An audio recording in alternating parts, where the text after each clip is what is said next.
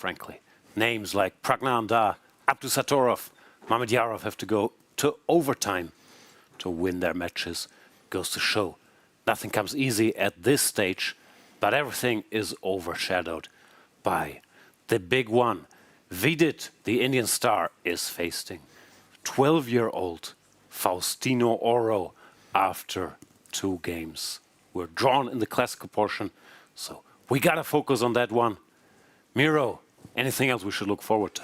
Yeah, we'll obviously check out the tiebreaks, but yeah, that's the big one. There've been, like in all honesty, been quite a few storylines already where people were coming back after a loss, and say Mamedyarov's opponent pulled the impossible. There are some examples, but yeah, of course, the biggest is Vidit against our boy Fausti.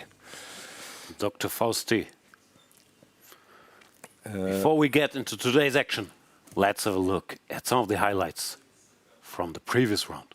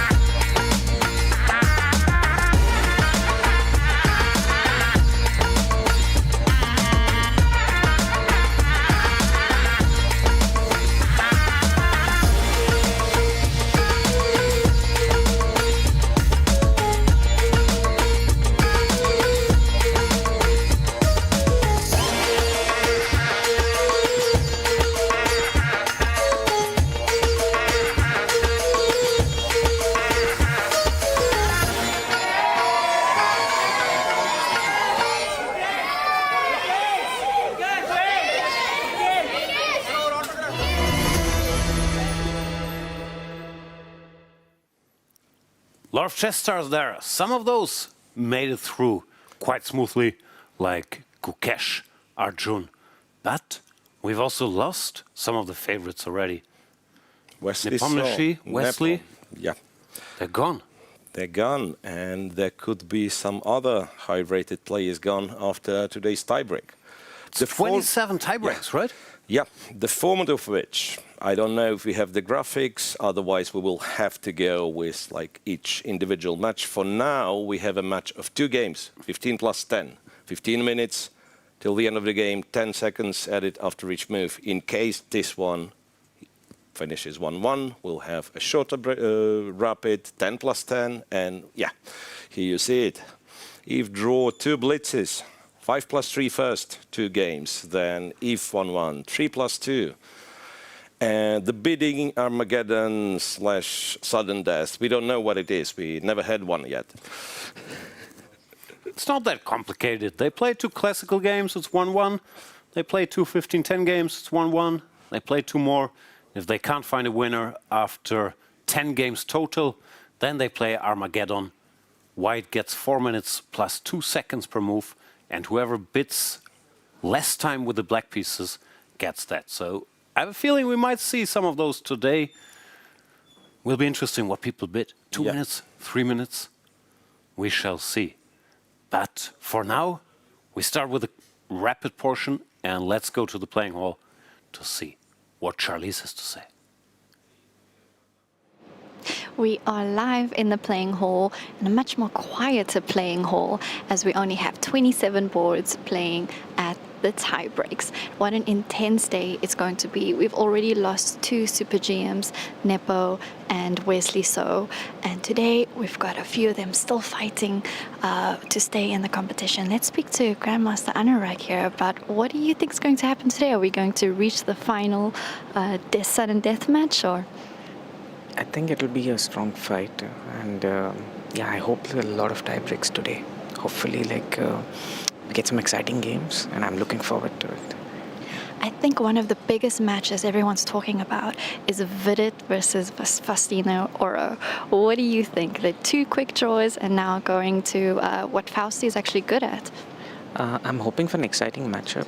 I'm strongly rooting for Vidit to go through, but it is going to be an exciting matchup considering Fausti is pretty good in faster time controls. Let's hope Vidit gets through and we see him in the next round. Well, thank you very much. It's going to be exciting, not just their match, but so many others. When you've got Hans Niemann, Nodirbek, Abdusattorov playing, there are so many cool matches to watch out for. So stay tuned to our amazing commentators who will take you through all of the action. Back to the studio. Is that us, the amazing commentators? Yeah. Oh, I'm flattered. Exciting. Very flattered.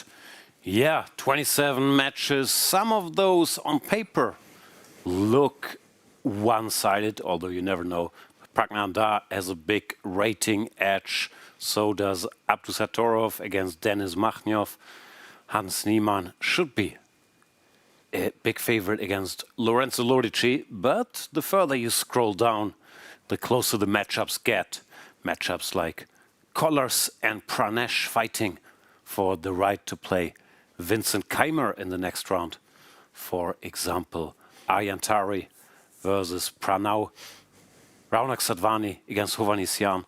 So it's the usual story. On the lower, quote-unquote, lower boards, you have two equalish ranked players, normally at this stage 2-6, 40-ish, while at the higher boards you have the stars, the 2-750 players. Yeah. Facing So far, slightly weaker. from those two screens that we've seen, we've only seen one comeback. That was Gergely Kantor against Mamedyarov.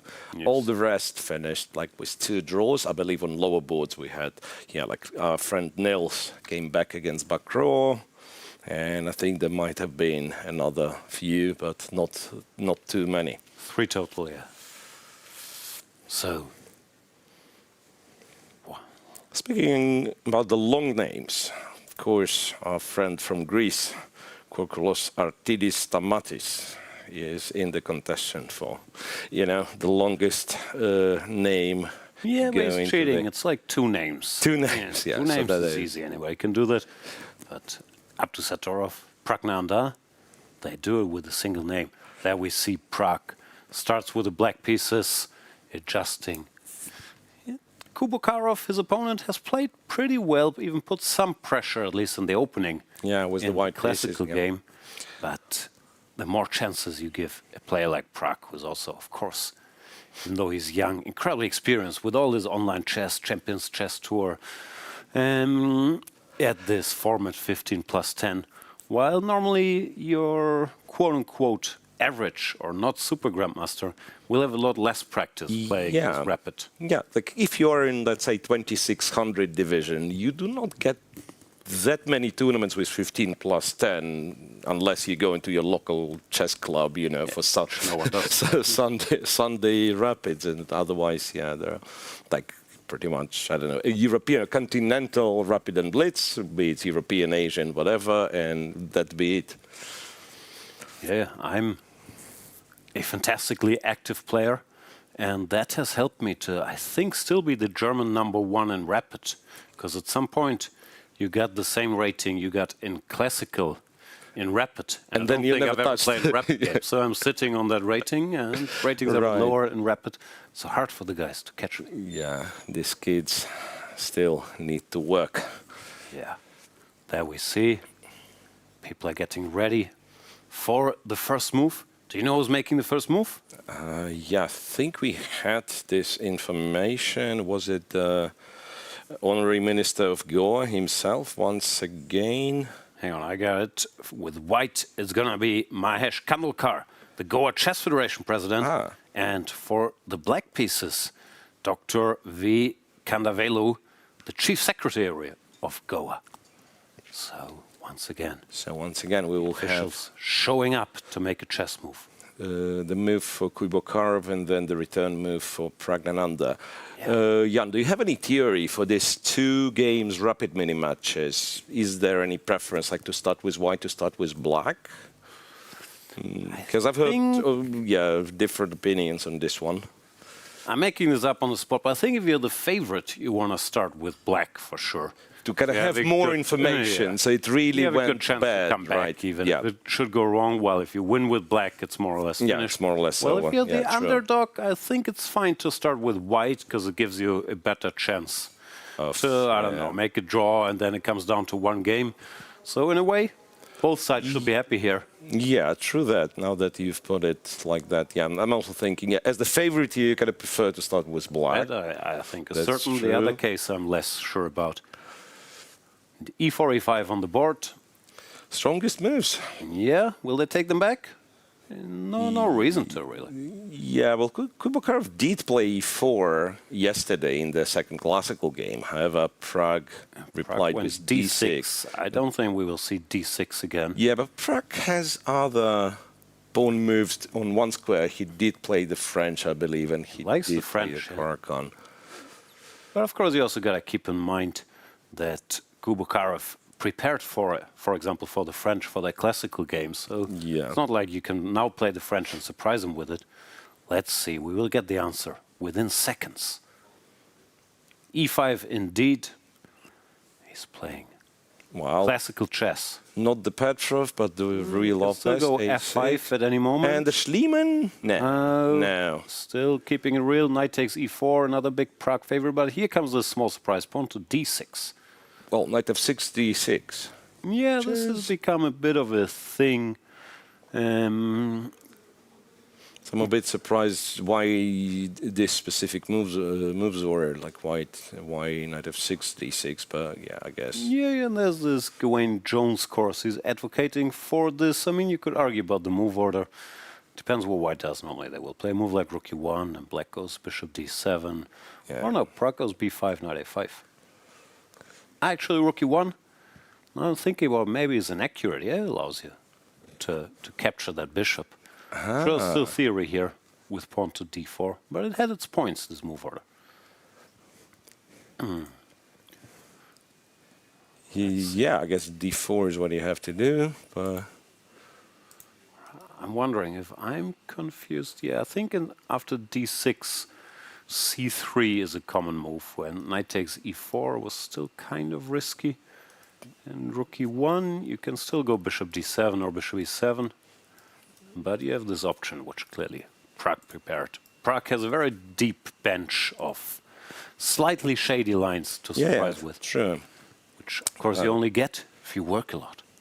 Yeah, I remember him having played like quite a few of like lines with dubious reputation, but he knows them well, and it's very hard to face those over the board because no one can repeat all the side lines. Makes a lot of sense. If you put in enough time, probably these lines aren't losing. You will know much more about than your opponent. You will surprise, and the practical value of getting your opponent out of book normally outweighs whatever 0.3 we're talking about. Yeah. Okay, let's move on. Here, Pragg got in a surprise, but Kuybokarov seems to know what he's doing. When he takes e5, if I saw that correctly, after knight takes e4. Let's say knight c3. White is supposed to be a little better, according to Mr. Computer. Yeah, knight c3 and yeah. Okay, board 2. Makhnev against Abdusattorov. Tenor, whenever I see this, I feel like, I mean, this structure particularly, where white went c5 and black had to take. There's always, like, part of me just wants to say it's good for white, like almost always. Well, this particular one with the bishop on g2, a bit less so. Yeah, this is a slightly different animal, but it's still not without poison. There is this long-term knight maneuver. Yeah. I was checking this line once. White was going bishop f4, h3, g4, and it's not at all easy to equalize. Makhnev goes for knight d2 Knight d2 directly. immediately, right, and then you could allow knight b3, knight a5, or you could try bishop c2, kind of trying to make a point that, yeah, there's no knight b3 yet, and the bishop on c2, like, looks strange, but it's not that easy to kick it out. Yeah. So, Nodirbek Abdusattorov there in the striped shirt, the Uzbek star. He goes g5. g5. He goes for door number 3. I will ignore what you're doing and push on the king side. Yeah. Knight b3, what does he want? Now b3, I guess the rook will be protecting the b7 Wants pawn. to And stop bishop f4 and Yeah. then go rook c7 or whatever. Not sure I like this. not necessarily right. But 'cause- Makhnev has different ideas, goes f3 or e4. F3 to prepare e4. This one's tricky, but also kind of why not? Why not? Just seize more space. It's a bit loosening though. I'm not sure how much e4 gets you. Like f3 is fine, but let's say I play Oh, well. bishop e7. Do we want to play e4? Yeah, that's a big We question. Maybe you don't even go you. do. Yeah, that's what I'm wondering. I don't know. Overall, looks a bit better for white. g5, sort of an ambitious move. We will see how it goes for Nodirbek. Board number 3, we have the veteran Azeri, Shakhriyar Mamedyarov. Looks like he's showing some preparation here. This knight takes e4 idea we've seen before, but in the worst possible version by who was a Kasper Purun against Wei Yi. Right. No, but also this one is, I think, a tempo up for black, right? Because white did play d3 in this game. D3 and later then on d4. d4. Yeah, so it must be at least tempo up. And here, knight e4, knight e4, d5 seems to work. Yeah, looks all right. Okay, Mamedyarov decided no more nonsense. Yeah, Let's be solid with black and yeah, see play what good gets. lines. Okay, we keep clicking. There's Hans Niemann also going through an extra day here against Lorenzo Lodici, the sole Italian in the field. What was that? A delayed exchange in the Normal stuff. And office. now Yeah. bishop takes c6, also slightly trendy line. Knight d7, c3. c3, c5, d4. Yeah, Hans decides not to take twice, which looks kind of normal. But instead went castles and Knight c3, b5. keeps asking white to play d5. But Lorenzo says no.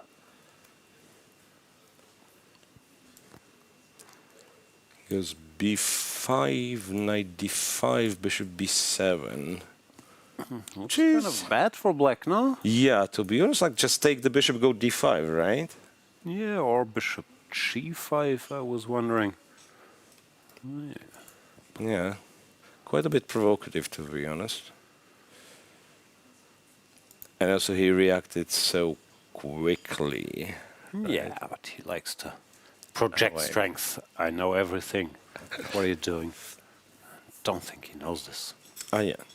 Well, but then, yeah, just take and don't go d5. Take and that's develop what the I mean. bishop He played f4, D5. Yeah, bishop f4, g5. bishop g5. Look tempting. d5 played. Now this can get a little murky after f5. Aha, so that's the point. Because I thought, like, again, yeah, now Mr. Computer tells me that f5 is the best move, but I was thinking this should be too risky somehow. But Yeah, 5 d5 looks a bit scary, but very double-edged. Because this pawn D5 looks pawn nice, is but it's a bit of a awfully- target awfully when it weak, moves. The bishop becomes very strong.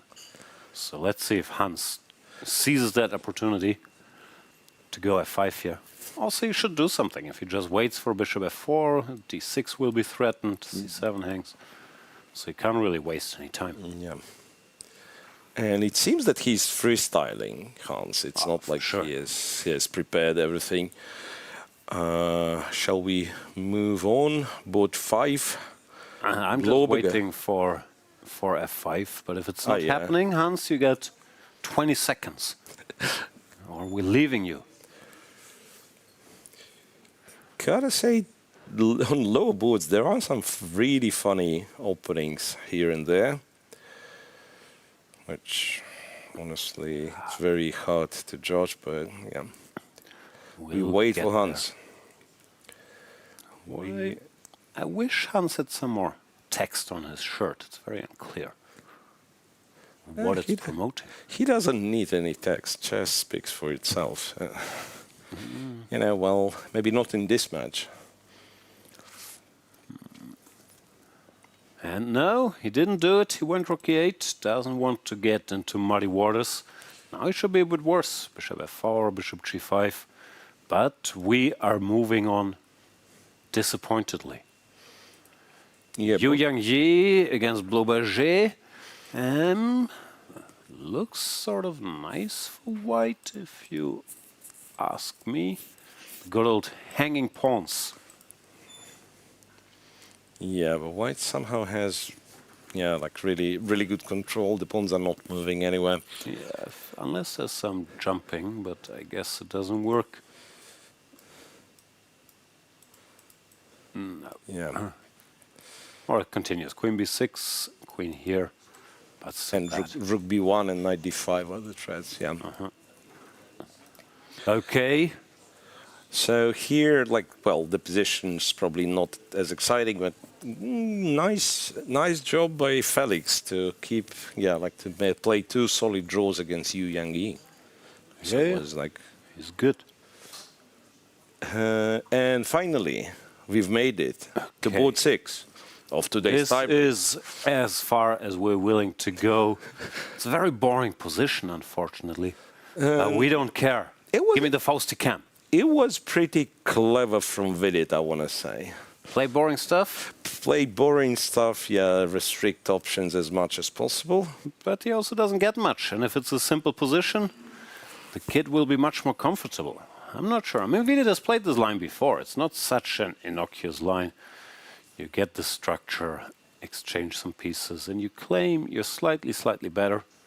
But in general, the simpler the position is strategically, the better for Fausti, I would argue, because he can use his skills, like looking into the camera. Cheapers, yeah, looking for cheapers, like looking for, yeah, No, yeah, it doesn't true even have that. cheapos. It's just so fast, like jumping around with the horsey.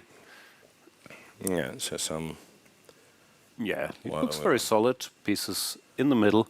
It also goes to show Vidit is approaching this match a bit timidly. No, he's trying to just win on class by playing very dull positions. But especially with white, you don't get that many white games. Like play something complex. There is yeah, so much, kind of a little bit more aggressive, right? so much strategic understanding Vidit has. He's a very full-fledged 2700 player. Ask Fausti some more questions. Still, maybe he will win, and we'll say great approach, avoiding Vidit. complications, playing technical chess. Very wise. Yeah, but so far the kid plays very, very Yeah, nice, these yeah. positions. Queen c5. It is tough. He's not going to give you anything easy. I was informed, by the way, I need to actually ask somebody at some point, that Faustino Oro no longer resides in Spain. He was there, but he's back to Argentina. Okay. So back on the home That's soil. an unreliable source. Unreliable source. It's Anish Giri. Yeah. Even when Anish plays knight c1 and b3, you should not trust. Can't trust him. But I will guess on Fausti facts, he's up to date. Yeah. So some, yeah, like some funky positions here and there. Yeah, there's not that much happening. Like the structure is always mildly awkward for black because he has this loose pawn, and sometimes white goes c4 at some point, and then you have a tough Yeah. choice. Do you want to play with the d5 weakness and the a7 weakness, or you take and you have these two isolated pawns? Honestly, I was a bit surprised with a4. Yeah, I was going to say a4 doesn't really fit the structure that well, because whenever you play c4, you weaken b3, you weaken this square. Yeah. Didn't like it So either. it's either like c4 and sometimes c3 and then c3 b4, and they try to play on those squares. Yeah. Yeah, that's the other typical plan. Then bring the knight to d4 or c5. I mean, nothing much is happening. Computer Yeah, says it's it's still- equal no matter what. It was equal and it is equal, so one could say it's just as good as any other move. But Fausti doesn't look all that concerned. So far, he started with 15 minutes. He's at 13:30. So it's not like he used a wealth of time. Well, Vidit, who's a deep player, is now diving into the subtleties of this position. Question is, how many subtleties are there really? Not, I guess you don't want to that go many. knight f3 because that allows Knight e4. horsey jumps. And yeah, like knight d4, knight c3. Yeah, already you can see tricks. That's why they call him Oro, golden boy. Wow. What did he do? c3. c3 looks solid, but now a5. You stop b4. And the b3 pawn is a bit loose. Although I could be very wrong, but I would think these structure things, those aren't like Fausti's ballpark he will be looking into. Direct activity, queen a3 or some move like that. Yeah. How do you get in trouble with black? Let's say knight e4, something which seems silly at least. Knight Yeah, e4, knight e4. This, like this you could get in trouble, no? Takes, takes. Like takes. Now I was thinking, can you take with the rook? Queen d5, you'd have rook e1 check? Or question mark? Maybe rook e4, and then there you don't get in trouble. You're actually like perfectly fine if you don't drop anything immediately. Queen d5, there's a check, and queen f2. Queen f2 you have, but even the queen endgame, are we sure? Like take the pawn. Right. You take a very important pawn. Queen. Maybe we should show this one. Yeah, queen. Oh, yeah, whatever. Yeah, rook takes, queen d8. This is something I've blundered, obviously. And then again, I won't be surprised if Compi will say, I don't know, somehow go f5, put the pawn on f4, and it's a draw. But yeah, it's definitely something you don't want to go for. Okay. Shall we? No, do we dare? We're not going anywhere else. Do we dare? Ever again. No, I mean, just give us a move. a5 played. Faustino proves me wrong. This is the experienced grandmaster move. You're stopping b4. You're fixing the thing. He's good. And of course, the longer the position stays equal, the more nervous Vidit will get, thinking. Yeah, I'm playing with white. Why am I playing this wunderkind? Yeah. Why can't I get anything? What's going on here? Okay, we can briefly switch. But only to Nihal. Yeah, the next board. Precisely, that's what I wanted to say, that here you have like everything on the board. Literally everything on the board. What is this? Was this Fischer random freestyle chess? More or less, it's not how you castle queenside. This kind of surprising line. And Kourkoulos-Arditis going for the kill already. Pawn on b6. Computer likes it a lot. Nihal, he sometimes likes to freestyle a little too much. Yeah, no, but here it's not even clear what black has. So typically, like you'd say, white king would be castled, then you'd say, okay, black was attempting to attack the king, he was just a little bit late. Like here, black was attempting nothing. Not clear what he's attacking, yeah. Yeah, so that is just like Nihal in deep trouble, the next Indian star in this tiebreak. Of course, Nihal is endlessly resourceful. C6, but in the books I've seen as a kid, normally was bad news when you have all these A6, you guarantee yourself at least one open file, and this usually ends badly. And you know what? I mean, I was thinking A6, you take AB, and maybe if white takes AB, you take with the bishop. But apparently A7 and knight C4, and I was double checking, triple checking, but there is no way to defend B6. Mate next move, literally. Literally mate next move. Yeah. So then A6 is just a big problem. Yeah. Because there's absolutely no reaction to this A6 move. I mean, you still want to double check, but it's the obvious move for sure. Like we've all seen these diagrams. BA, probably rook A6 wins, but... Yeah, well, BA is like you're much less concerned, right? Yeah. No, I mean, everything has to be good. Yeah. No, Kourkoulos-Arditis, after eliminating Divya, he remains. You think he could win the World Cup just beating an Indian player every round? That is like there is enough Indian players, I believe. Could work. I don't know who he has next round. Not sure. It would make him very popular over here. Yeah. And a6 played. At least he pushed something. Yeah, a6 played. A6, yeah. And it's He's such good. like... Unless he has to make a draw to have Germany win the European Team Championship. Can't do that, but everything else he can do. No grudges, I forgot already. Okay, Nihal, deep trouble. Let's switch to Grandmaster Dubov. And Master Dubov keeps it, yeah, in a keeps it very fashion technical. of previous games. What happened to this guy who was sacrificing all these pieces against Giri and Kayakin? Yeah, that is a big, big question. Like where this guy gone and who's playing for Dubov now? Yeah. Okay, it's a bit dry. Mustafa Yilmaz against Bu Shangji. Bu Shangji once eliminated Magnus Carlsen from this very tournament. In Georgia, I think, Tbilisi 2017. 17, some of that neighborhood. There was this joke going around then. How do you scare Magnus Carlsen? It's actually not Bu Shangji. That's I was confused because we're talking about Bu Shangji, whom I've played a couple times, and he looks very different. But that is, yeah, that is but we're Dubov. still on the Dubov board. Ah, yeah. Anyway, Bu is the correct answer. Bu. So the only thing that can scare Magnus Carlsen is Bu. Right, and what do we do? Do we go back to the game of the day or the match of the day? Expert opinions on this position, but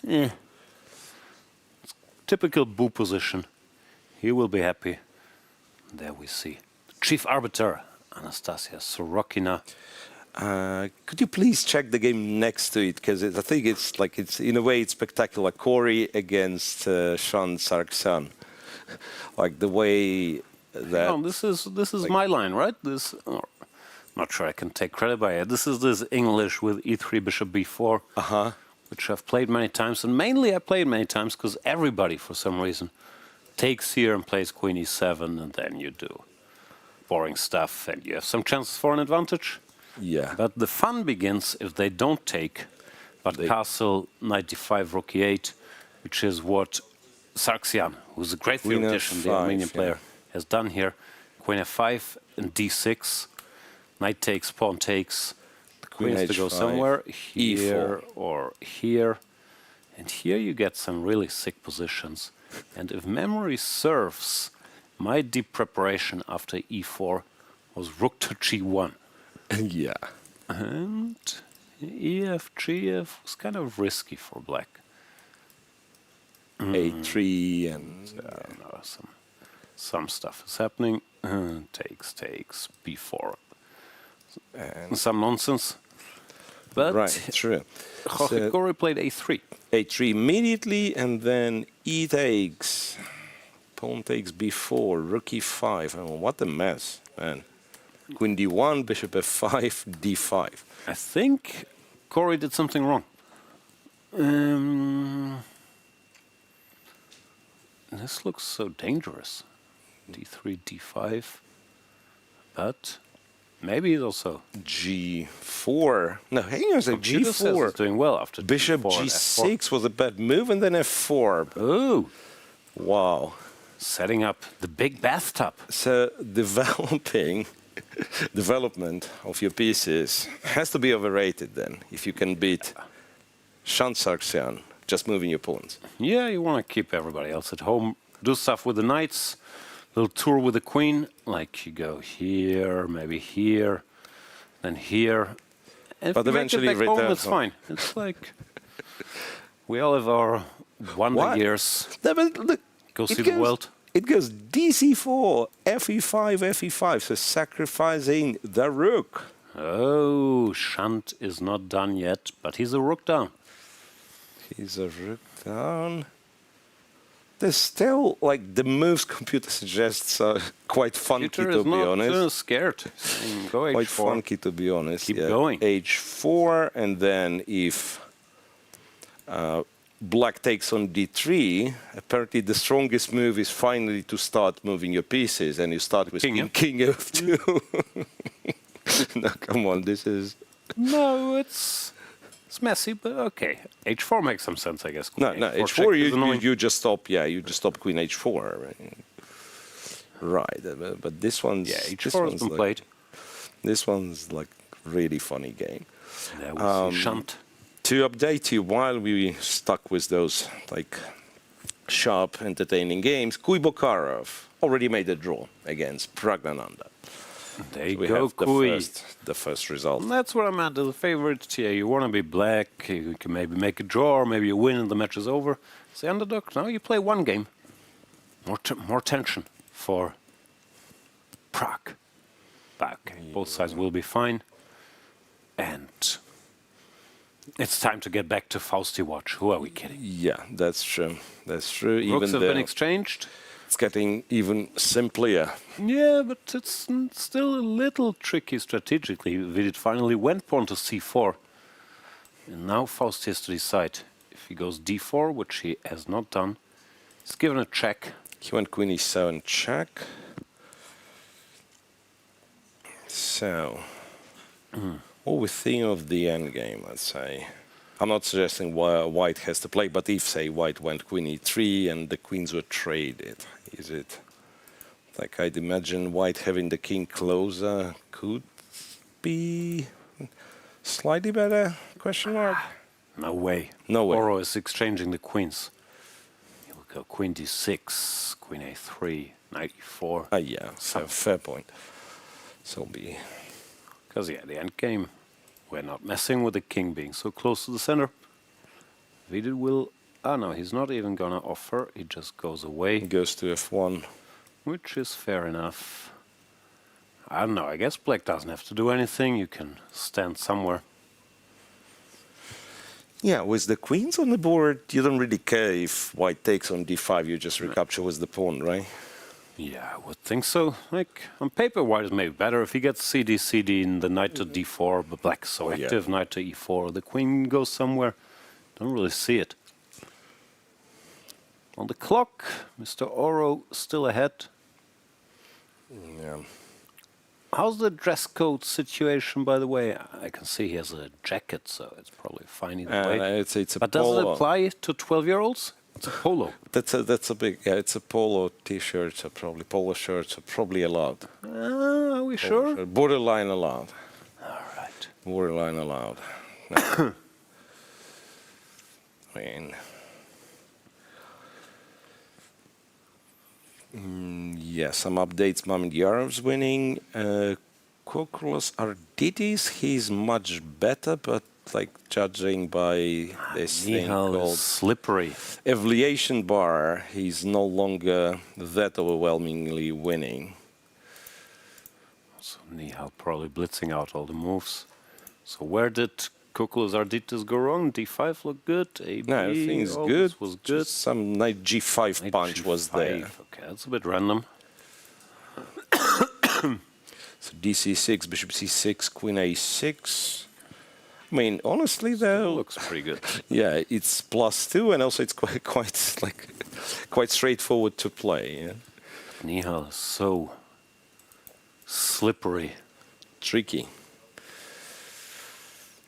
Yeah. Mamedyarov seemingly winning, and this time with black, which is even better to take a lead in a match with black. He already done that with white, but lost the return game.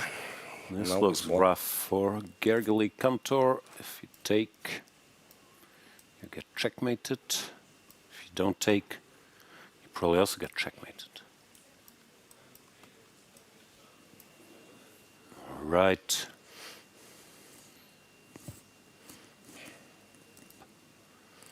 Dr. Hans, also in some trouble. To Hans, yeah, after he didn't play f5. Yeah, So he has a tendency to just try to solve everything positionally, and he's very, very good at it.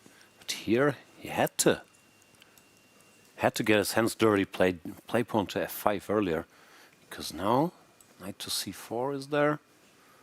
It's just unpleasant. So he went c6.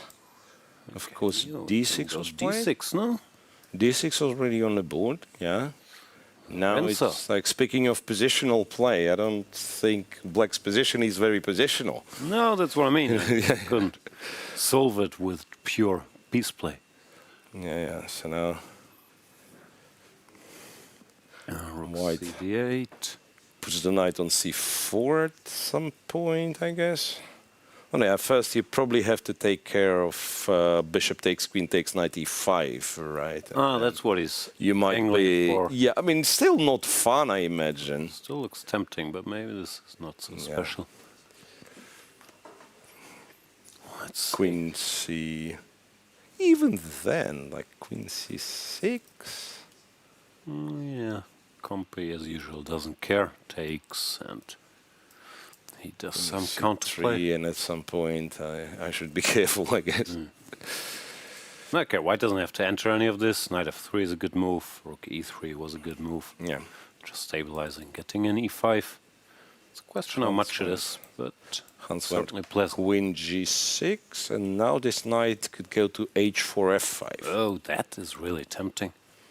Yeah, so I imagine like eventually you'd be happy to go f3, I mean, just to stabilize this e4 pawn, and Yeah, once the knight is there, there's always knight e7, knight knight e7, c6. and Ooh. Hans in trouble. Hans in trouble for sure. Down to 3 minutes Knight as f4 well. played. Lodici is playing well. Yeah, Lorenzo on fire.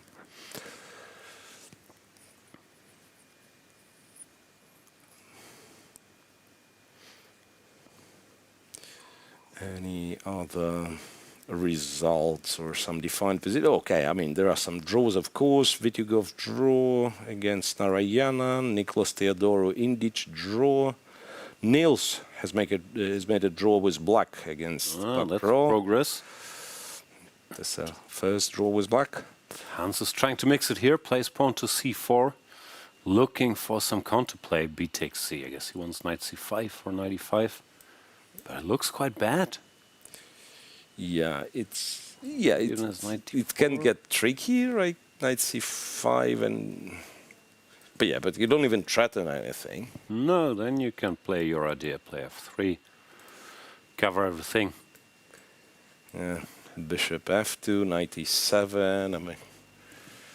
Yeah, just bishop f2 also will kick the knight away. Then Yeah, that is like one of the arguments here. d4. Just defend the d6 pawn with the pawn, and then this is where the game stops pretty much.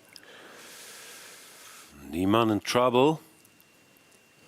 Nihal in some trouble. Let's check back in. With Faustino Oro, he's not in trouble, and he's doing the stuff like attacking things. Zwischenzugs, c takes d. He did not recapture, which also looked reasonable. Check. He have a check Queen and went b1. queen d4. Queen d4. Being annoying. I guess after knight f3 he will just take. Then knight f3 queen takes, yeah? Yeah. But then the knight's kind of cut off from this the wrong d4 square circle. and so on, yeah. No, looks perfectly comfortable for Black. Not worse or anything, but so far, through 2 classical games and this rapid White game, Vidit has not looked like the stronger player, which is pretty remarkable, because Vidit is a very well-established 2700 Grandmaster. And Oro, we know he's a prodigy, but he's a 12-year-old kid who's never played a 2700 Grandmaster before. Yeah, that's true. And yet, yeah, he's fighting very well. Okay, looks like Dubov's game cruising towards a draw. Rook endgame, equal number of pawns, and not much happening there. No big upsets that I can see, not even a small upset that I can see. No upsets whatsoever. Other than Nihal being in a bit of trouble. Yeah, well, Abdusattorov, you could argue, is like in somewhat shaky position, but probably will survive. So Hans is the kind of the highest rated player in real trouble. Fausti had time to do the little stare. Queen c2 has been played. He can repeat moves. Is this a silent draw from Vidit? Yeah, that's a good question, because Does Oro say, no thank you, Vidit sir? Thank you, Vidit, sir. Let's play a few more moves. If you don't mind, Grandmaster Vidit, I would like to continue the game. The draw, of course, is perfectly reasonable as well. It's not like black is better or anything. Yeah, and also to kind of clarify the situation, like queen A, queen check. Will you do something crazy to avoid the draw against where we're old, right? He's not Vidit. The No. full match is not. He's not approached it like he That's will the do anything spirit, crazy. Jan. That's the spirit. Yeah, he goes C C5. takes D. In fairness, it wasn't a move repetition. The queen started check. on D3, but CD5 looks perfectly healthy as well. And yeah, well, it's just an equal position. Black can go G6, King G7. Horsey can jump. There's not too much going on. Yeah. How's the clock though? Yeah, though it's ticking down. It's like 1 minute 20 for Vidit. Yeah. G3 plate. Okay. He's playing some sound moves. All right. So this equal. We'll check back in. If we see anything happening, Mamedyarov has won his game. Niemann. Shall we check Niemann? Still in some trouble. Still some trouble, but Good technician. But perhaps. don't write him off. Yeah, perhaps wasn't the best way of converting this one. So takes B C4 C5, and then knight B3 is stronger. I don't know. You have a choice between greed, go after the A pawn, or blocking the B pawn while also going after the A pawn. Yeah, but this kind of black kind of gets somewhere at least, right? So the central pawns are not moving, and the A4 is the target, C4 is the target. I understand. Yeah, Hans is not losing this. Lorenzo looks indecisive. Now black at least got modicum of stability. Yeah, and it's a bit surprising, like he decided to trade the queens before taking the pawn on C4, because I had the feeling white was benefiting from from having the queens on the board. What do you do? You went knight d4, Yeah, queen like f6, something clever, E5. like E5, queen G6. Oh no, it seems like Takes it was take. clever what he did. He shouldn't have taken. Apparently, computer prefers bc4 directly, but overall, So now, just gotta play quickly. It's a rapid game, Lorenzo. right? Take the pawn. Move first, think later. Which is a title of a chess book, from what I know. Some Knight wisdom in there. A5 and what is it? I know, I stood there. Bishop Guess we go bishop c8 to C8. reclaim some material, and then Knight we B3. sit, and go rook a1. Fun it is not. No. Yeah, and they follow this line. Yeah, no, Hans, of course, will have to take. Rook takes pawn, and rook a1 is... I don't know if it's crucial. You could actually go f4, but... Okay, one is an obvious move. Oh no, he doesn't do it. He does go f4.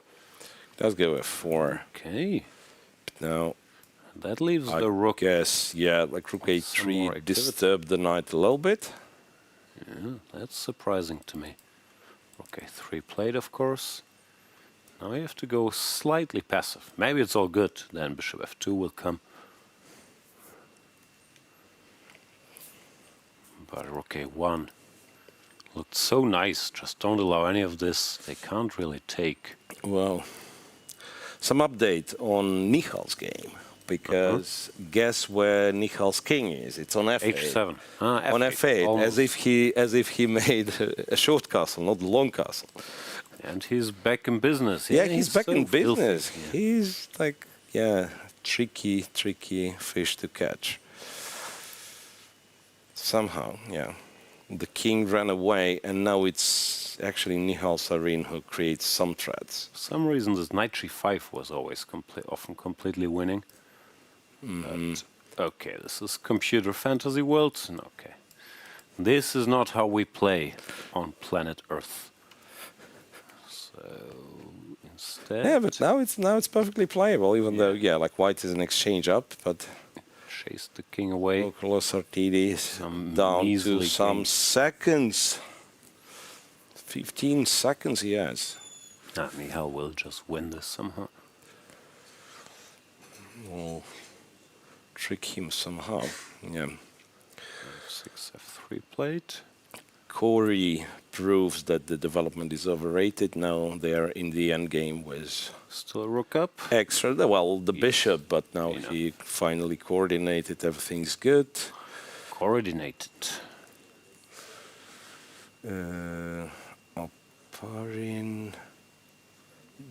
Parin lost to Darda. That's one of the bigger results. Minor we have. upset.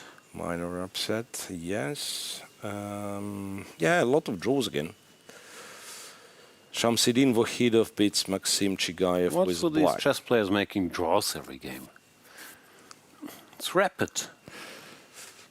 Yeah, well, perhaps like World Cup. I mean, the fact that you play these matches kind of plays tricks with your brain, and you want to be extra solid because, like, if you play some round robin, 10 plus, 15 plus 10, you will not get like nearly as high of a percentage of draws. What's my boy Collars doing? He's in trouble again? Stop getting in trouble. Yeah. In order to cause trouble, you have to become trouble, right? Yeah, but you shouldn't And then now get now he's in a big trouble, aka he lost. Trouble is already over. Bishop Yeah. F4. So we'll have to try to come back spot with the white pieces. Coach Collars. Sorry, I'll stop being a homer in a second. Rasmus Svane. Typical Rasmus Svane position. Some boring endgame. Knight G6 to put the pawn on F4 to get King G. Yeah, like study-like stuff again. Yeah, probably draw either way, but okay. Back Back to a golden boy. to the main event. Main event, Golden Faustino boy, or now Vidit got the optimum. It's probably Yeah. still nothing, but it is the optimum. yeah, like the compy still claims it's zeros, but Yeah, it's white not gets lost the yet. knight on d4. What, like potentially some f2, f3. I mean, well, yeah, Queen d6 fights against f2, f3. Yeah, maybe you had to go f3 directly. No. H4, Queen d6, Knight some easy e2. maneuvers. Knight e2, fair point. Vidit doing Cover g3, Grandmaster go stuff. f3. but knight c5, 96. Huh?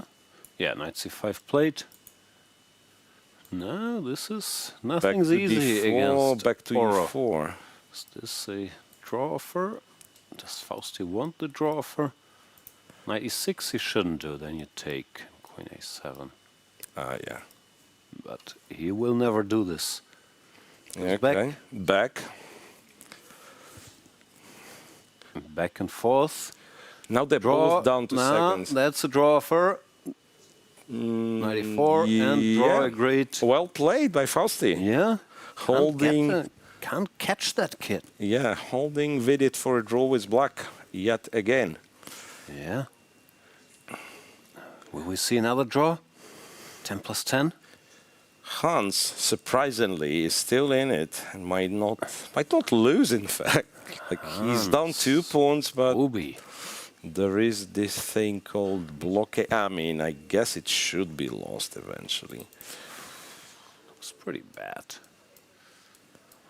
I Some random arrows. get the king, go f5, yeah, through that. Well, and now Compy actually gotten fully depressed about Hans' position, so apparently he was some way kind of in time to coordinate stuff. Lorenzo. Was some compy stuff, but Lorenzo plays systematically. H3, I guess you go G4 and bring the king. Yeah, G4 plate. Now Rook A8. Question is, does Rook A8 hold? Do we believe in it? I mean, it's hard to thinking about believe it. in it, yeah? Rook A8. It's not like you have a too much of a choice, and yeah, rook a8 played. That is... Maybe Lorenzo. Yeah. So now, like, moving the rook away is already somewhat Awkward. like unpleasant, right? Because they start giving you checks and so on. So you would much rather prefer like this endgame rook a8 be winning, but you can never be sure. I have no clue, frankly. Could be that you are sure of the opposite, right? Yeah. Even that I wouldn't be sure of. Like, honestly, here, I don't understand, like, why can't we, like, yeah, if it's f6, why can't we just, like, take on f6, create another passed pawn, and I mean, like, in the old textbooks, but maybe... He does this, and now he takes, and now he says Bishop he's winning. b4, yeah. Then I mean... more h5, maybe you have to have the bishop more mobile for whatever reason. I don't know. But instead, Lorenzo went to great length. But what is this move? Self-pinning, but then you can never avoid the... Yeah, precisely. Like it's a very surprising move because it's not like you're avoiding the rook straight. It's like black can change his mind and, let's say, go rook c8 if it's go. Having said that, now he has this amazing... That's brilliant. Yeah, no, of course, you don't find it, but No, I don't even think of it, but... Wait, what did he do? He went f5. What is he doing? Did he... And king d7 back? What are we missing? Is this the right position? What's going on here? I don't understand. 5 takes, and why can't you take? Because d7, D7 man, just because queens. d7, yeah. So he had a point. I take everything back, but king e6 was a very careless move by Hans. Yeah. For multiple reasons. King e3, though. So king g3, for whatever reason, don't ask me why, but king g3 Compy likes a lot more than king e3, where Looks fine, though. all of a sudden, g5. G5, no human plays, no? I mean, you want to use that pawn to undermine f5. Yeah. Might So prove what's me the wrong. point? Maybe you have, Like- to, you have to stop king f4. Apparently. What's the point of g5? I think just stopping king f4. Yeah. Setting up. That would be... Whoa. Yeah, but again, yeah, like g5 is such an unhuman move. No, g6 would be the normal move, but then king But f4. then the king just goes lost. in, and like at some point, yeah, white's ready to trade. Takes, and I mean, it's almost anybody's guess what's winning and what's not, but here apparently you can't do much about the h pawn. yeah, at least like here it makes sense. Draw for Pragg, I've already mentioned. Nodirbek and Makhnev draw again, but Nodirbek was playing with black.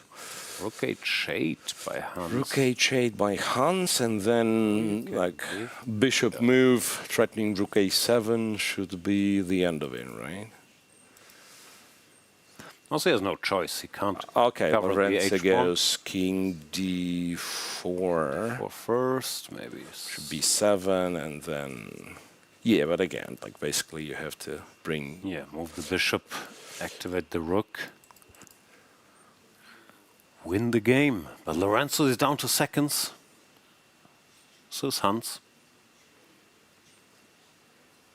Seconds, well, 20 seconds at least, not single-digit seconds, but yeah, he's stunned somehow. It's time to Looks make frozen. a move. Wake up, Lorenzo. Move something. There you go. Bishop. Yeah, Bishop that was somewhere. a bishop move. Bishop somewhere. Weird To square, but E1. whatever. To Why e1. not b4, then rook h4 bothers him. Is there f6 ever? Now maybe Hans can go back to the rook a8 well. Guess we'll be lost still. Yeah, he's trying to avoid rook h4 check or any inconvenience. And f6 F6. played. There we go. e6 wins, but far e6 from wins, but that trivially. is, yeah, like e6, king d6, how do you win? It's like study late, rook c1, and you go for checkmates. How d4. c1 threatening bishop b4 checkmate? Yeah. Wow, that is that. beautiful. He didn't do that, right? No, he played something normal. What was it? Bishop g3, g3, rook takes, e8, and king to f4. d4 question mark? Did he hang the pawn? He hang a pawn. Yeah, he's nervous. He hangs the pawn. He might be still winning though. King g5, and if you go winning king with the pawn on e7, d6 though. he was more winning with the pawn on e6. Is king e7 loses? Yeah, I think king e7 just loses, right? Rook e1, trade, go king g6. You pick up the pawn and Feels like you're picking up the g7 pawn and then. Even then, I'm not sure. Yeah, like as you said, like you can never be sure. Like some of these endgames are trivially winning, some. Also, he cares. No one knows this, and they're down to seconds. Lorenzo just hung his key pawn, but he still has chances. Which Nihal Sarin lost his game. Oh, eventually, that's a after surprise. coming kind of all the way back, he lost his game. Then Sam Sevian wins, Kartikian wins, Corey wins. Who else? Darda wins, and yeah, I guess that's it. A lot of draws. Ariantari lost to Pranav. Colors lost to Pranesh. Yeah, and that would be it. Yeah, but since we are watching this one, it's also an entertaining endgame, right? The king is what on B? No. Yeah, that the was king went over that there was our for some analysis, reason. right? No. This is the position. Bishop c8. Aha. And if we're watching with computer, they both blunder every move. But Yeah, I don't know. My thing. yeah, the board doesn't update it, but I can frozen. see on the You screen. can. There you see it. h4, bishop c8. He did something. Bishop d6. Can you go bishop e5 here? I don't know why, but why I am so excited, but. This is what they have. Apparently, it's still completely winning for white.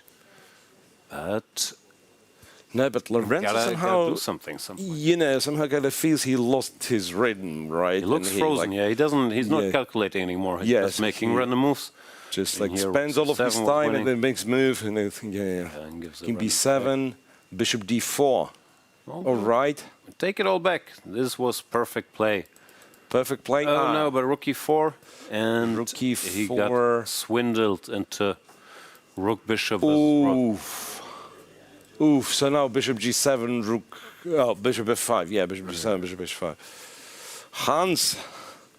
Hans is back. Hans, you can never just, you know, outswindle Hans Niemann. Chess speaks for itself. And rook takes c8. What? Drastic measures, but the king comes. King comes. I mean, not in time, it's is it? not like h5. King goes e7. It's a draw. h6, king f7. h6, king f7. Bishop f6. King g8. And the rook always gives a check. G8. King g6. Check. Bishop g5. Yeah, but the bishop is pinned. Yeah, you're pinned, but then you want to go h7, f7. I mean, you start moving. I cannot really tell. I mean, I believe it's a draw, but like you're in the game, you don't. Yeah, like. Let's see, bishop g5. Here. There we are. Let's say. Like now, you have to G1. remain. You have to remain on the g file, right? And maybe there's some stalemate business here, like rook Yeah, g1, there could f6, be. king h8, and what is this? f6, king h, f7 though. Because if you take g5, it's no longer stalemate. How do you hold it, man? How do you hold it? Because f7, h7 seems unstoppable. I mean, one of the two, Yeah, right? yeah. It's one, then the other one. Rook h1 or rook f1? Rook Yeah, f1. rook f1 is the way. Yeah, and then you go check king h8, and you don't have a check on f6. Yeah, bishop Rook h6, f1. rook f6 even. Yeah. it's a draw. Lorenzo. had a lot of chances. Lorenzo, what did you do? You were completely winning. Bishop e3. I mean, it's like still tricky, right? Hang on, and then you go. Space, yeah. Wait, you go h7 and f7. How about that? You go h7. No, h7, king h8, bishop d4. Okay, that's what I meant. and then you pretend it's winning. I have no idea if it's winning. It's not. No. Rook g3. Yeah. Yeah, it's not. No, nonsense. Yeah, no, this. Nonsense. I think Hans survived. Hans did survive. And from the game... Yeah, it's actually just a few games left. Mustafa Yilmaz, it's a draw rook endgame. Mustafa pawn up, but yeah, doesn't mean much. Bogdan Daniil Diak is playing some like crazy position. And the He's going for your last try. Rook f7, bishop d4 would be unfortunate. Rook g3, bishop g5 ends the game. Where's the move? You promised me. Write him off too early? Is this winning? Am I going crazy? I mean, I don't know. Like bishop d4 is the threat.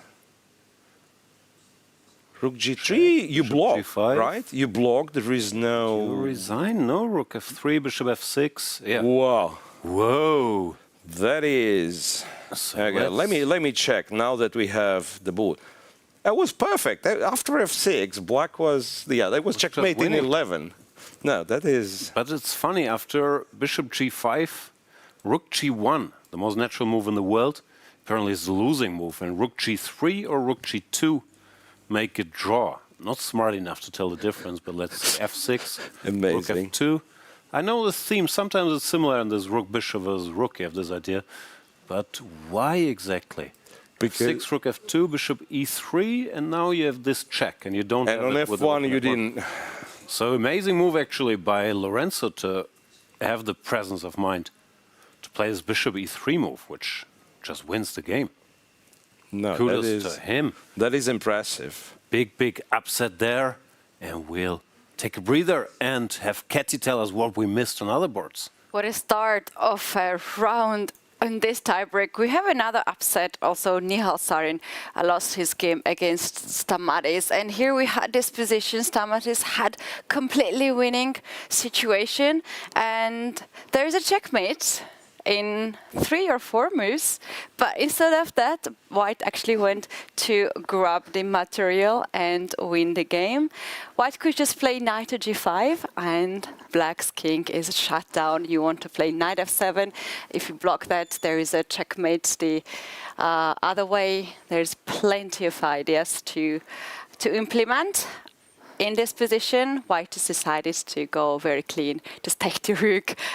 But it's still good enough, right? Yes, good enough indeed.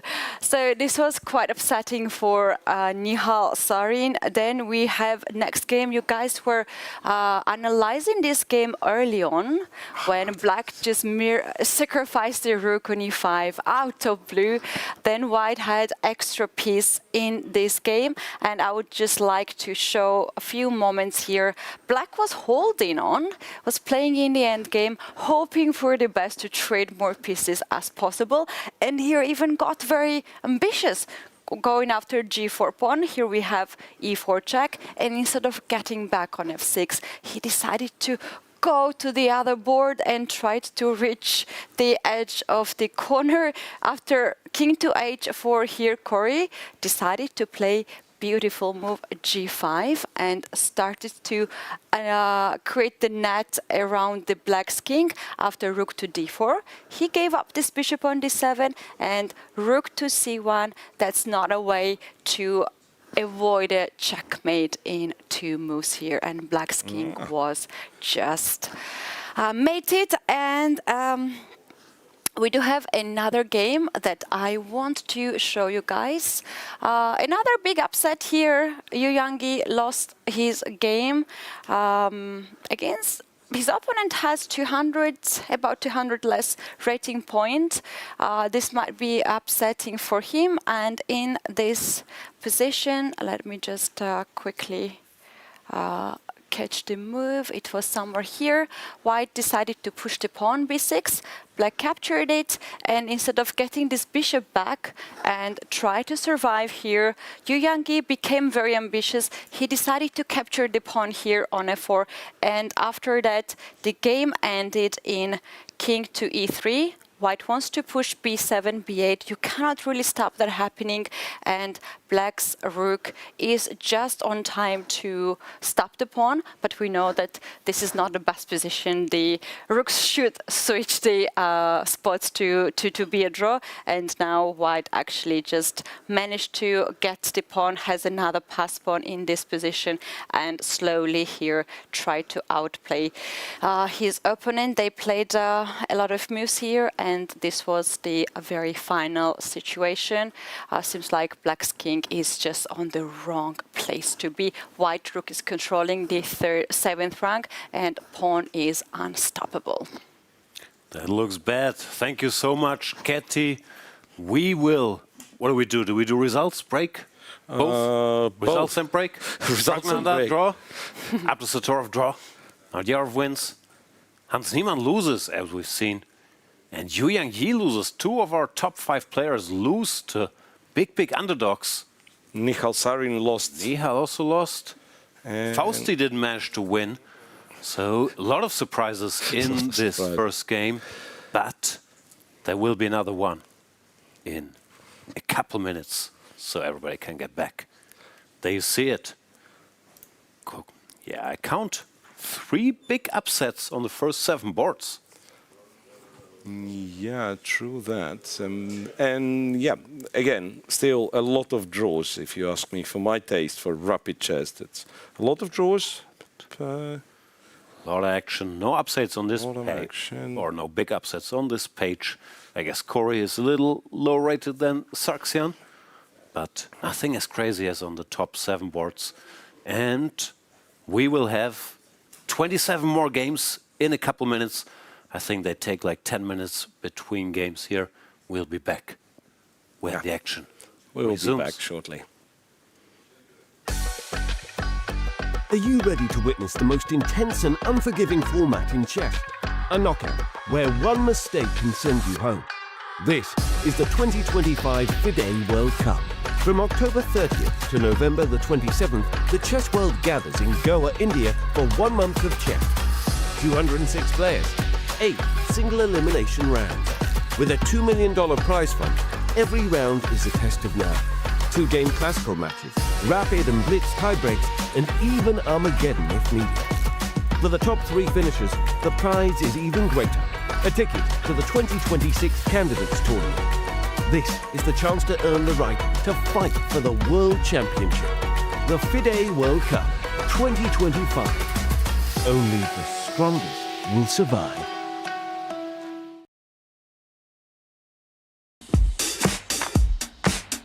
Goa, an adventure paradise like none other. From lush forests to rugged hills, from pristine ocean beach stretches to stunning lakes, there is something to explore in every corner of the state. And some adventures are wilder than others.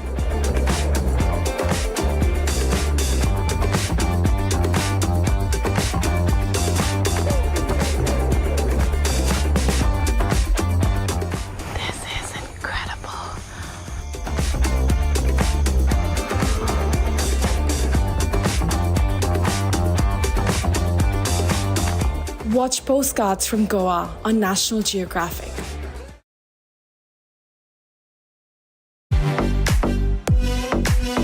In December, the world turns to Doha, Qatar for chess at its fastest and fiercest.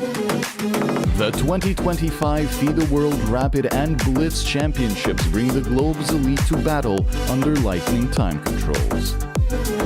December 26th to December 30th, rapid and blitz formats designed to reward precision, courage, and creativity.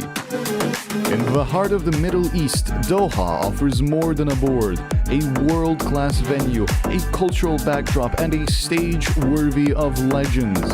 With a €1 million prize fund on the line and the title of world champion at stake. The 2025 FIDE World Rapid and Blitz Championships, the ultimate test of fast chess.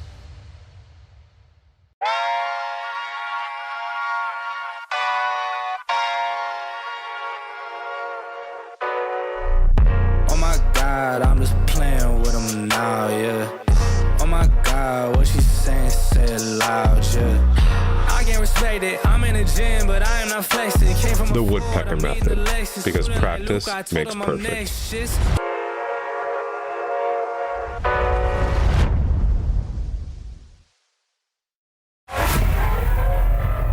Move by move, the world changed.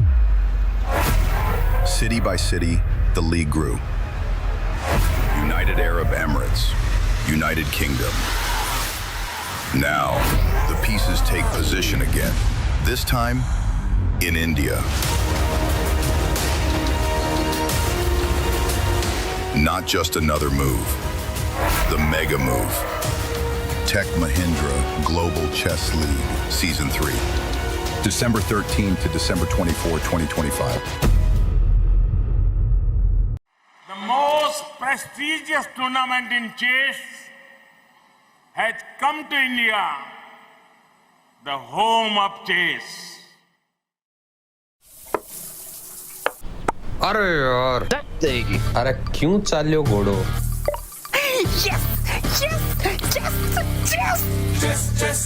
Chess खेल ये हमारा है आओ दुनिया वालों ये welcome तुम्हारा है अपना गेम भारी है हैंडशेक की बारी है अब इंडिया बोलेगा It's your move It's your move Goa कर रहा है wait It's your move Come don't be late It's your move ए तो कोई खोद चतुरंग के सारे रंग सदियों से हैं अपने संग शतरंज बिछता है हर आंगन विश्व को दिया हमने विश्वनाथन डंका बजा है गोवा सजा है खेल जमेगा खूब It's your move हो न जाए checkmate It's your move check में भी होगा just It's your move Goa कर रहा है wait It's your move come don't be late It's your move esto todo It's your move एक दो ढाई It's your move It's your move It's your move It's your move It's your move The FIDE World Cup 2025, starting from 31st October to 27th November in Goa, India. It's your move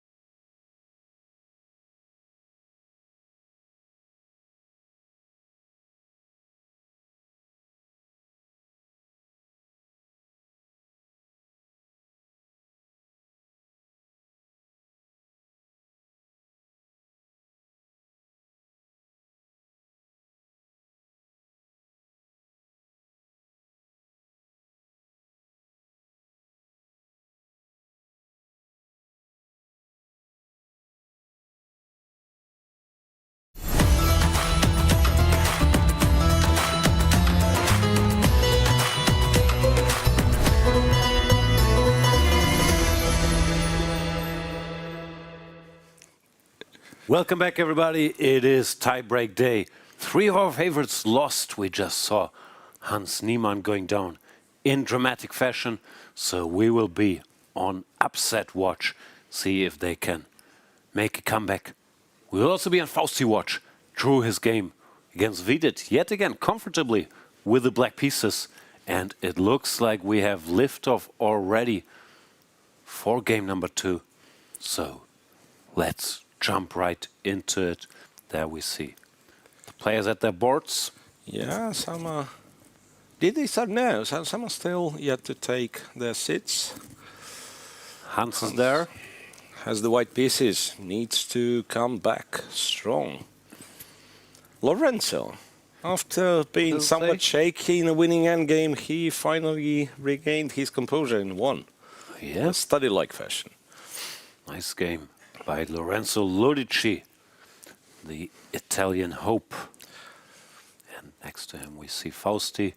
There we see Denis Makhnev. Conveniently has his name on his shirt. Everybody should have that. So that we do not confuse the players, right? Yeah. Yeah. So, plenty of tie-breaks. 27 There we see Kourkoulos-Arditis, one of our giant slayers, beat Nihal with the white pieces. But of course, they have to survive one more game, because you need to win the mini-match. You need 1.5 points, at least, to make it to the next round. Yeah, not all the matches will finish with this game, of course. No. Will be out of 27, at least half, probably more than half, will go to the next stage. And we have liftoff. E4, best by test by Faustino. Oro. Okay, moves are coming in. Niemann going for his beloved Italian. Just playing slow line, which is probably wise here, especially as a stronger player. You don't want to bet all your horses on some forcing line, and if the opponent knows what he's doing, you go home. And this is how Hans plays Italian anyway. He likes these slow setups. Yeah. Normally quite well prepared. Knight A5, C5 business. It makes it more of a Spanish than an Italian. Yeah. Yeah. Many ways for black to play. Now, do you go bishop E6? Do you not? I will never stop being confused about all these positions. He goes rook E8, H6, the classical plan. Yeah, so bishop F8. And only then bishop E6 to avoid any doubled pawns. In due time. But gives white plenty space to work with. Okay, slow start there. Another of our giant slayers was Felix Blohberger against Yangyi. Yangyi goes for a mainline English, but Blohberger, well prepared, will know what to do here. Yeah.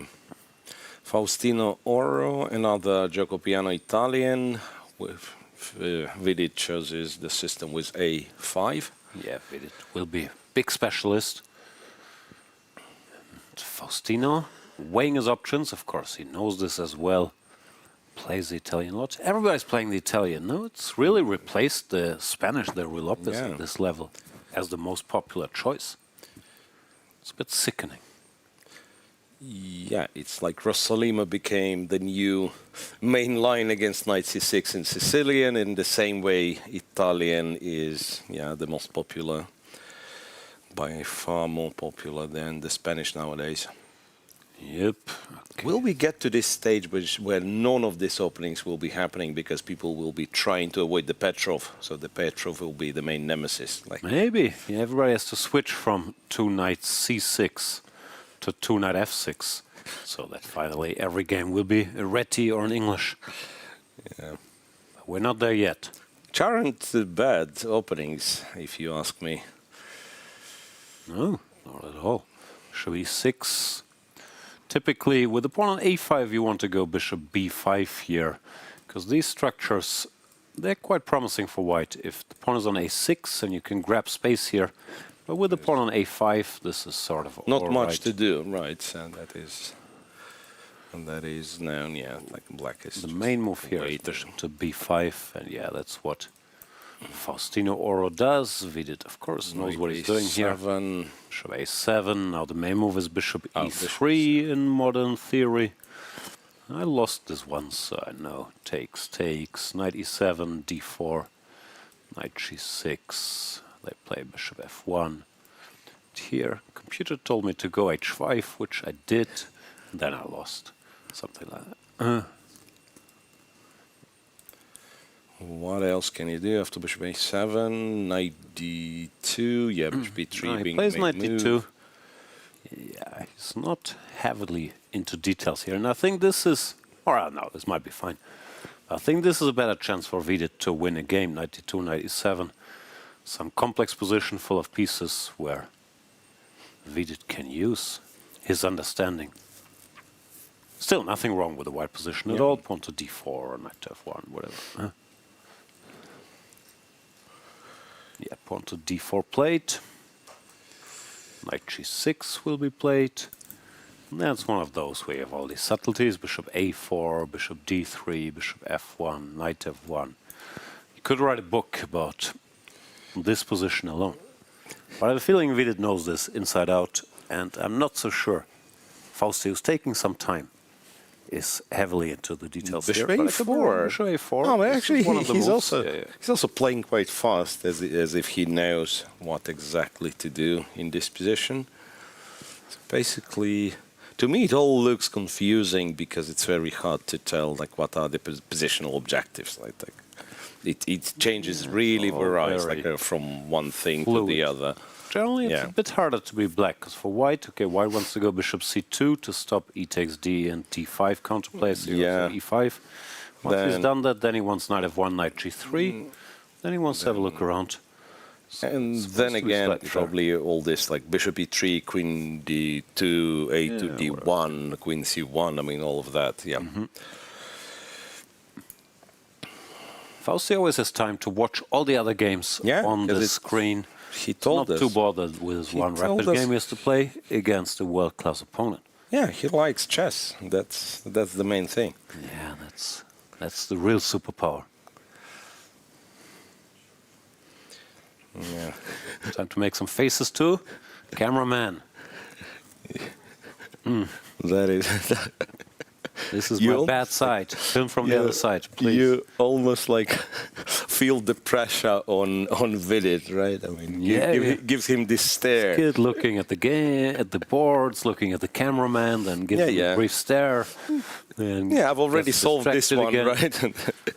Briefly looks at the board, makes a good move. Let me check at the other. Let me check the other games. Knight h5. Bless you. Thank you. Knight h5. What do we know about this move? Still theory. Bishop c2, knight hf4, knight f1. Then there are options, queen d7 or c6 or whatever.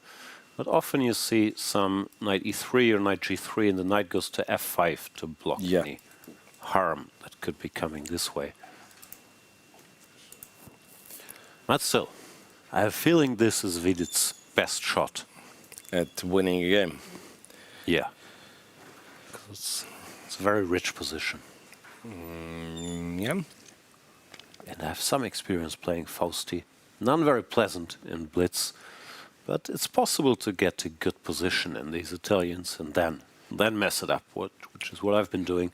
So Vidit can avoid the messing up part. But getting a good position, could help. Yeah. We see some Vidit stats. Born in 1994, which in chess no longer makes you a kid. Yeah, way past 30. Yeah, by Fausti standards, quite old player, obviously. Yeah. 1994. H5, causes a bit of hesitation, this knight h5 move.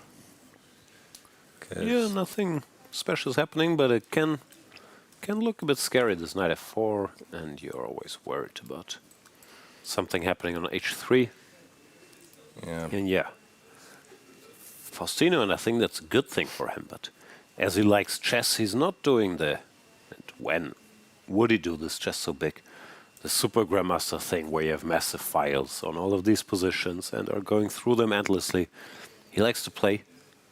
But here, this could be a disadvantage, and that's why I thought Vidit's strategy of giving him easy positions. Knight E5. And this one is not supposed to work. This is not the way. It's not supposed to lose, but it's not supposed to be good either. So you take with the pawn and queen h5, ed4, and knight f3, dc3. Well, you know, honestly, it looks playable. Yeah, well, white's pawns will be isolated on the queen side, but yeah, it's a bit risky. D takes c, b takes c. Say queen f6, knight f4 is there. Now this I'm worried for the Oro supporters. Yeah, and after queen f6, apparently you have to go e5. That is the only move which keeps it balanced. e5, queen to f5, trade, and quickly go bishop e3 to trade the a7 bishop. Yeah, I agree. I can see how you lose this one. Yeah. Then again, knight takes e5. Finally takes Vidit out of book.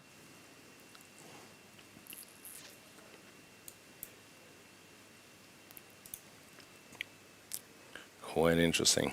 Yeah. That's not the way. Okay, tough fight here. Let's briefly check in. Und Hans Niemann? With Hans, yeah, and our other comeback kids. Hans, well, keeps the position complicated, but that is it. Some play, but he's not doing particularly well. f6, queen d7. Yeah, black is as solid as ever as well. Lorenzo gaining confidence after that last game as well. Yeah, plays f6. Hans Niemann in his first World Cup appearance. Could it become a short one?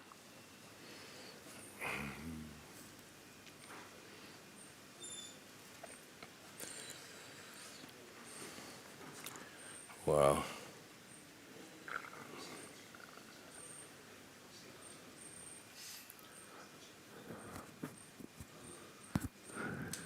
Check. What does it say on that shirt? I wish it said it. Endgame AT. Endgame AI. Endgame.ai. Sure, Endgame IT. Ah, no, I need more places where it's displayed. Endgame.ai. So it's an artificial It's a chatbot you can talk to on the subject about of endgames. Yeah, precisely. Clear That is endgame AI. This is something that I would use. How do you hold the position when white has pawns on h6 and f6 and the bishop on g5, king on g6, Where king on do g8, you have your rook? and the rook on f5? Hang on, he went for something. Huh? Something happened, our board is a little behind. Way behind. Way behind, yes. Somehow the boards are... Because they, from what it looks, they've exchanged the knights on b6, isn't it? I think the board is confused, because I saw some knight d5, knight c4, knight d5, knight c4, f6. Hans made a move, and... Moves were made.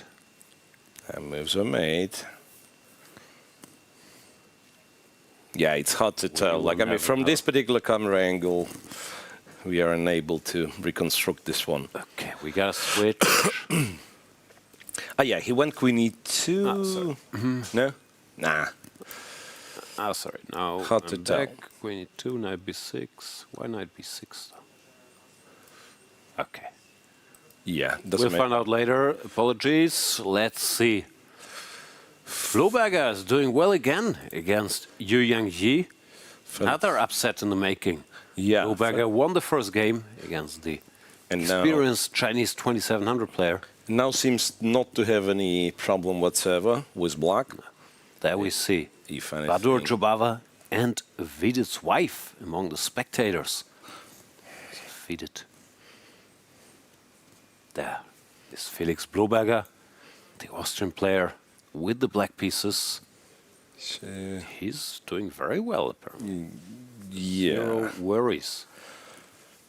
In fact, it probably gets simplified even further. Like you're gonna have to play bishop d2 and right, or yeah, this is dead lost already.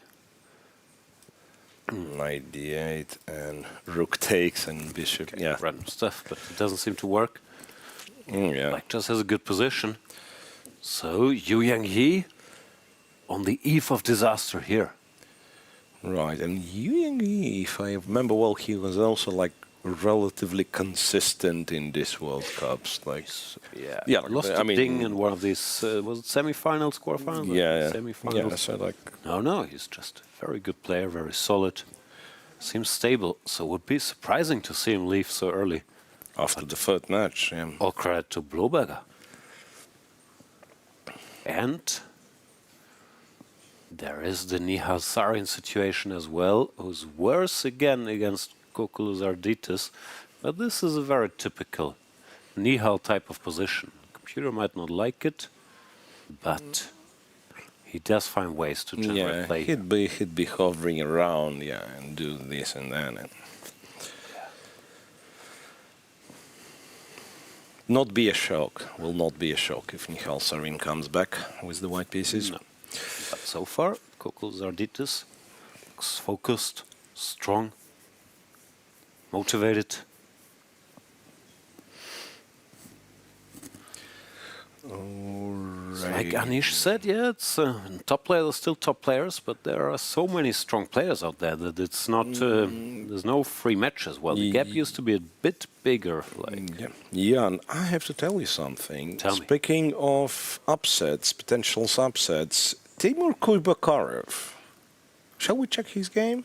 Please. He drew the first game against Pragg. And just look at the computer evaluation. I mean, I won't bother counting what's on the board. I'm counting the pieces, and it looks like he has more pieces. And more pieces is better than less pieces. So Pragg is in danger. Pragg in trouble as well.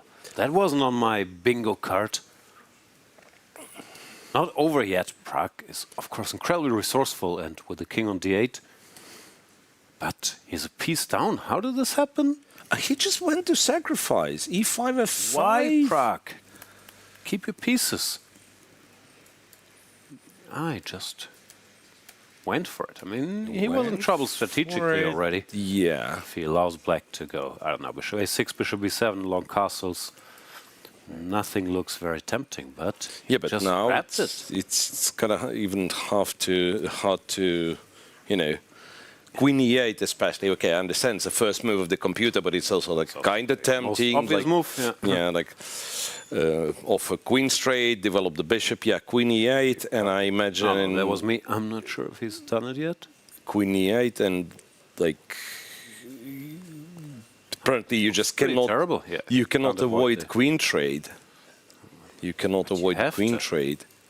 You don't have a square, like queen d1, but then queen g6. Queen g6 is a double attack. Queen f3, there is knight d4. So, queen e8 will be a big disaster for Pragg. What does he want? Rook f7?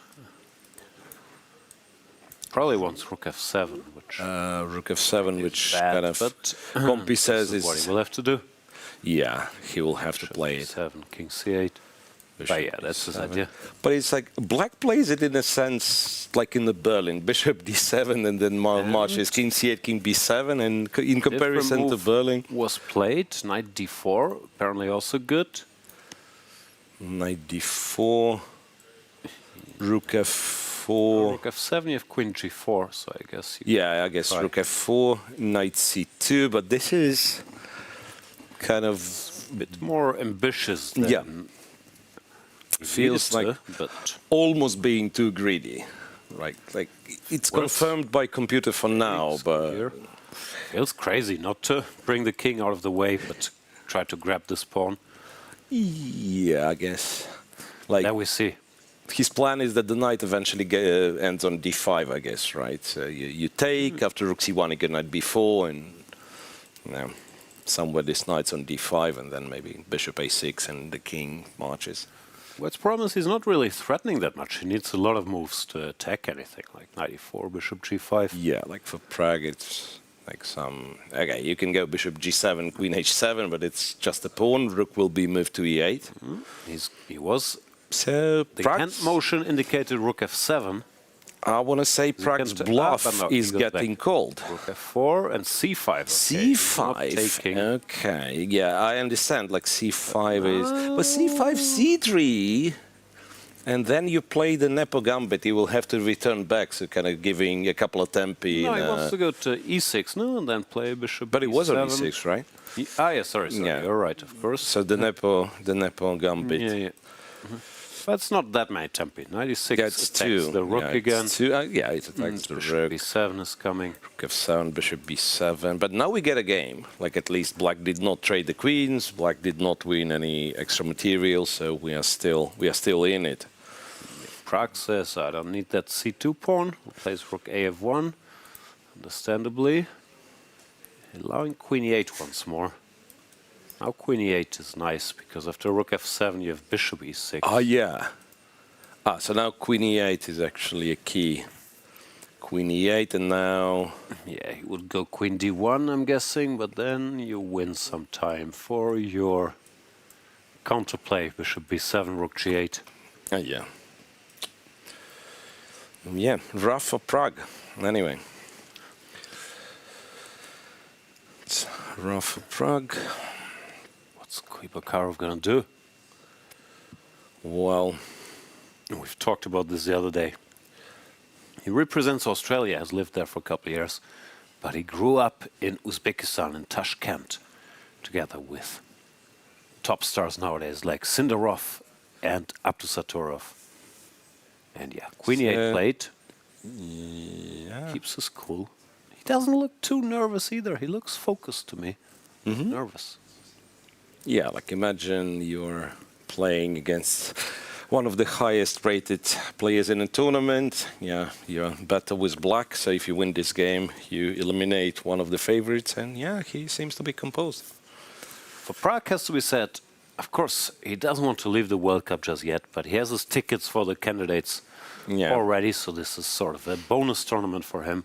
One Stakes of the players aren't as high as for everybody but Anish Giri, who also has the ticket, and arguably Gukesh, who doesn't really need a ticket for the candidates. Matthias Bluebomb as well, right? True. Yeah, Matthias Bluebomb.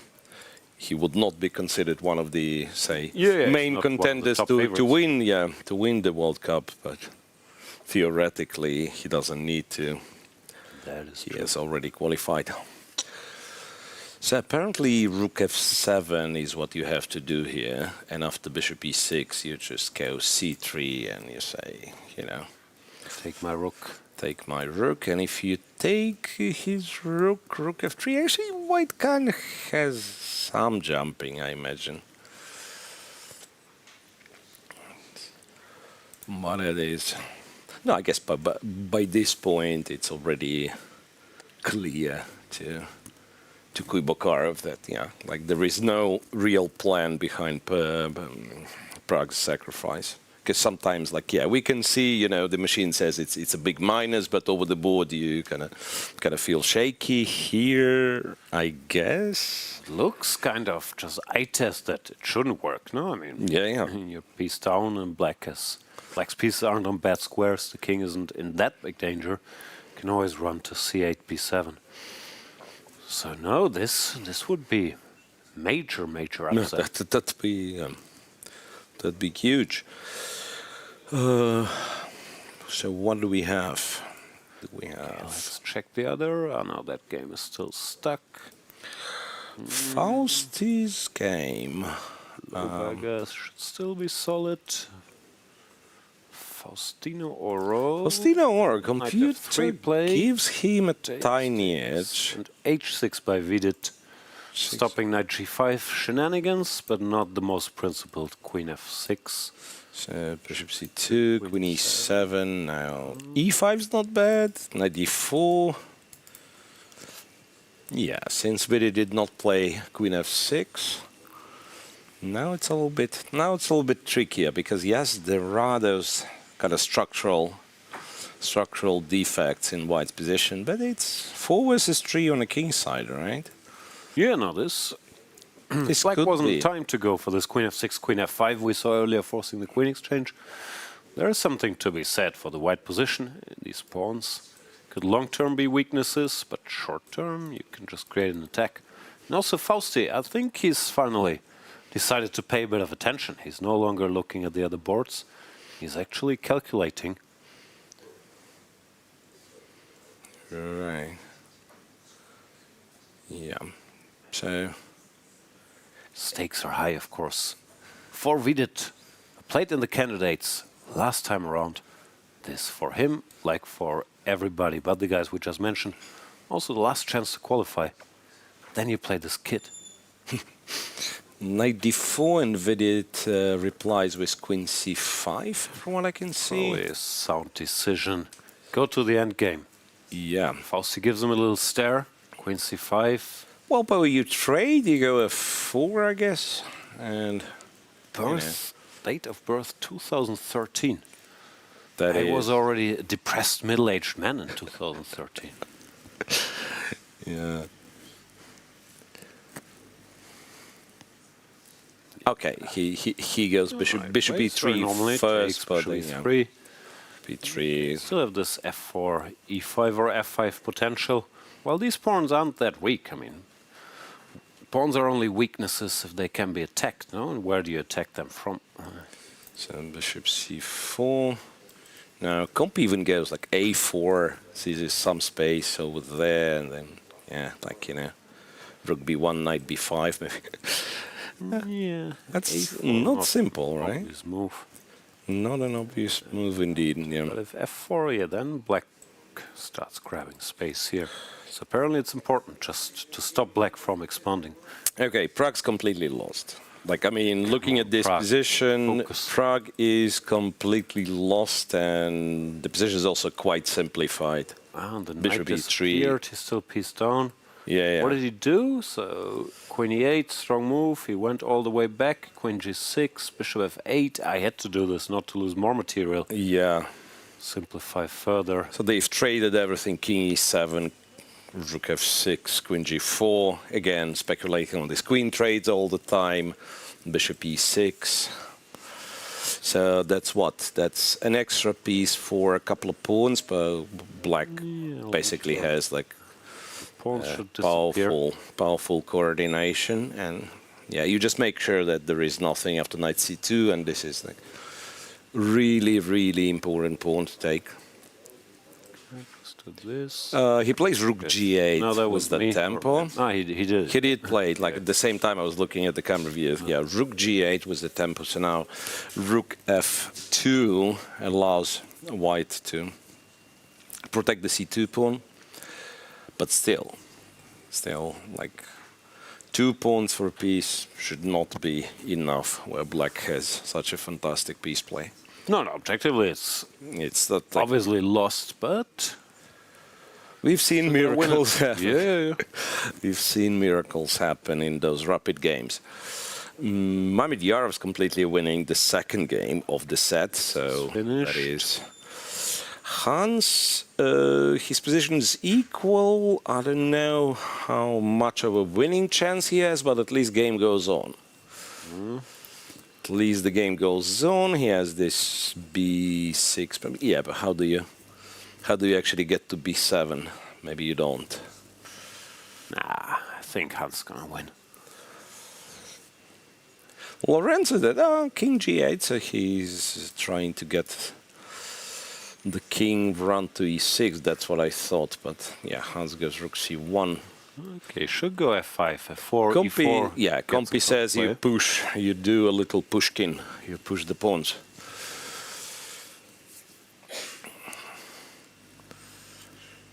Because, yeah, I mean, if you give white a free hand and he puts rook c7, rook a7, it'll be quite tough. Lorenzo, bishop f8. He's trying bishop to be f8 is still within normal. And if rook c7, what does he want? You take rook a7, and why am I not?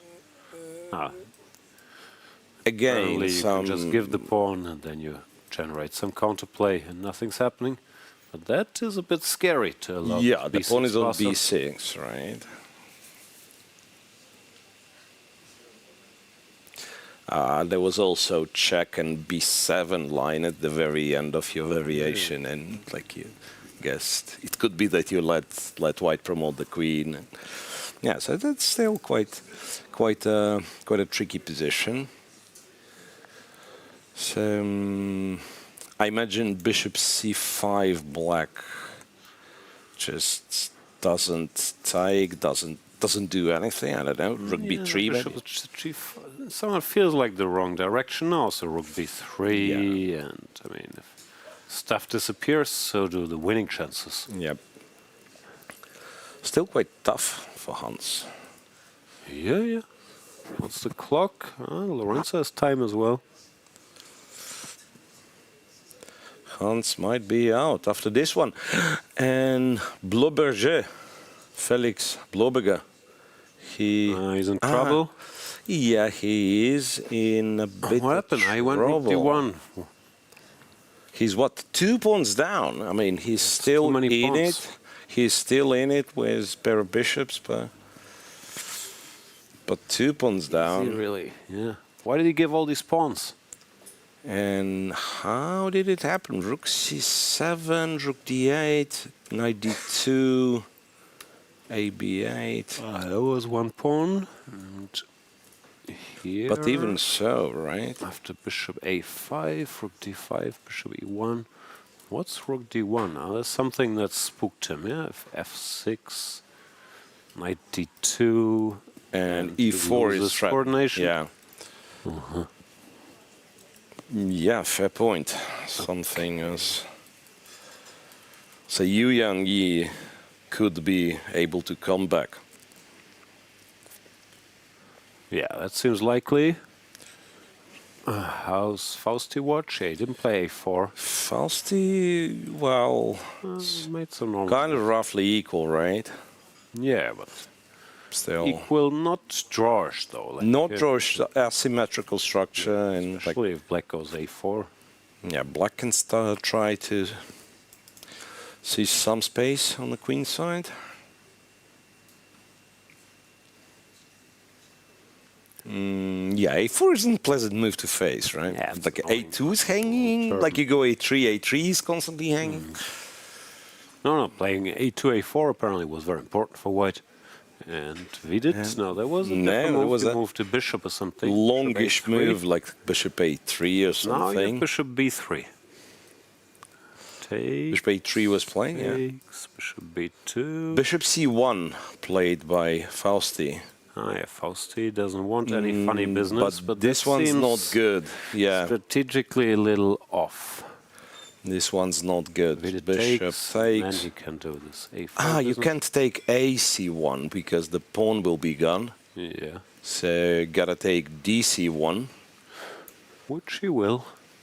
But then, yeah. But yeah. This even like c5, okay, c5, knight f3, I guess. Knight f3, yeah, we're still covering. But I think now he's played a4, which is good. Now he's doing super grandmaster stuff. Kind of intricacies and little details and everything, gaining some space. Now this will be very difficult for Faustino.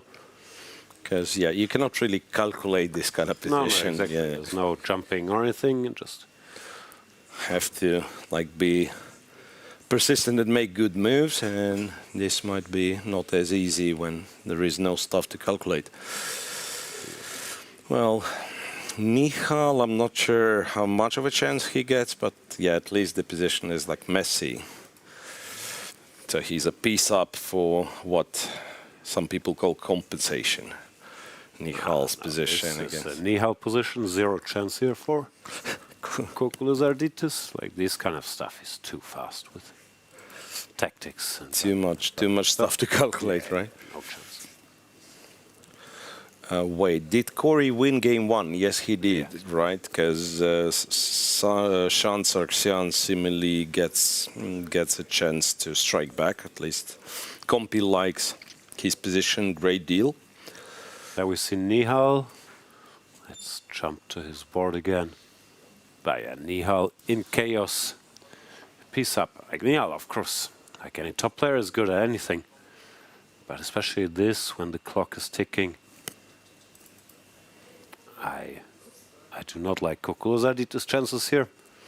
So this might be moving to the 10+10 portion as well, because it's tiebreak day, and this could be a long day. We have 27 tiebreaks that were started today. They played 2 15+10 games, and if the score is tied 1-1 after those, they play 2 10+10 games. The score is still tied. They play 2 5+3 games. Score still tied.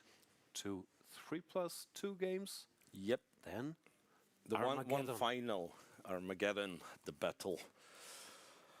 This is a merciless format, because even if you keep going, then tomorrow you have to be ready to play a classical game against a world-class opponent. And after having maybe played tomorrow another, then maybe another tiebreak. Right. We have a couple of matches that are completely finished. Wahidov, clear sweep against Chigayev in the longer rapid. Same for Robert Hovhannisyan, who won against Raunak Sadhwani. Won both games. Chaparinov and Adams, I think it's 2 draws, and these guys go. Mamedyarov Svane made their 4th draw, so we keep playing. So Hans is better. That the engine told me. Hans is, I don't know how much better, but he is better. Yeah, it looked like Lodici was sort of trying to win or to draw without doing anything. Yeah, that's probably not the greatest strategy, right? It's always easier said than done. He's making moves. But, yeah, this looks unpleasant now. Yeah, now after Rook D8 it would look more than unpleasant. Apparently, well, Compi tells me let's go to D8, and somehow it's really bad. Yeah, this one's probably just lost. I mean, how do you win? No, HG4, I think like some C6 rook. Could I just go C6 immediately? Instead of recapturing the pawn even? Ah, no, I could not. Yeah, there is King G6. Yeah, there is King G6. Yeah, completely blank. No, yeah, no, should take. Right? Yeah, this one, the point was Rook C7, but there is King G6. Yeah, it's not breaking through directly. King C6. But I'll probably do it slower, right? So I'll recapture the pawn, I'll go Rook C7, Rook C8, Rook C7. Hans done something else, though. He just took this pawn on GH5, which computer's not a big fan of. No. Because now King H6.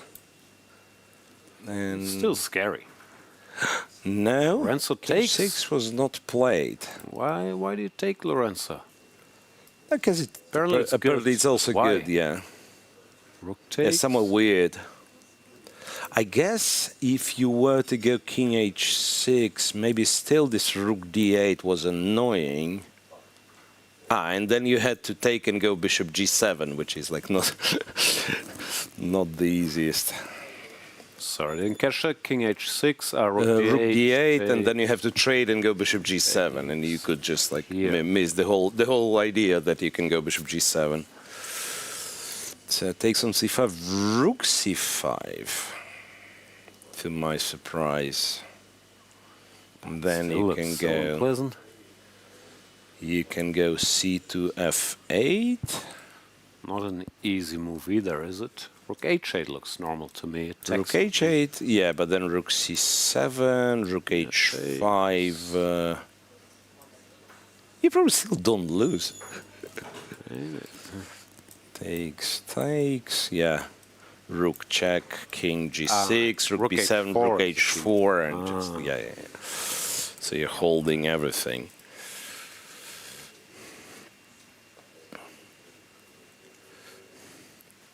And he played Rook CF8. Lorenzo is defending well. Lorenzo's defending well indeed.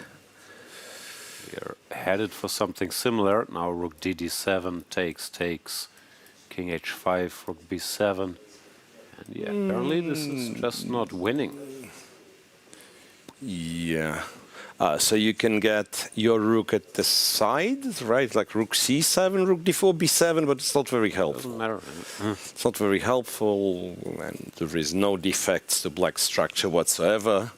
And here you go here. Yeah, that is important. Rook b4 would be a little bit silly, or a lot silly, in fact.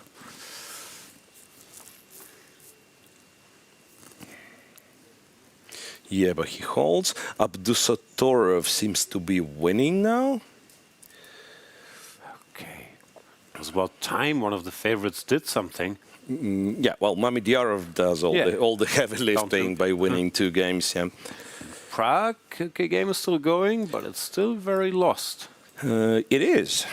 It is very lost still, and I think finally one of those pawns that were on offer for a very long time has been taken. So now Queen h4 is what Pragg does, and then you do have moves. You have to allow a discovered check. Yeah, which you can. But Compi is chill and just takes on e5, allows double check. Yeah, or King d8 is another way, but King d8 is less human if you'd like. I don't know. King d8 to me seems more human because you're just attempting trying to run away to c8. No. You can calculate, okay, knight d5, king c8, and I'm out of trouble. Yeah, maybe. But after knight e5 as well, like you're threatening king d6, right? Yeah. So it's like the fact that, like, if you make well, check on f1's already kind of spoils it a little bit. Question mark? Not really, but not really. The wrong direction. Now, of course, if you're compy, you can go queen f5. His knight takes e5 now. Knight takes e5 now. Also good. No, he's in control still. Yeah, hang on a second. But now after knight g8 check, you're supposed to go to f8, which you probably go to d7. Fine doing. This would be wrong. Yeah, queen e7 and. No, but this apparently keeps control. Yeah, Pragg does play knight g8. Yeah, what else? So all Kuybokarov has to do is to move the king on one of the squares on the f file.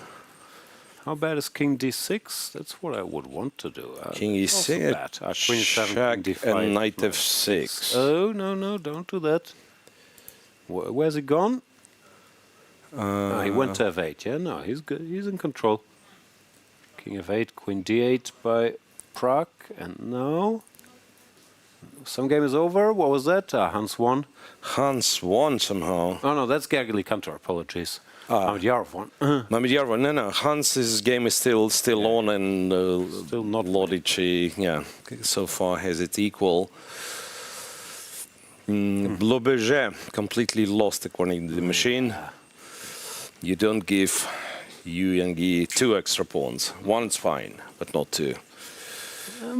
Pragg is also still fighting, like it's still very lost according to Compi as well, but the longer these games go... Okay, knight d7. Yeah. Queen c7, what I do? Can you just... Went knight f7. Couldn't you just take the horse here? I don't understand. King takes... Hang on, knight f7, queen g3. Pragg is back. No, it's a perpetual. He just blunted the perpetual. Yeah, it's on the board. Whoa. Why not f7? Take the horse. Now if you go to h8, which looks normal, knight e7, white does actually win. That is ridiculous. Yeah, if you'd ask me. No, I mean just take the horse. It's only +2, but like you eliminate any sort of danger. Knight d7 would have been the strongest move here. Yeah. Knight d7, no, king g8. This was good enough. Yeah, like queen f5. Okay, maybe you drop some like pawn or something, but yeah, not. No. Yeah, this he did to himself, trying to be too smart. Miss queen g3 check, and all of a sudden, I have to be careful not to lose. King h8 looks very normal. After knight e7, you resign. Basically, You can only protect g8 by moving the knight, yeah, and then queen e5 checkmate. No. He figured this stuff out. He's draw now. Yeah. Ooh. Now it's a draw, and it's almost like come back from the dead. Yeah. Like this position This looked doesn't bode well for the 10 completely. plus 10. That was completely gone for Pragg. So painful to blunder like that. And yeah. Wow. Vidit now is absolutely winning. So Pragg is still in it, and Vidit is maybe ending the Faustino Oro story. Yeah, this was how he had to play, like get a complex position with strategic elements where he can like use some his imbalances experience. here and there. Yeah. Looked like he was trying to be too controlled, but with black, he didn't have a chance. And Fausti, to his credit, also was not playing for it. No, he was fighting. He was fighting. Still, yeah, it was. We remember in the classical game, he didn't play the Italian. He played the Spanish, and made a draw against the Berlin. Right. Probably could have done that here as well, but he decided, no, I'll play my main stuff, fight for a win, get outplayed. Yeah, Fair and enough. somehow, like from the computer lines that I see, black is not necessarily able to like win the rook immediately, but just like white doesn't have moves. Knight f3 wins itself. Yeah. Bishop d5, and then you have to again like drop this knight even further back. Now you go rook d2, rook b2, I guess. Yeah. So bring the king. Knight e1.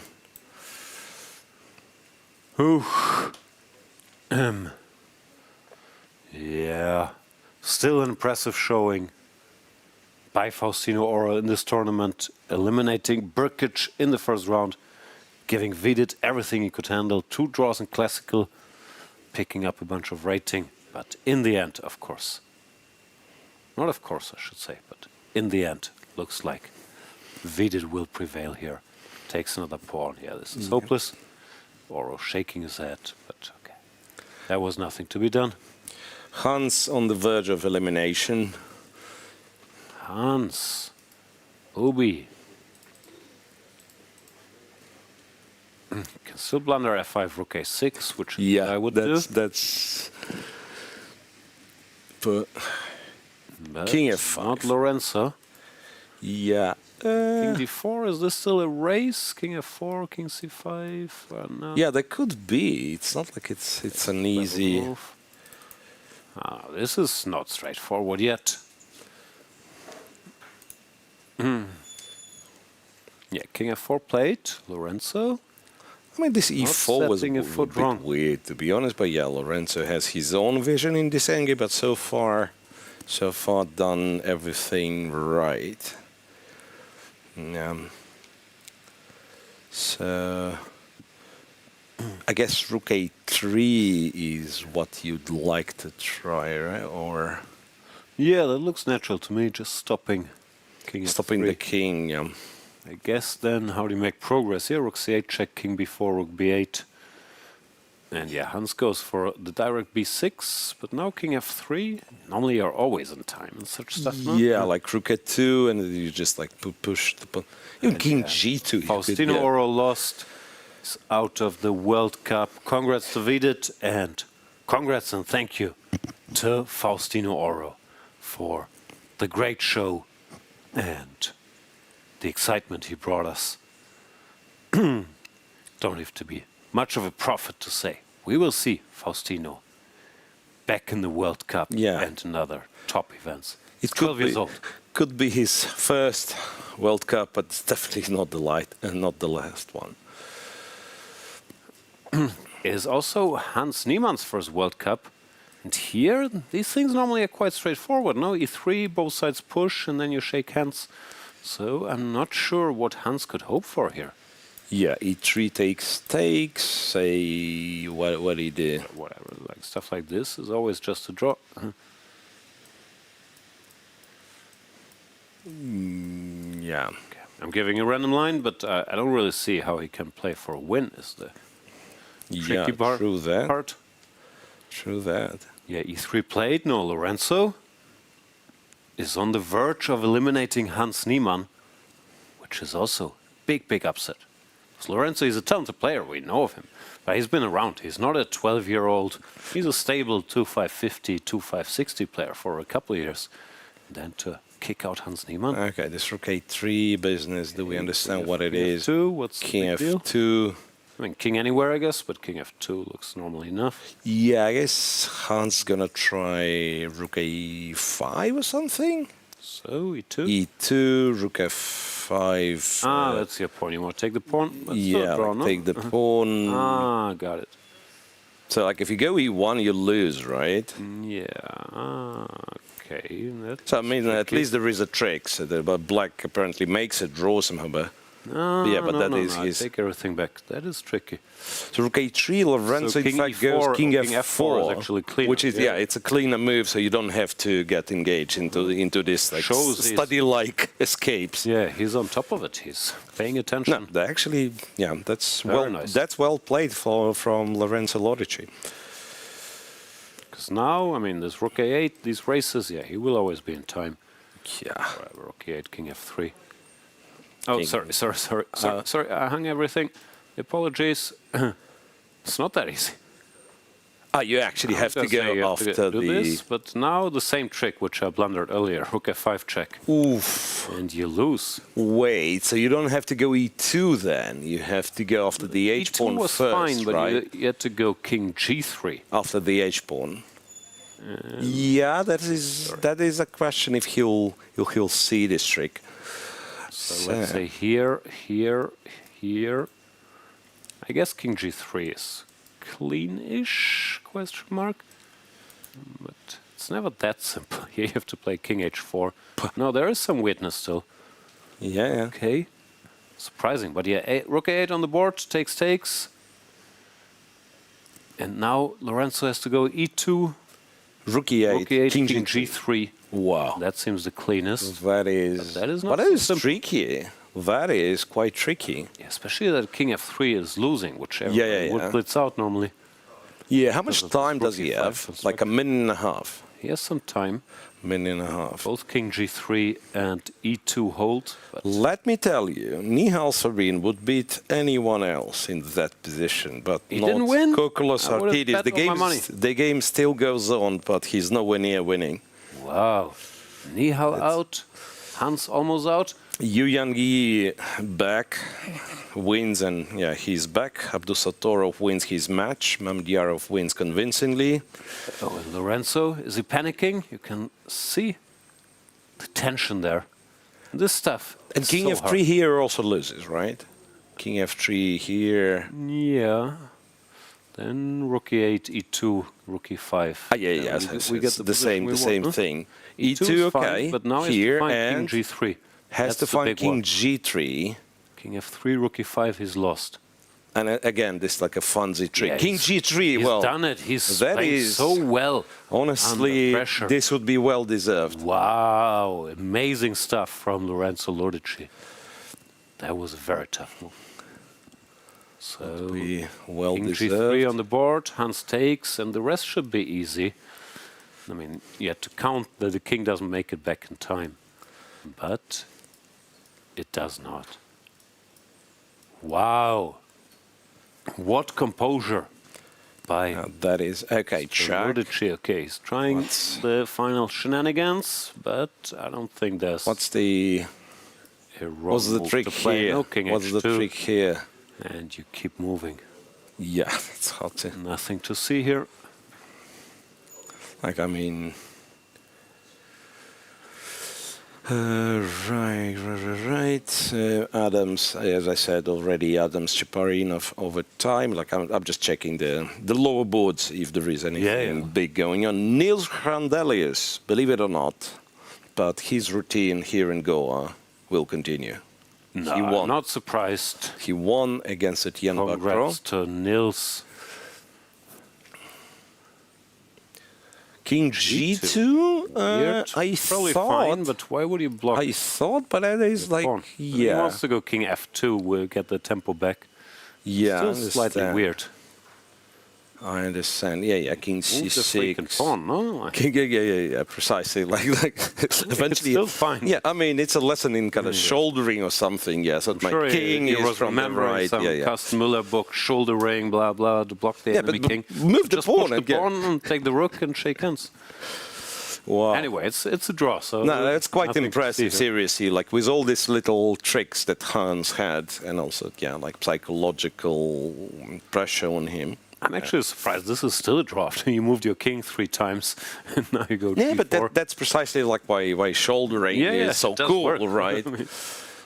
Hans 1 second, went rook a4. Check, and then... But Lorenzo, apparently, he did read. Is he going to keep the shouldering thing, king f4? He's really king f4, yeah. King f2 is fine, but that's not his style, no? He wants to shoulder.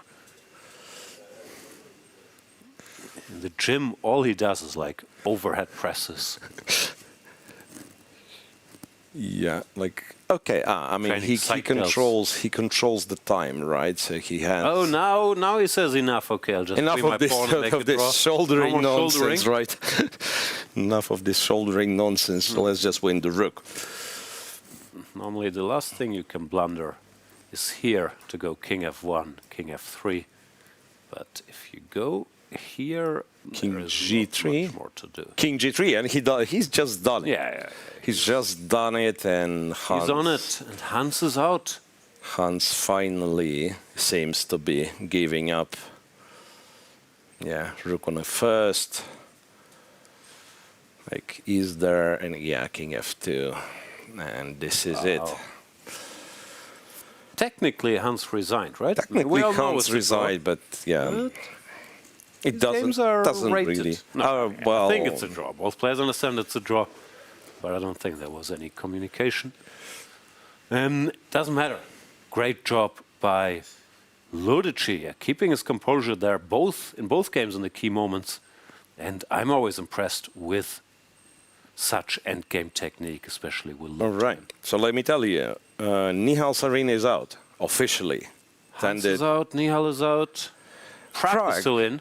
Pragg is in by a miracle. He will continue playing. Well, that was an absolutely remarkable save, or rather a huge miss by his opponent. It's not like Pragg saved the game. I mean, he was getting tricky, but in all honesty, one just... we have a fantastic position in play. Suleiman Lee against Bogdan Diak on which board it is, board 15. Okay, let's have a look. Then we also need to check what...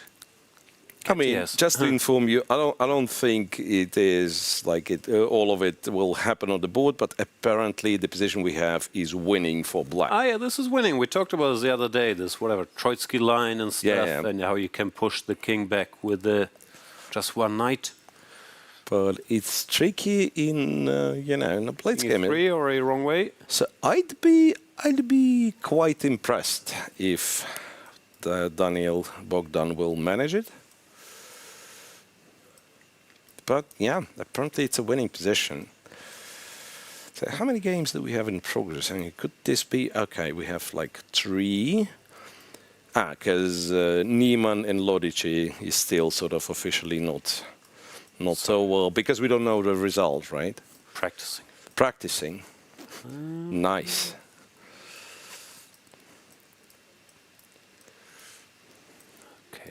So you get all the way there, and then knight g2, and you go here, and king g4, yeah. From this moment, I recognize... Now we need to checkmate him. No, you just go, yeah. d3, f2, h3 with checks, yeah, like... I mean, f2, h3 with checks is just like so much faster. Comes the other horsey. Yep. Ah, sorry, that was otherwise. Anyway. No, this, I think, yeah, it's surprisingly doable. I believe in Bogdan. Wow. What do you have to tell us? Well, first of all, I have seen very similar knight-to-knight endgame versus a4 pawn.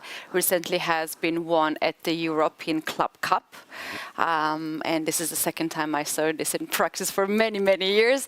Well, you guys mentioned that Nihal is out, Hans is out. Very painful to watch these two players out, but Pragg survived. That was a miracle.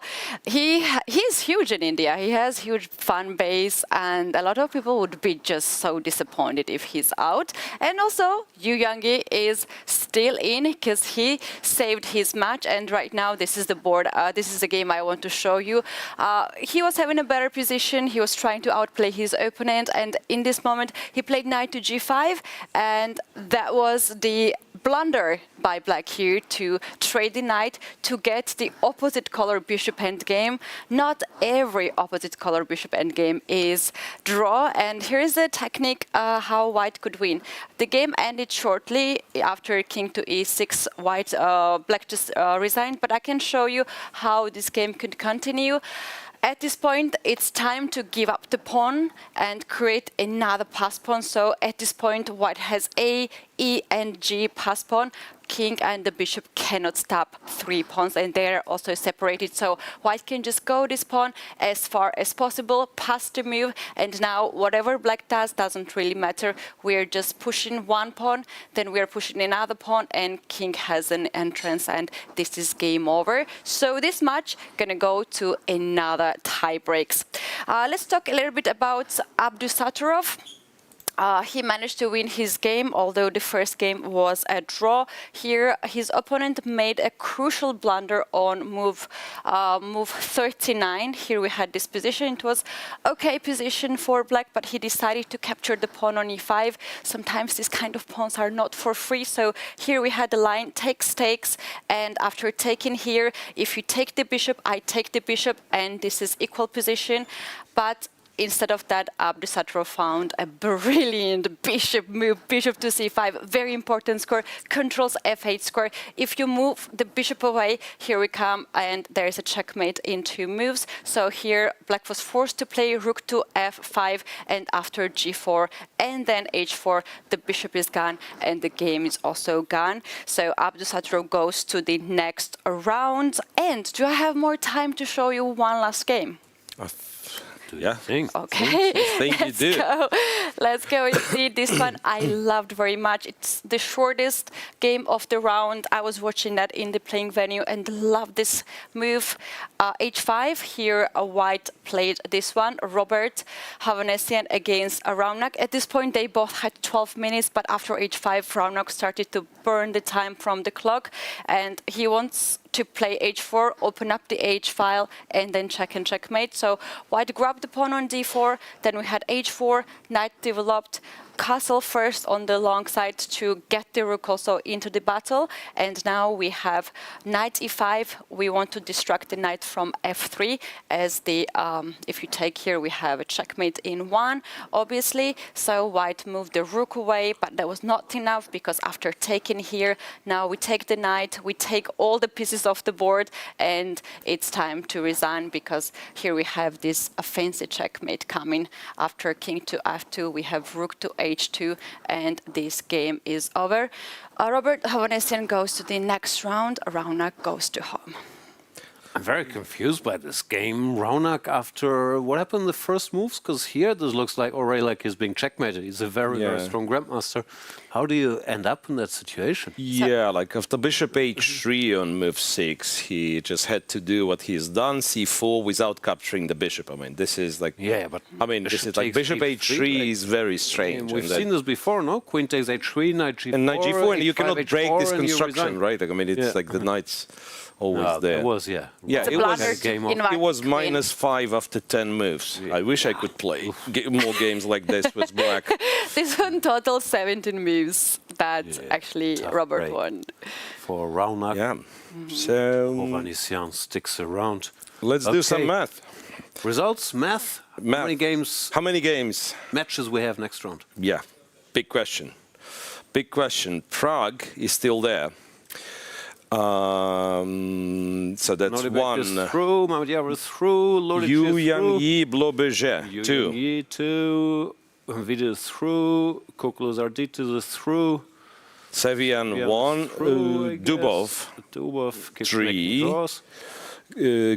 Sargsyan, because Corey won game 1, but Sargsyan equalized. 4, Idani with Kartikian, I'm not sure.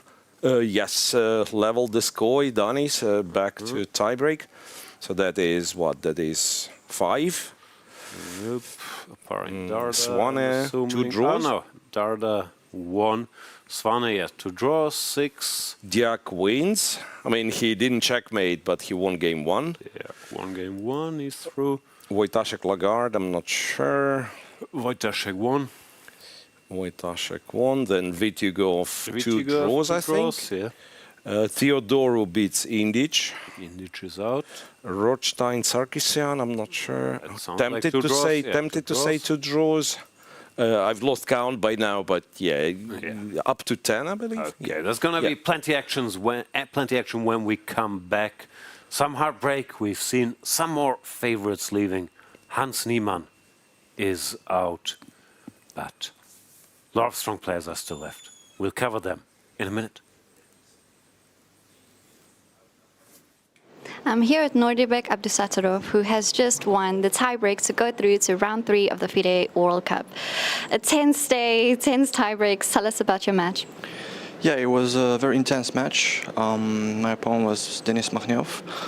He was very, very tricky player. I had my chances in classical portion, in second game especially. I had a winning position, but I couldn't really, I couldn't find a winning blow. Going for tiebreaks, I was, I knew that my form is not in best shape, but I have to go through that and play my best chess. And in second game of tiebreak, I got a big advantage. I was opening, and then I messed up a little bit and gave him a chance to equalize. But he blundered with queen takes c5, and at the end I managed to convert my advantage, and so in that way I qualify for the next round. Overall I am a little bit worried about my form, because I don't feel like I'm playing good chess, so I have to change something, and probably going through matches, match by match, my strategy is to just improve my play, and so that I can fight for highest spots. So if we compare your play from Samarkand, the Grand Swiss, to now, did you feel in form there, or is it just here? Has it been going on for a while? No, maybe it's just this kind of period, but I don't know. But I feel like my brain is not functioning that extremely well, but I'm trying to, I'm trying my best, but I think, I have to change something in order to improve my play, and I have a day to figure it out, and hopefully from tomorrow I begin to play some good chess. Could it be something external outside of the chess that you'd need to change? Maybe routine, your mother's here supporting you, that should help. What are your thoughts on that? Yeah, I think it's a very specific place. Because it depends on many things, and I think match by match is I want to just improve my routine and my general form, and best way to do so is just keep getting positive emotions from my play and from situation. In general, I think I'm in very good shape physically, but chess-wise it's a little bit struggle, but I hope to change it very soon. Well, good thing this was an early, quick tiebreak for you, so you can go do what you must outside of the chess as well. And we'll see you for the next classical game tomorrow. Good luck, Nodirbek. Thank you very much. The FIDE World Cup 2025 in Goa is one of chess's most intense events. A knockout that tests stamina, strategy, and nerves. Here's how it works. It's a single elimination bracket played over 8 rounds. In round 1, lower seeded players face off while the top 50 seeds receive a bye into round 2. Each round runs for 3 days, 2 classical games, and if the match is tied, tie breaks on the 3rd day. The drama builds until 2 players reach the final. The semi-finalists who don't advance play a separate match for 3rd place, and that match matters because the top 3 finishers qualify for the next candidates tournament. It's simple. Win the match and advance. Lose and you're out. Every game takes a player one step closer to the title and to a possible shot at the World Championship itself. From start to finish, it's a fight to survive, one match at a time.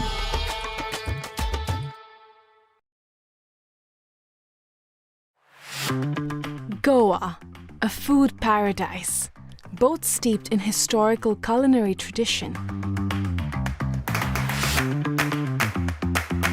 and at the forefront of a modern-day food revolution that is fresher, more local, and more global than ever before.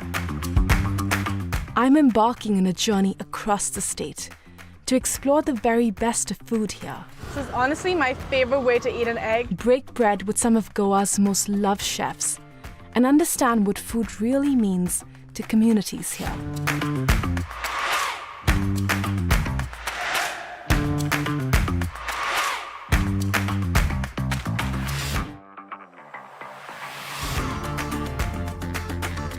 Watch postcards from Goa on National Geographic.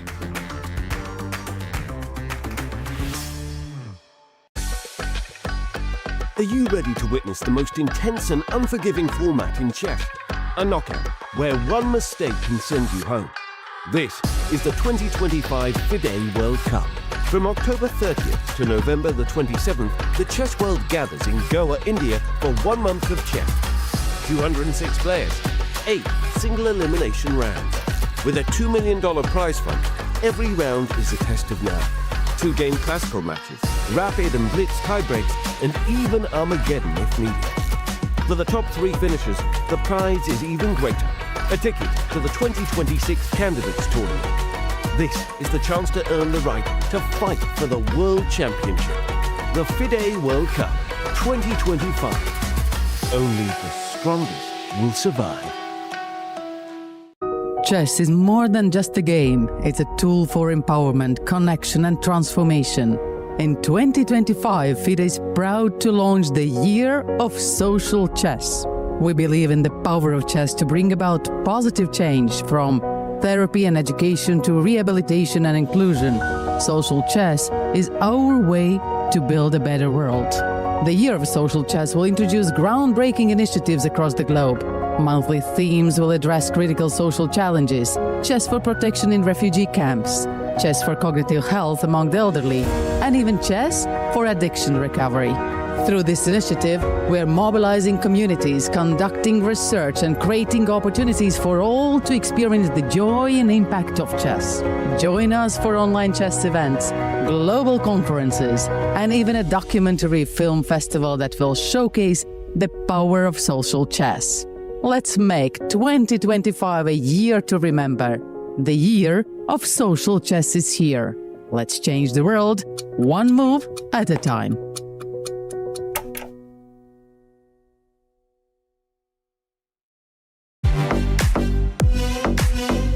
In December, the world turns to Doha, Qatar for chess at its fastest and fiercest. The 2025 FIDE World Rapid and Blitz Championships bring the globe's elite to battle under lightning time controls. December 26th to December 30th, Rapid and Blitz formats designed to reward precision, courage, and creativity. In the heart of the Middle East, Doha offers more than a board, a world-class venue, a cultural backdrop, and a stage worthy of legends. With a €1 million prize fund on the line and the title of world champion at stake. The 2025 FIDE World Rapid and Blitz Championships, the ultimate test of fast chess. Welcome to the FIDE Online Chess Museum.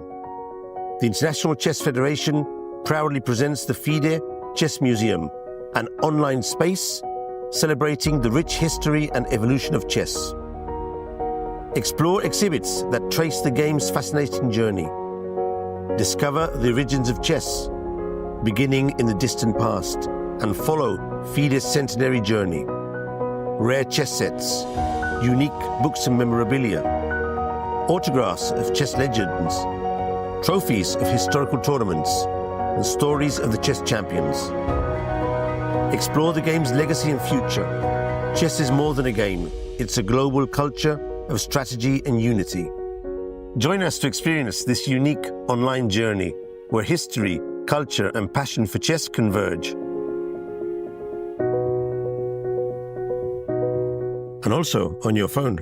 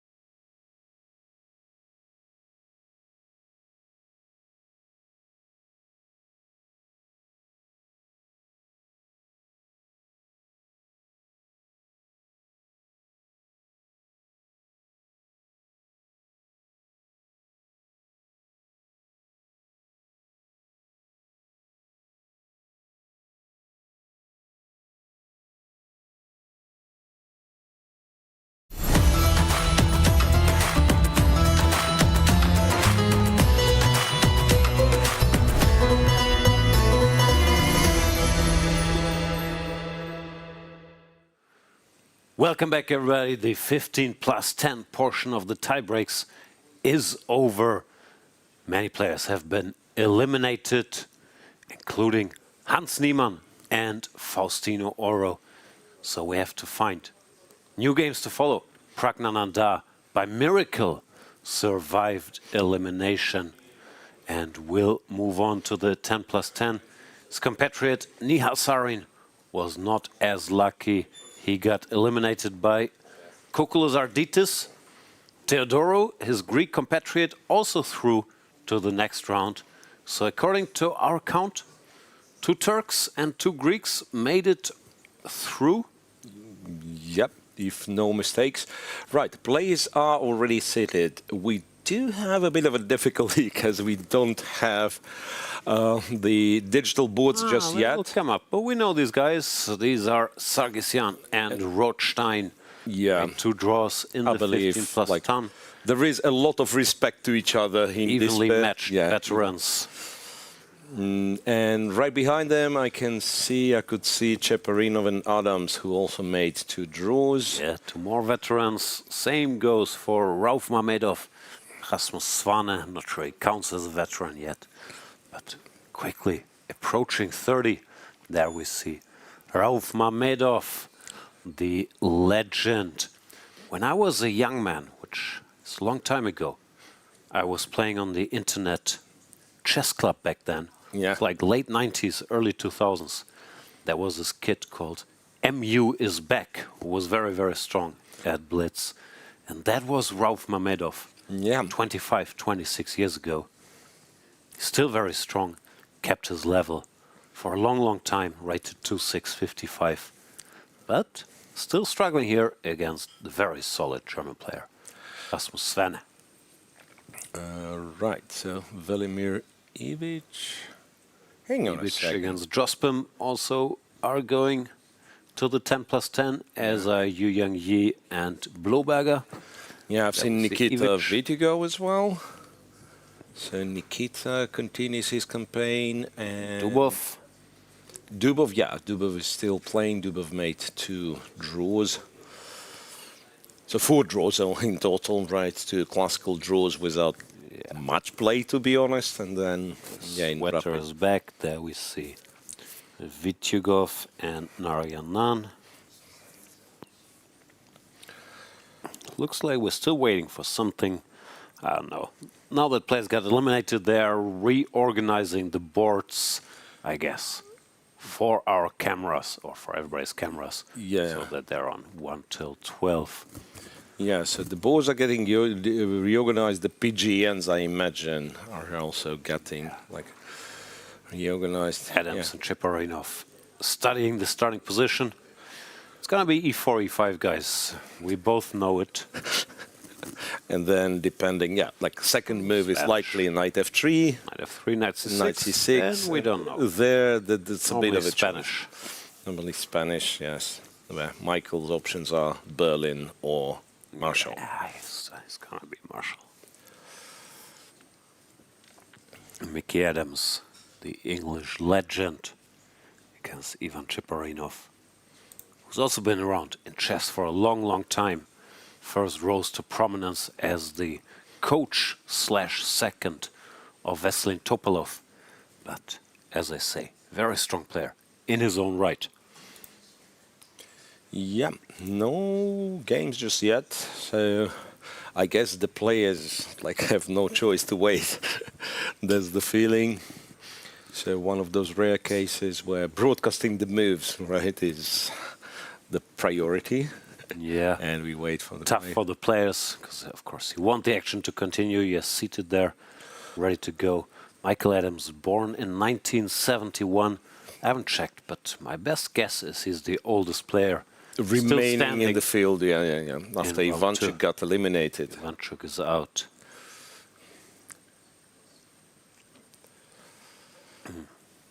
Yeah. Part of a different generation in chess. And Anand, I believe, is born 1969. So yeah, Adams very much part of that generation that dominated the 90s.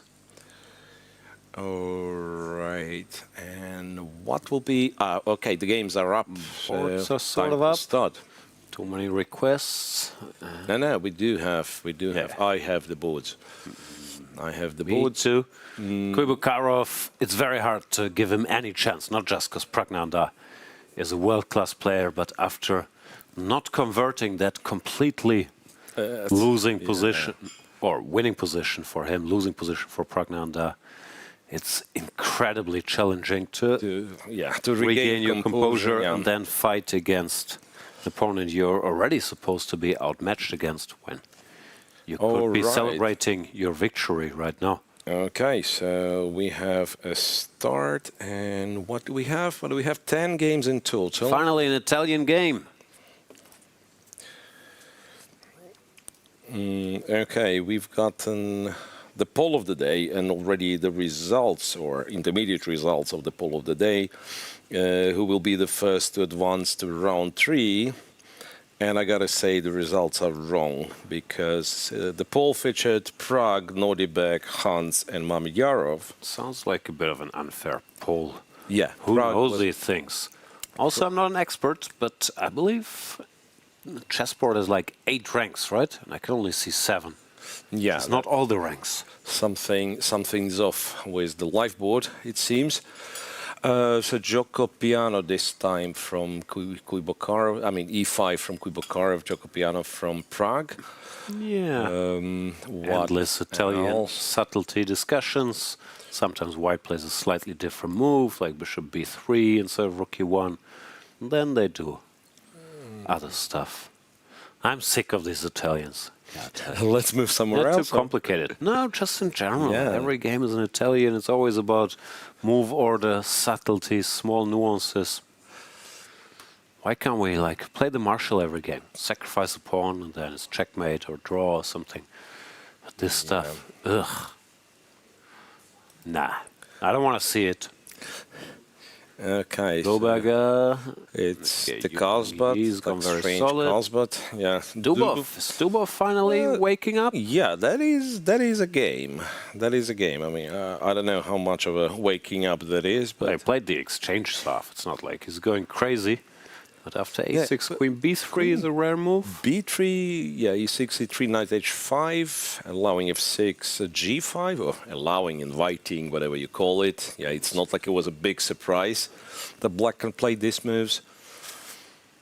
It's h6, g5, at least it's like not one of your solid symmetrical structure kinds of What I would exchange like stuff. Is for Dubov to get the same sweater, but instead of Balenciaga, it says endgame.ai. Hans, can we get on that? Also, you need some clothes. Imagine he advances. How often can you wear the Balenciaga sweater? Yeah, well, Hans is out theoretically and could spare some clothes. Yeah, right. Okay. G7. Yeah, reminder, it's 10 plus 10 now. 7, slightly So accurate. slightly less time for the players. It's not as dramatic of a difference compared to switching to blitz, which will happen if this match 10 plus 10. So this still happens to feels be the a same. draw. You just check the clock and you see, Yeah, I have a little less time, but you still get the 10 seconds per move. And guys, can we fix the life board? We want to see all 8 ranks. All 8 ranks, because we don't know where Black King is. It's very hard to figure out. Sure, we're on it. In the meantime, let me click through stuff. Rasmus Svane, Rauf Mamedyarov still debating random positions. Narayanan Vityugov, some sharp, what it is, Queen's Gambit, almost said Grunfeld, but... Let's stick with Rasmus here. The white shirt. And Rauf? What's Rauf wearing, by the way? I mean, I don't need to, looks like a call hoodie, out to be people on dress code all the time, but a hoodie? Rauf? Yeah, it's quite a... It's a nice hoodie, but still. Quite a surprise, to be honest. Arbiter.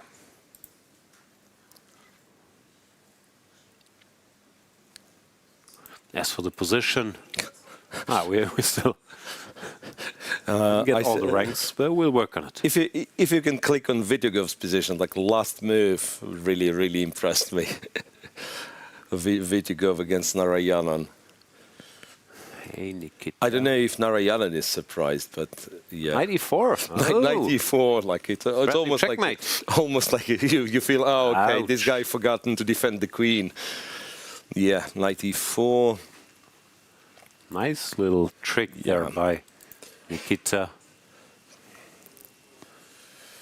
And Narayanan looks a little shaken is strong, but unhappy with this.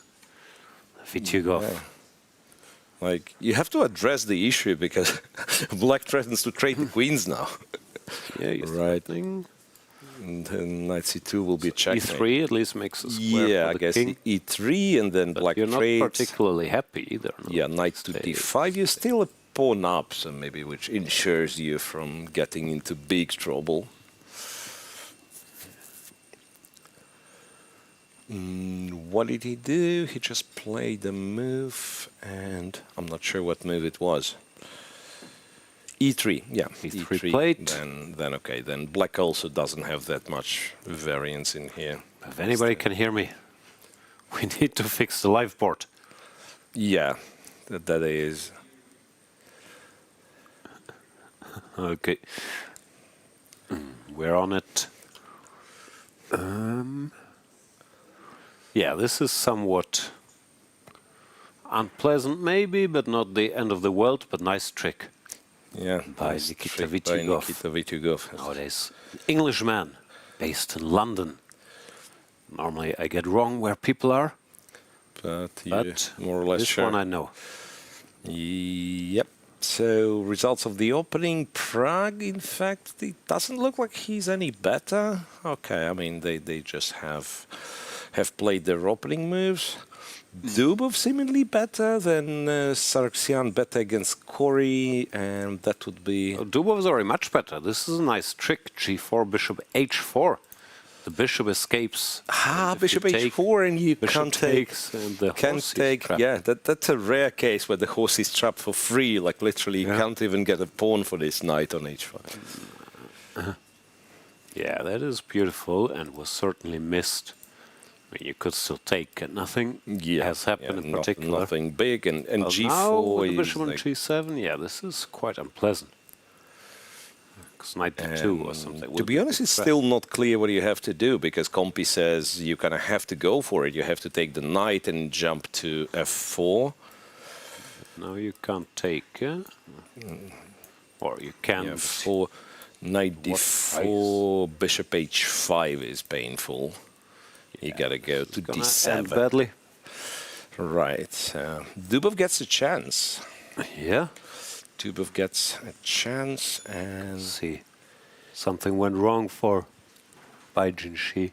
Yeah, and here it's also like psychologically hard to accept that not only I've blundered this, but also that's that's the best I have, and I have to take on f3. But it's hard to come up with more or less anything else. What happens if black castles, then knight d2, and you cannot protect g4?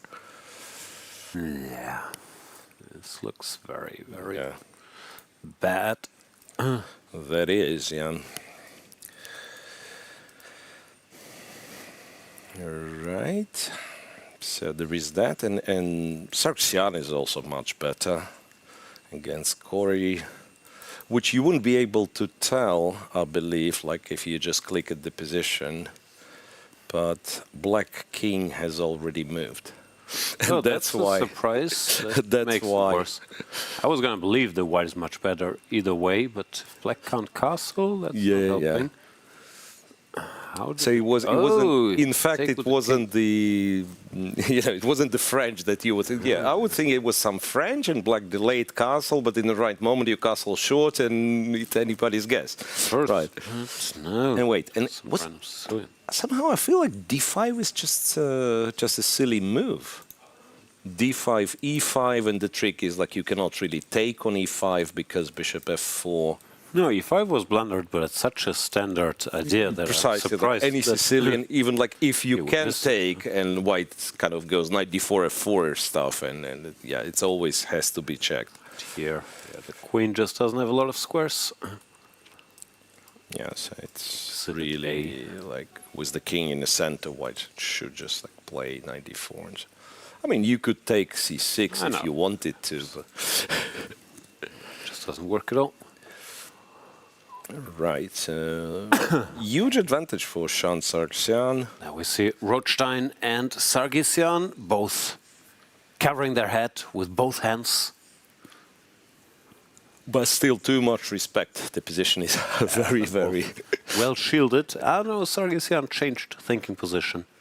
Now he's covering his ears. Right, Ivic seemingly somewhat better against Martinez, maybe even more than somewhat. Michael Adams is better, according to the machine, against Ivan Cheparinov. Never played. Whoa! Never played the Spanish against the Spider. What went wrong here? Okay, standard stuff. I think Cheparinov even had this against Keimer recently. Rook c8, bishop f4. Knight c4, knight e5. And he went knight f3. Knight f3 which is just a blunder. I thought he played something knight takes exactly like this recently. And yeah, it's not like even a tactical, just a bad idea. Why weaken your king? Okay, that's surprising. Impressive. Yeah, so we have Dubov's game on our screen, and we can once again check it. Wow. That is, again, it's much, much better for Daniil Dubov. Rook to d1 and queen e8. It's a bit tricky though, because Compi claims that it's like almost winning, but for this you have to play F5, which I don't know how natural that is with the king on E1. I guess normally your castle, like castle, black goes F5, you go knight E2. Still looks pretty good. Yeah, it does. Having said that, Daniil just went He went F5. F5, okay. Yeah. He feels it's the time to wake up, win a chess game, and we can make some draws next round again. E5. And I guess you go knight E2, and then you castle, and then... This looks very good. Yeah, it's... So you'll be eventually kind of a pawn up, and with the better structure, because D5 will inevitably fall, it seems. No, this is terrible news for black. Yeah, so Daniil in really good shape here. Pragg. Kuybokarov refuses to collapse so far. Man, what's happening? I mean, Compi telling me it's 0 suggests that like it's not too scary for Pragg, but like the way it looks. Yeah, Pragg could not get a grip on this guy so far. Knight G3, E4, almost like looking, going for the final kill, right? Knight to G4. Where's the kill? I have no idea where the kill is here. Queen D6. But now, can you do D4? Yes, you can. Bishop E4. I guess in the end. Wait, Queen D6, Bishop D6. Okay, I can take with the bishop even. Yeah, because C2's hanging. Clever. So this one's fine, and in fact, like white had to go some bishop E3 instead Queen D6. Queen D8 though is not great. Now you can take D4. Yeah. But again, it's quite sophisticated, like D4, bishop E4, bishop F4. Okay. Queen D1, bishop D1. Well, you're winning a pawn. Knight F5, bishop C7, yeah.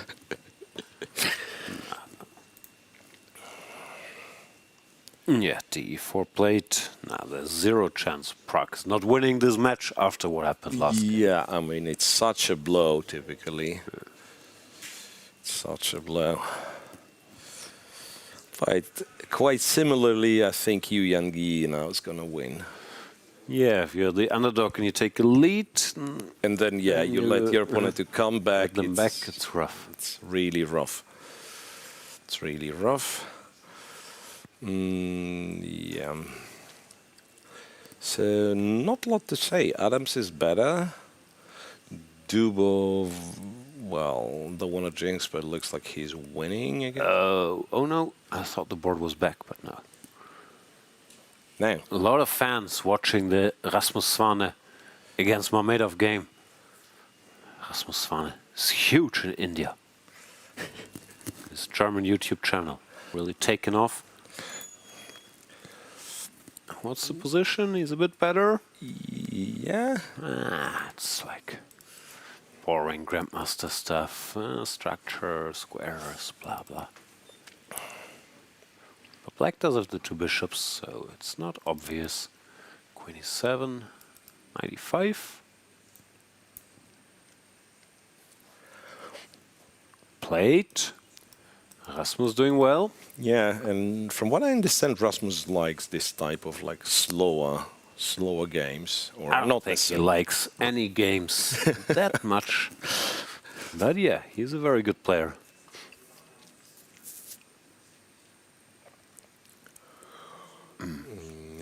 Taking a breath. Still trying to figure out, because Zourov's thing is some sort of hooded jacket, no? Yeah, so he probably argues like, yes, it has the hood, but theoretically it's a jacket, and jackets are. It's not specified that you're not supposed to have a hood. Should be. This could be his line of defense, like if accused of violating the dress code.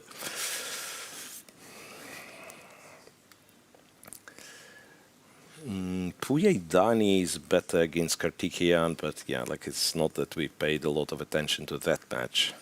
We haven't paid a lot of attention to Karthikeyan so far in this tournament. There are so many great Indian players in this event. We haven't managed to cover them all. Idani, he made a comeback, no? He lost the first rapid, won the second. He made a comeback, and all right, now he's better with black. Okay, let's stick with Raufi and young master Rasmus. Rook e8, keeping the tension, and on knight df3 looks normal to me. Yeah, well, knight d3, which is like somewhat counterintuitive, but I imagine like if you manage c5 somehow, then all of a sudden you're winning. So knight d3 is a step in this direction. Yeah, he went knight df3. Now black has to take, apparently. Yeah, knight e5, and if you take knight e5, knight e5. Yeah, knight e5, knight e5, and queen b4 would be typical Rauf move, starting jumping some stuff. Yeah, move with the threat to go back. Yeah, I guess d takes c4 is also logical, freeing the bishop. Yeah, the white pawns are potentially a bit dangerous. Yeah, white be like having more pawns in the center, but maybe it's not that easy to move them forward versus pair of bishops. Yeah, queen b4 is a clever move, but one has to find it. Yeah, tense situation, and he does play d takes c4. d4, the normal move. More of more understandable. Hesitating, but what's he thinking? What? B takes c4 does look pretty straightforward. Yeah, bc4 takes. Right now some like bishop a3 stuff might happen. It's surprisingly unpleasant. Yeah, white can go f4, bishop a3. Nikita with a draw that match continues. So Vityugov's opening trickery was only enough for a draw. Mamedyarov plays queen to h4, allowing pawn to d5. Not that simple, and maybe not so much in Svane's style, but good. d5, ed5, queen to b6. All of a sudden, the bishop were to move.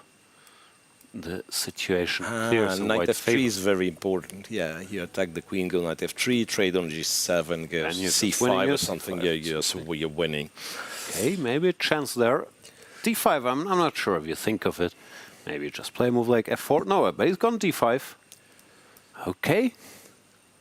Stakes are getting higher. Stakes are getting higher. Dubov is winning. Pragg unable to get slightest bit, it looks like, against Kuybokarov. Okay. Just stick with this through this drama, then we'll switch. Queen takes b6. And is Mamedyarov in trouble? Yeah, apparently the best move is d4, but even then, it's it's not guaranteed that you're surviving. Like d4, bishop. So take. d4 is so strange and looks so sad, no? Queen b7, bishop takes, and no, run. Bishop takes, and I'll c5, some rook b8 nonsense computer gives. But yeah, I mean, d4 is very, very hard to like even consider. Yeah, I mean, you might have to. Everything else is terrible because bishop a8, knight f3. It's more or less resigns, yeah? Yeah, but it's surprising how like quickly. So Ralph, okay, queen h4 was a mistake. Then d5 was played, and he like almost didn't hesitate. Yeah. Took on d5, and then well, that's an normal awful. Queen e7 looks like a normal move. That's an awful position. Covers. Queen e7. Yeah, well, rook e1. It's bad after rook e1. But okay, c5 even like if you don't find rook e1, c5 is good. Yeah. No? c5 is good as well. Troubles for Mamedyarov, also taking some time now.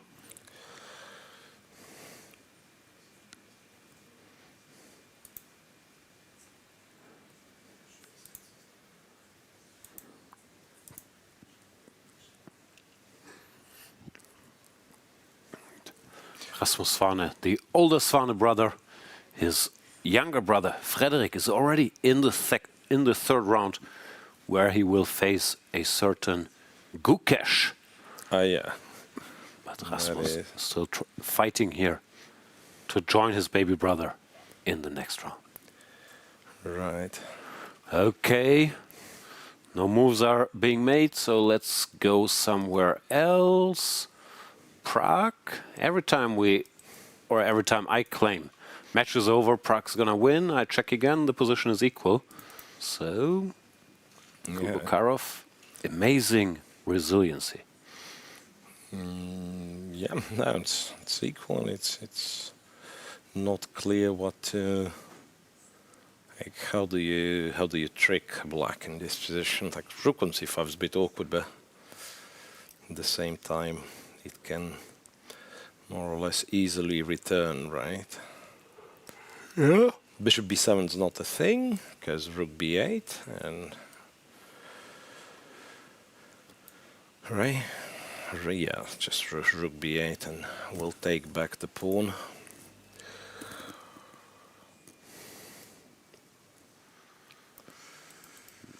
Blohberger seems under pressure against Yangyi. Dubov still doing very well. Yeah, Dubov is winning. Sargsyan missed something against Corey, it seems, or no, not really. Still doing pretty well. Corey desperately trying to castle by hand, but there's no safety. No, like white being to move e6, according to the machine. Did not happen.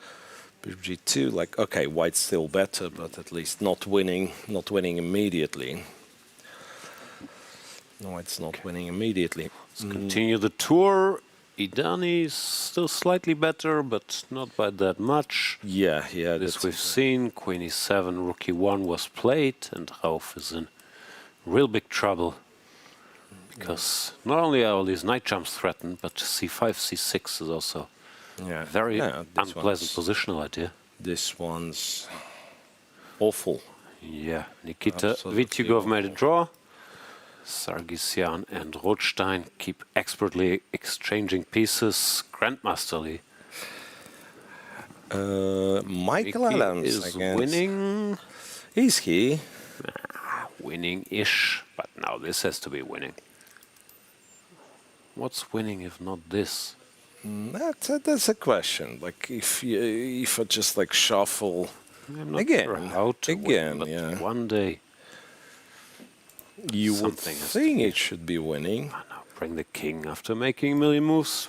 I mean, what surprised me, like a couple of moves back, like he could keep the a pawn, Mickey. Like on move 31, rook d8, seems bishop b7, and you just don't lose the a pawn. Bishop e6, yeah, I guess maybe has a certain setup in mind that fix this so he's gonna get out. He's saying, okay, nothing moves here. He still has to show the way to kind of how he's planning to break through. Well, he's okay. Should be 7, rook b8. The king is still not getting out. Oops, that was on me. We'll see. We'll see.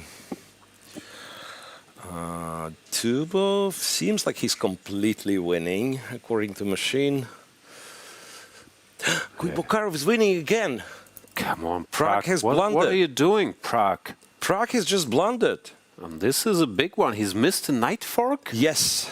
Is that the real Pragg? Praggnanandhaa? Bishop b7. He has taken on b7 in the worst possible I didn't miss the knight fork. He missed rook e8. The worst moment. Yeah. How do you miss rook e8 if you're Pragg? Knight e2 and no, come on. I mean, this one. He's really there isn't even a queen. There isn't even a queen to go for a perpetual check. I mean, this is just gone. Yeah. Rasmus Svane won in the meantime his game against Mamedyarov. But what's happening with Pragg today? We understood Kuybokarov is good by now, but Pragg hanging all his pieces in rapid chess is not something we're used to. Yeah, knight takes, pawn takes, and then you just, like basically you do whatever. Rook b5, rook c1, okay. King e2, rook b1, which is probably the more precise version of the same. It's, no swindles here. This is over. Kuybokarov. Wow. Now he must really be feeling himself. He doesn't win a position a piece up. So what does he do? He wins the next game with black.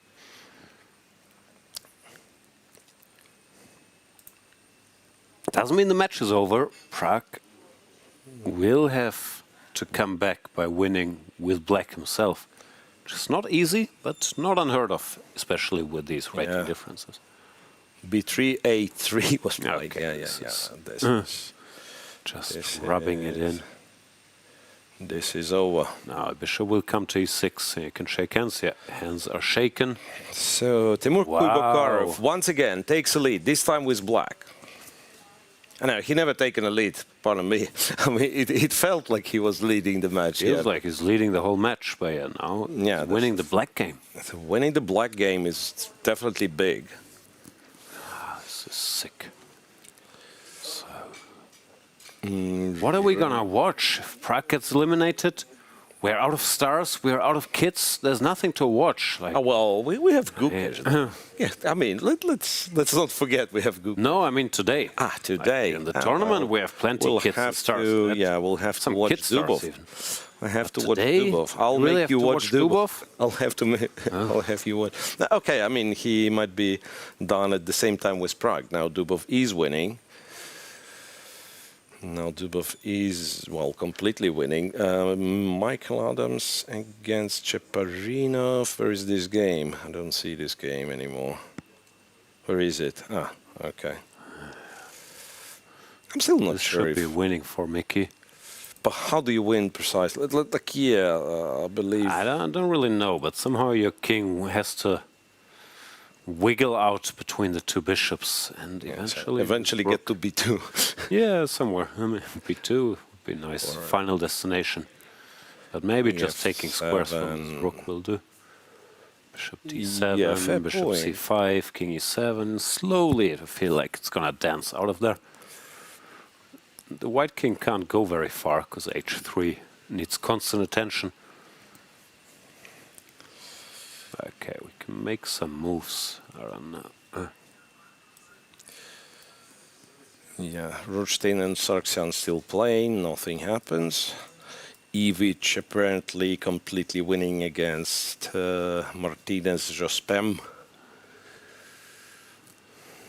Ivic keeps getting stronger and stronger. Yeah, but they're all on seconds, right? They're all at seconds. Could it be that we've picked out like the slowest game because maybe we are slow after all? That's all right.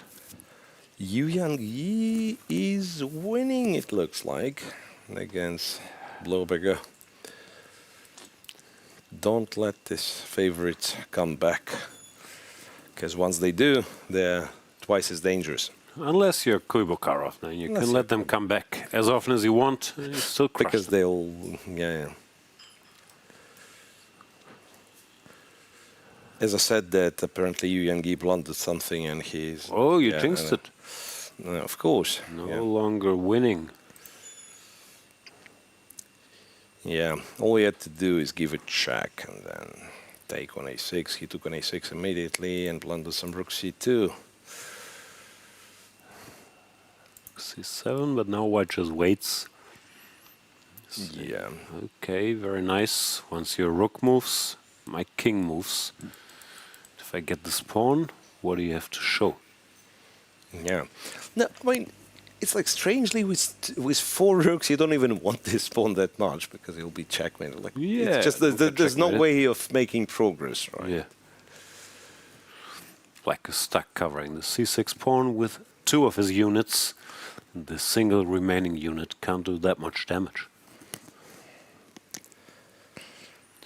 King d7 by you. Dubov wins. It's already official. Any other? No results anymore. No results anymore. Like everything's in progress. Rien de rien. Okay, Felix. Felix is on seconds. And he makes a mistake. He allows rook a7. Oh. He had to, like really attack. Just go back to a6. Now then rook b7. Rook Same b7. problem. That's why you played king d7. So it wasn't as easy, right? No, we were being blinded by the Vel as usual. There were ways apparently, like rook b1, but nothing that simple. Wait, and now it's all over. cb2, king e6.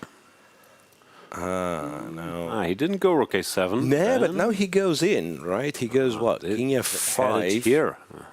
He goes king f5, and then if... No, I still don't get it. King f5 if I take on c6. What? Just takes and takes f2 now, and then rook f3. No, I've hallucinated. I thought there is a check on the f-file. I mean, there is indeed a check on the f-file. Not helping. Yeah. Yeah, so white kept waiting, and the king's already on f5. Rook b8. King f5, rook b8. But now... You can shield your king. Something is finished, I think. Hrant Sargsyan. Hrant Sargsyan wins against Corey. I think it's official by now. Finally coming through. Yeah, Mickey is done apparently. Yeah, and he trapped the rook. He did trap the rook. He did trap the rook. Wow. Good job by the legend. See, after all these years, still setting up his own pieces. Gabriel Sargsyan wins against Maxime. What? No, they should draw. No, but there was some horrible blunder. Opponent game is not good. Yeah. It will be tough to come back with, with black against Sargsyan. H5. As a defender, I will always take here. Such a lot of experience. So this allowed rook c4, and he missed that black can go for the pawn end game. Yeah, so Adam says one. So what we have in progress, like Blohberger and Kartikyan Idani, right? That's it. That's I mean, this one as well, but yeah. This one is overish. We're a little behind here, but I can imagine the moves. Take this. Yeah, king desperately f7. Marches here. Black goes here. And he White resigns. Yeah. No, he took. No, he can also do that, but he could also have resigned. Yeah, it's not clear. This is not a very close race. No. No, certainly not. This is not...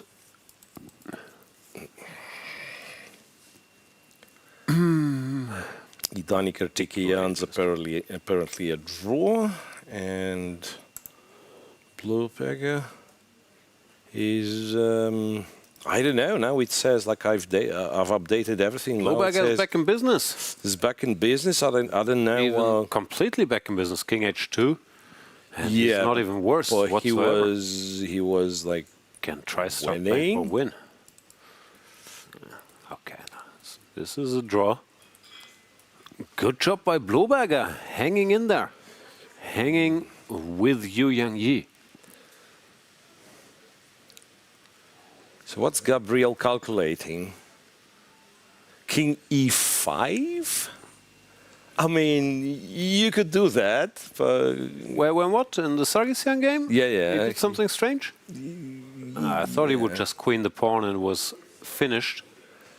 King e5, but it is finished after king e5. He's trying to be super subtle. Yeah. Blohberger will be a draw against Yangyi, like everything getting limited. Maybe a draw by now, so we only have Kartikyan Idani going. What can you tell us about Kartikyan and Idani? I don't know. Played Idani once. a long time ago. I think I also did. I think he was a kid back then, and I was not a kid. But I could So be you wrong. I think so, but don't look it up and say you never played him. Leave me that victory in my mind. I think I also played Kartikeyan once, but I could also be wrong.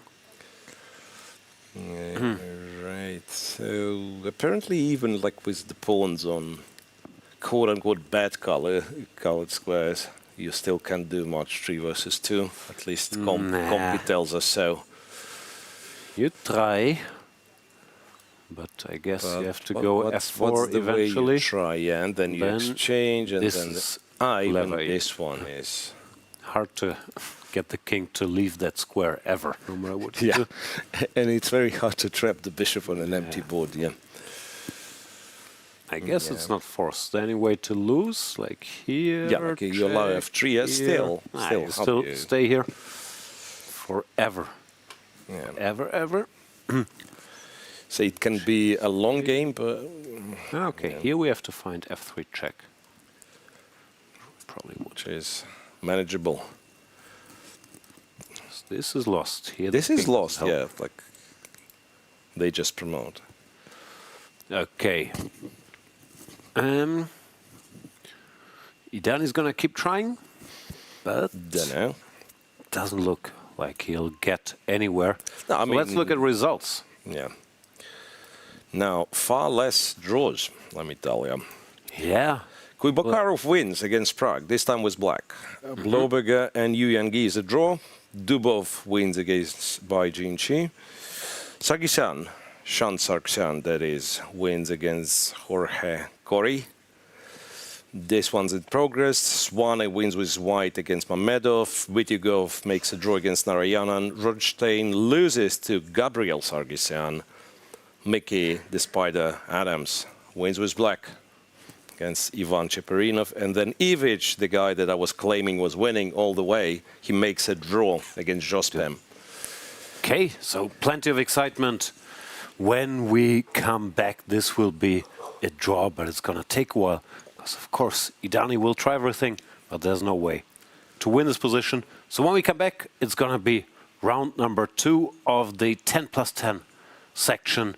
Can Pragg make another miracle happen in this match, or will the young Indian superstar really get kicked out in round number 2? Stay tuned for more drama.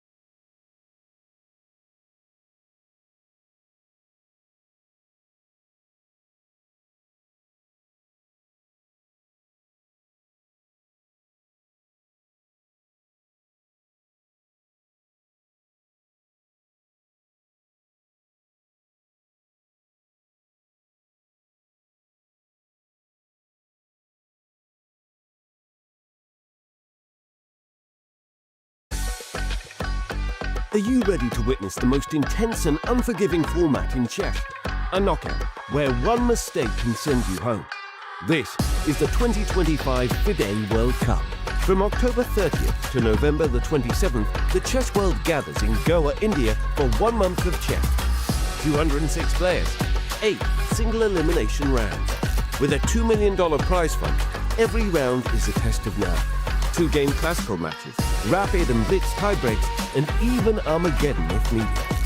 For the top 3 finishers, the prize is even greater. A ticket to the 2026 Candidates Tournament. This is the chance to earn the right to fight for the World Championship. The FIDE World Cup 2025. Only the strongest will survive. Chess is more than just a game. It's a tool for empowerment, connection, and transformation. In 2025, FIDE is proud to launch the Year of Social Chess. We believe in the power of chess to bring about positive change, from therapy and education to rehabilitation and inclusion. Social chess is our way to build a better world. The Year of Social Chess will introduce groundbreaking initiatives across the globe. Monthly themes will address critical social challenges: chess for protection in refugee camps, chess for cognitive health among the elderly, and even chess for addiction recovery. Through this initiative, we are mobilizing communities, conducting research, and creating opportunities for all to experience the joy and impact of chess. Join us for online chess events, global conferences, and even a documentary film festival that will showcase the power of social chess. Let's make 2025 a year to remember. The Year of Social Chess is here. Let's change the world, one move at a time.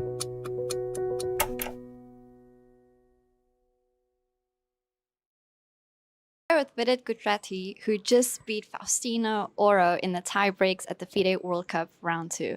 Vidit, this was definitely the match to watch. You know, Fausti is an up-and-coming youngster. You're a top-level player. Tell us about the classical games first. These 2 draws. Were you happy about that result? Not really, because in the first game, I was in slight trouble. And in fact, I feel this was his best chance in the match because I was not warmed up and my position was significantly worse, but somehow he relaxed and allowed me, back in the game. So that was a big relief for me. And in the second classical game, he went for a very forcing line, which almost ends in a draw. I think his strategy was to not take too much risk, and the longer the match goes, he thought it's better for him because he's known to be good in blitz. But luckily, today I managed to play a good game. The first game was also very even, but the second game I think I played well to win. He plays a lot of blitz online, and this is, you know, he's known for being good at this time control. Were you concerned at all going into tie breaks today? Of course, for sure, there was that worry back in the back of the mind. Not only that he is very good, but I was not sure how I will play today because it's been a while since I played rapid, and here, you know, the cost of mistake is very high. One mistake and you can be out. I tried my best. I prepared before the game and tried to get into shape, and it seems to have worked out today. One mistake and you can be out is quite true. I'm hearing differing opinions from players. They love it or they really don't like it. It's a nerve-wracking format. What do you think? What's your opinion on this knockout? As you said, it's nerve-wracking. Like, I remember the last World Cup, I was so exhausted after it was done because this tension is not just during the game. It's also during preparation, you're thinking, and it's in the back of your mind. And to do this again and again for like 2 weeks, it takes a toll. But of course, the reward is also very high that you can get into candidates, you can win the World Cup. So it's worth it. But yeah, it's nerve-wracking. And to help with those nerves with it, you've got your wife here, you've got your parents here, your sister here, the whole family. Yeah. What difference does that support make, having all of them here in such a big event? One good thing that I like is, like, now when I'll go back, I can forget about the game and just enjoy very good company. Families, you know, they are the people who will be there for you no matter what happens. So that's a very, comforting thing. So I'll now celebrate with them and I look forward to it. My final question. We're seeing some top players being knocked out, quite a surprise, but true to this format, that is possible. Yesterday, Jan Nepomniachtchi posted on his Telegram channel about the conditions here not being so great. What's your opinion here? How are you finding Goa and the conditions here? I think the conditions are fine. Of course, organization is one of those things where you can always, get few complaints here and there, but I don't know what he was referring to. Tournament hall I kind of like, and the food is also good. I'm vegetarian. Of course, maybe because they're non-vegetarians, maybe they find there's less option. I don't know. He could have been more specific with his criticism. So I don't know what he was referring to. But also, I think many people are hating on him online.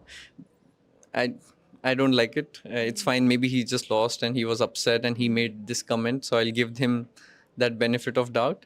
And regarding the conditions, I think organizers are doing their best, and I don't see any reason to complain. I'm fine with it. I'm enjoying, so no issues. Yeah, just a funny point. As a vegetarian, of course, we have so many vegetarian options, but I'm a non-vegetarian, and I even love the vegetarian options. So I must say, I've been really loving Goa. And you told us in Samarkand that it's the place to be. Have you been doing things outside at all? No, I didn't get any time. I don't know if I'll get some time today as well, but definitely if you guys are here around, you should look out for the beaches. There are a couple of them really good ones, and also the weather can be hot, but in the evening it's pleasant, so it's a good time to go to the beach. Well, thank you so much, Vidit. Congratulations on your win, and go enjoy celebrating with your family. Thank you. Welcome back, everybody. Some expert insights there from Vidit, but we have to get to the action because the game's already started. 10+10, game number 2. We have 10 matchups still going, 20 players fighting for their spot in the third round. Here we see some of the current standings in the tiebreak, meaning whoever's leading won their first rapid game in the 10+10. Now the opponent has to come back. See, for example, Kuybokarov defeating Pragg. Daniil Dubov taking the lead against Baijin Shi. Shansarxian finally turning the match around. Leads against Jorge Kori. Rasmus Svane is in the lead against Rauf Mamedov. And Gabriel Sargsyan, 3-time Olympic champion, is up against Maxim Rothstein. Let's jump into round number 2. Pragg with his back against the wall and played a somewhat experimental opening. It's a must-win situation, of course. Yes, don't be surprised if his position looks bad, right? Because that's the price he has to pay. Well, I don't like this last move from White. Knight G5? All this Queen C4 is already kind of funky. It's going for E6, Knight G5 is a little What is bit... this? Is it He's like a bullet Knight game? takes F7, that part I understand. Is it a bullet game or something? Cover them. Queen E7, then he wants to take the pawn, and his point is the knight E4 covers is protected, E4. yeah. But apparently black can be a little bit more clever, go queen to C8 pawn. Yeah, the point is the bishop is covered. The bishop's defended, and then, I guess, or knight C6 knight to C6, knight to D4, and then Pragg might get very good chances of coming back. Very direct play Knight from G5. Kuybokarov, Queen C4, which was alright apparently. Then knight to G5. Knight G5 is very optimistic, one has to admit. Feels like he's playing a simul where he's trying to end the game quickly with some knight takes F7. But he's playing one of the top players in the world. Kuybokarov actually rose to prominence by defeating Vishy Anand in a simul when he was a kid.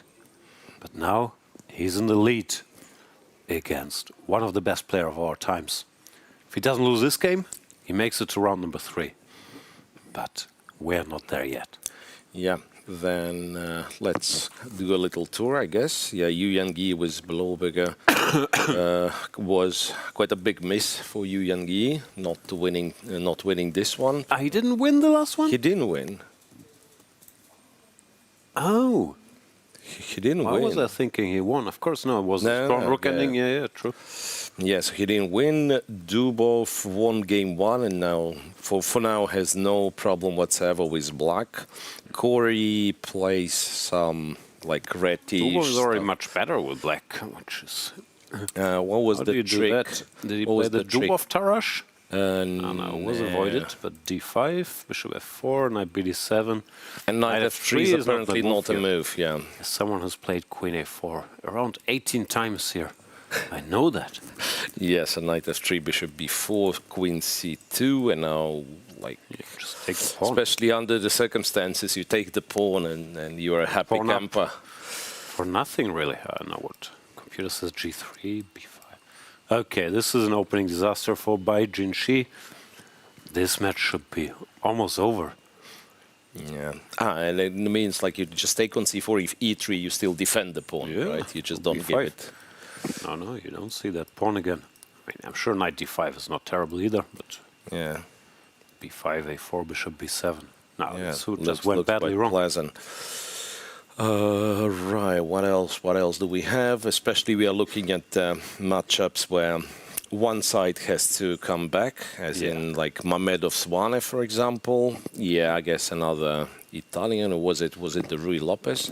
No, they've been playing these types of positions the whole match. Normally Swane was making draws without too much trouble, but now Mamedyarov has to win, so at least not everything will be swapped. Knight e7, castle, yeah, looks like fairly standard stuff as usual. Yeah. But also as usual, it's the small nuances, what's placed where, when can d4 be annoying, when is black fine. Modern chess, way too subtle for puny chess commentators. Yeah, that is, like, particularly this opening. Like, you know, you open the database, you see White has 6 different continuations, all of them being played by very strong grandmasters. And it has to be said, though, in the opening, it was a Rui Lopez with Queen e2. Queen e2, which is a rare line, but something people know. And here I'm a bit surprised that Rasmus played d6, because as far as I know, castles and d5. Castles d5, good. yeah. Normally, Rasmus would be aware of such stuff as well. I guess Rauf would just have played d3 and the game continues, but that's an easier way to play. Not that what he did was wrong, but now at least it's a bit of a game. Okay, right. Michael Adams also up. Yep. And playing a rocky solid position. Tough spot for Cheparinov, but he had to win this position against like Mickey. Kind of 2 bishops, but tough. It doesn't help you much. Too much, yeah. White just sits here, b3, rook e2, rook e1, queen f4. Queen f4, knight to c4 from e4, yeah. That is take, unbreakable. That is unbreakable. Breakable. Okay, so Mickey looking in good shape. Let's check back in with Master Praggnanandhaa. He found queen c8. Queen c8. White went d5. d5. E takes. Now knight e7 for whatever reason was stronger than knight f6, which is still fine. Queen b4, h6, knight to e4, knight to d5. And he's back at it. He got baited a bit in the opening with all this direct action, which I guess was fine, but why not castle, play bishop somewhere to have a good position? Yeah. Where black has to work to make anything happen. Yeah, knight d5, queen d2 is what he does. Now, I guess it's like you still have to be clever. This apparently is clever, not the most obvious move in the world. But it's direct stuff as usually. Knight c3, f5. Knight g3, you take. Okay. Okay, mess. But this is as good as Pragg possibly have hoped for after 12 moves with black. 14 by now. Knight e7 played, and yeah, it's not easy for White. Not easy for White at all. Like Compi says, go f3, but this is like quite sad, right? Yeah, these pieces are still dormant all over the place. Well, black's pieces have an easier way to enter the game. Yeah, to my surprise, Dubov did not take the pawn, but still, of course, is like perfectly fine. Just captured on C3. I need a draw. I'll be as solid as I possibly can be. Queen And also here, takes, let's say, bishop c4, rook c8 is probably what he's planning to do, right? This rook takes, queen a7, queen a8. That is looks fairly solid indeed. Yep.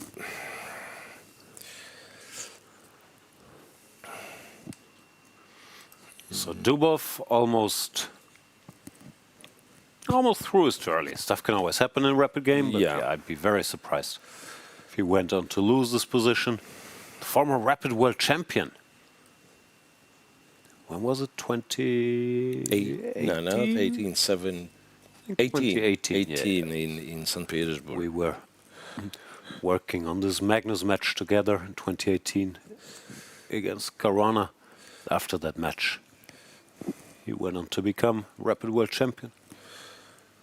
Queen takes.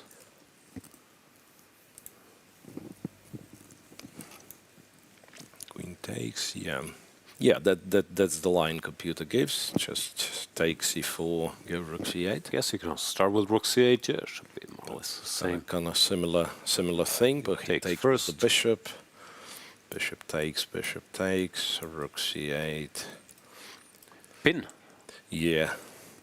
b3. I mean, it's never good. No, right? You can go b5, but worst case scenario you take. Yeah, you can just take, and the pawn's not great. Yeah, so queen a3, rook c4, and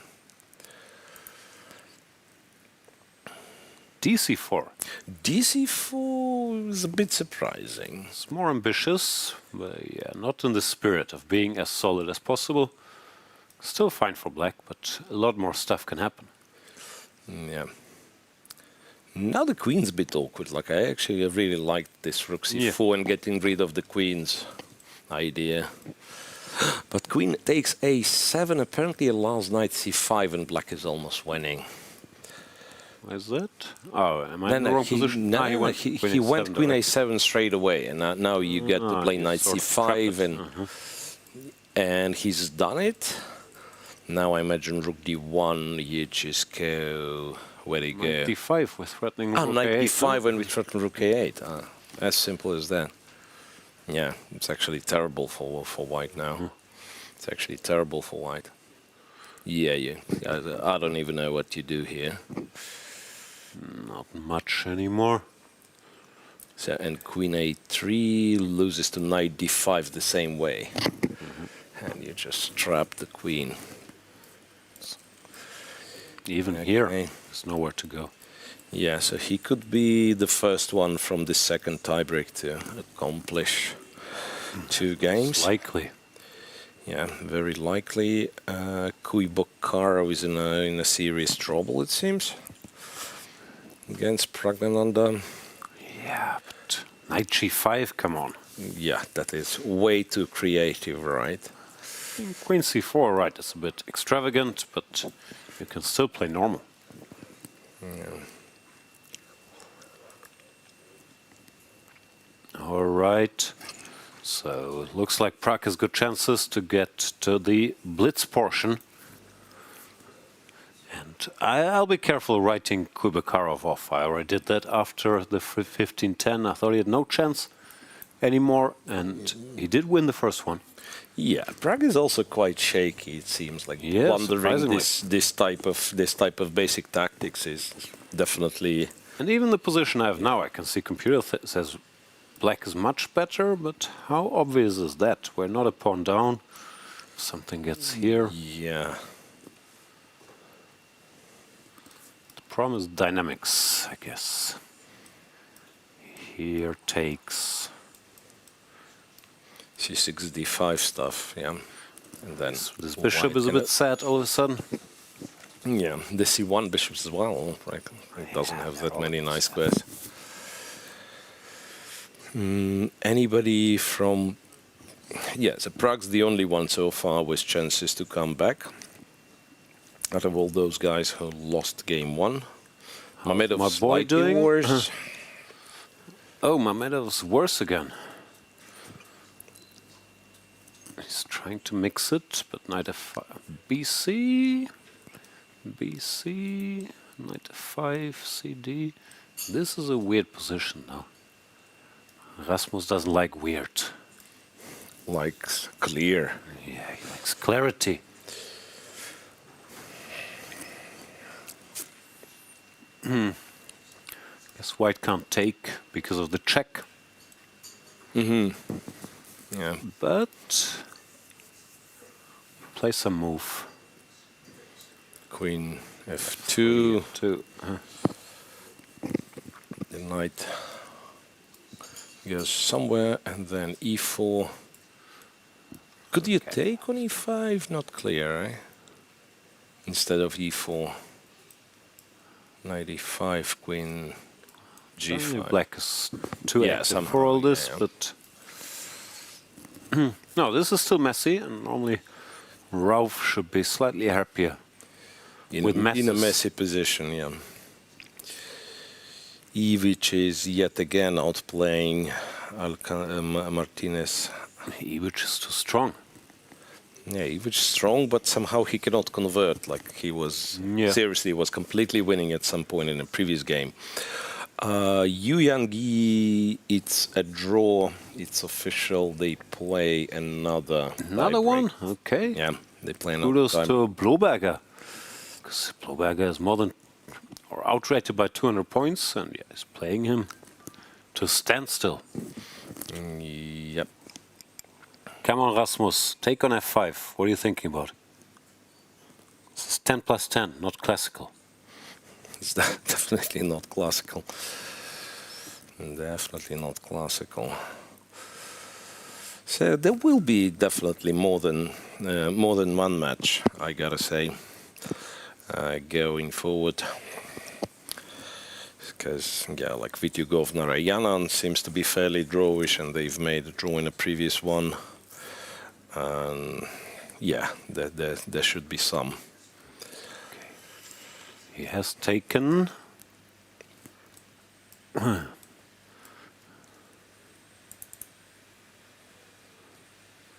more thinking, oh, this doesn't look good. If you go for the forced move and then you keep thinking, it's normally bad. Yeah. Both squares are fine, but just pick one. Queen c8 or queen g6.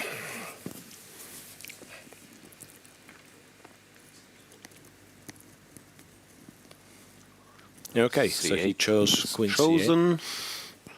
If knight takes e5, there's knight g3, so Rauf is not in time to take anything. Again, but have to play a of course, queen move. Potential, yeah, queen f2 looks normal again, or queen f3, I don't know.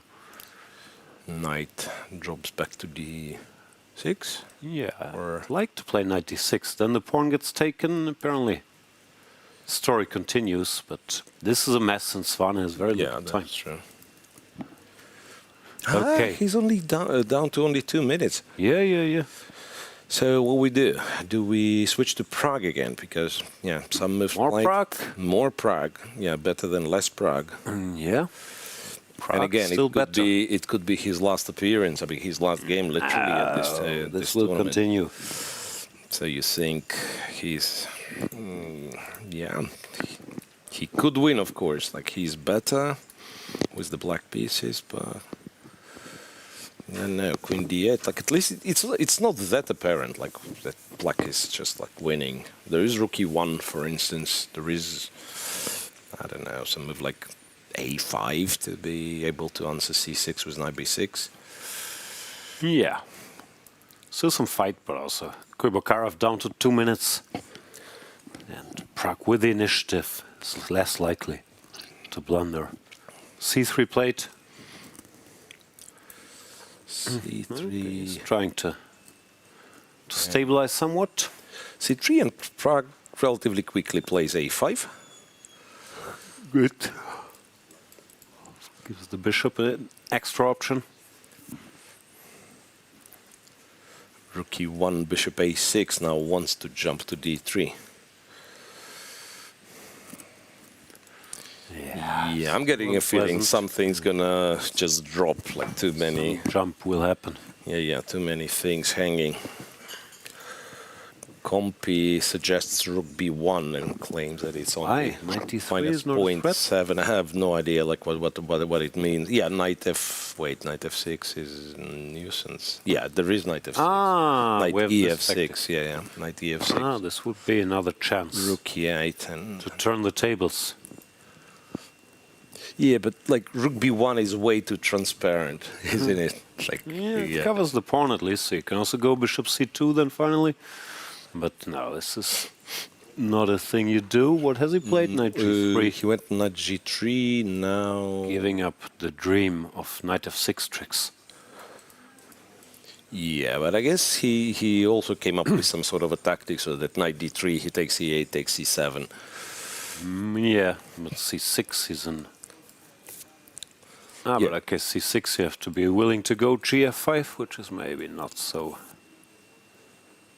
obvious. Yeah, that's quite rough anyway. Yeah. I don't know. Knight takes. Nice knight takes g3, which is still good, of course. Bishop takes. Now you can go c6, knight moves, and then just go from there. Go like d5 or h5 or whatever you play.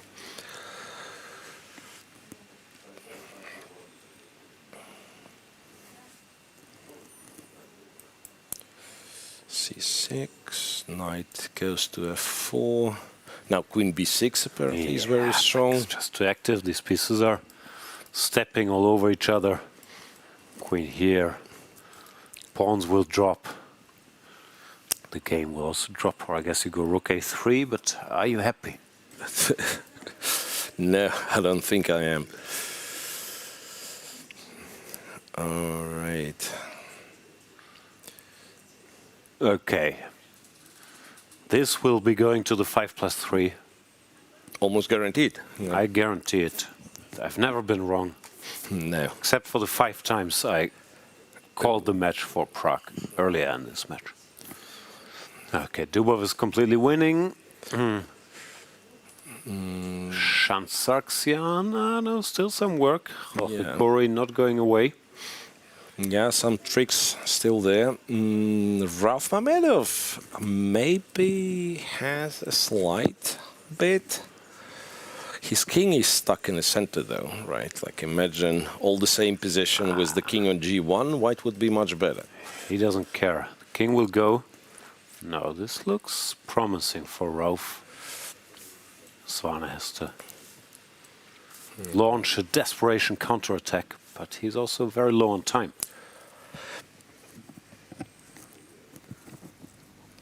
Yeah, so you can play what, rook d2 or rook a3 on a fancy day. Yeah, it's like I was thinking rook d1 if anything. Yeah, but basically like you put the knight on c6 if it's attacked, right? Rook d1 and then. Yeah, I think black goes rook a8 f5 and just hopes for the best, but it's a pawn. No, it is a pawn. It is.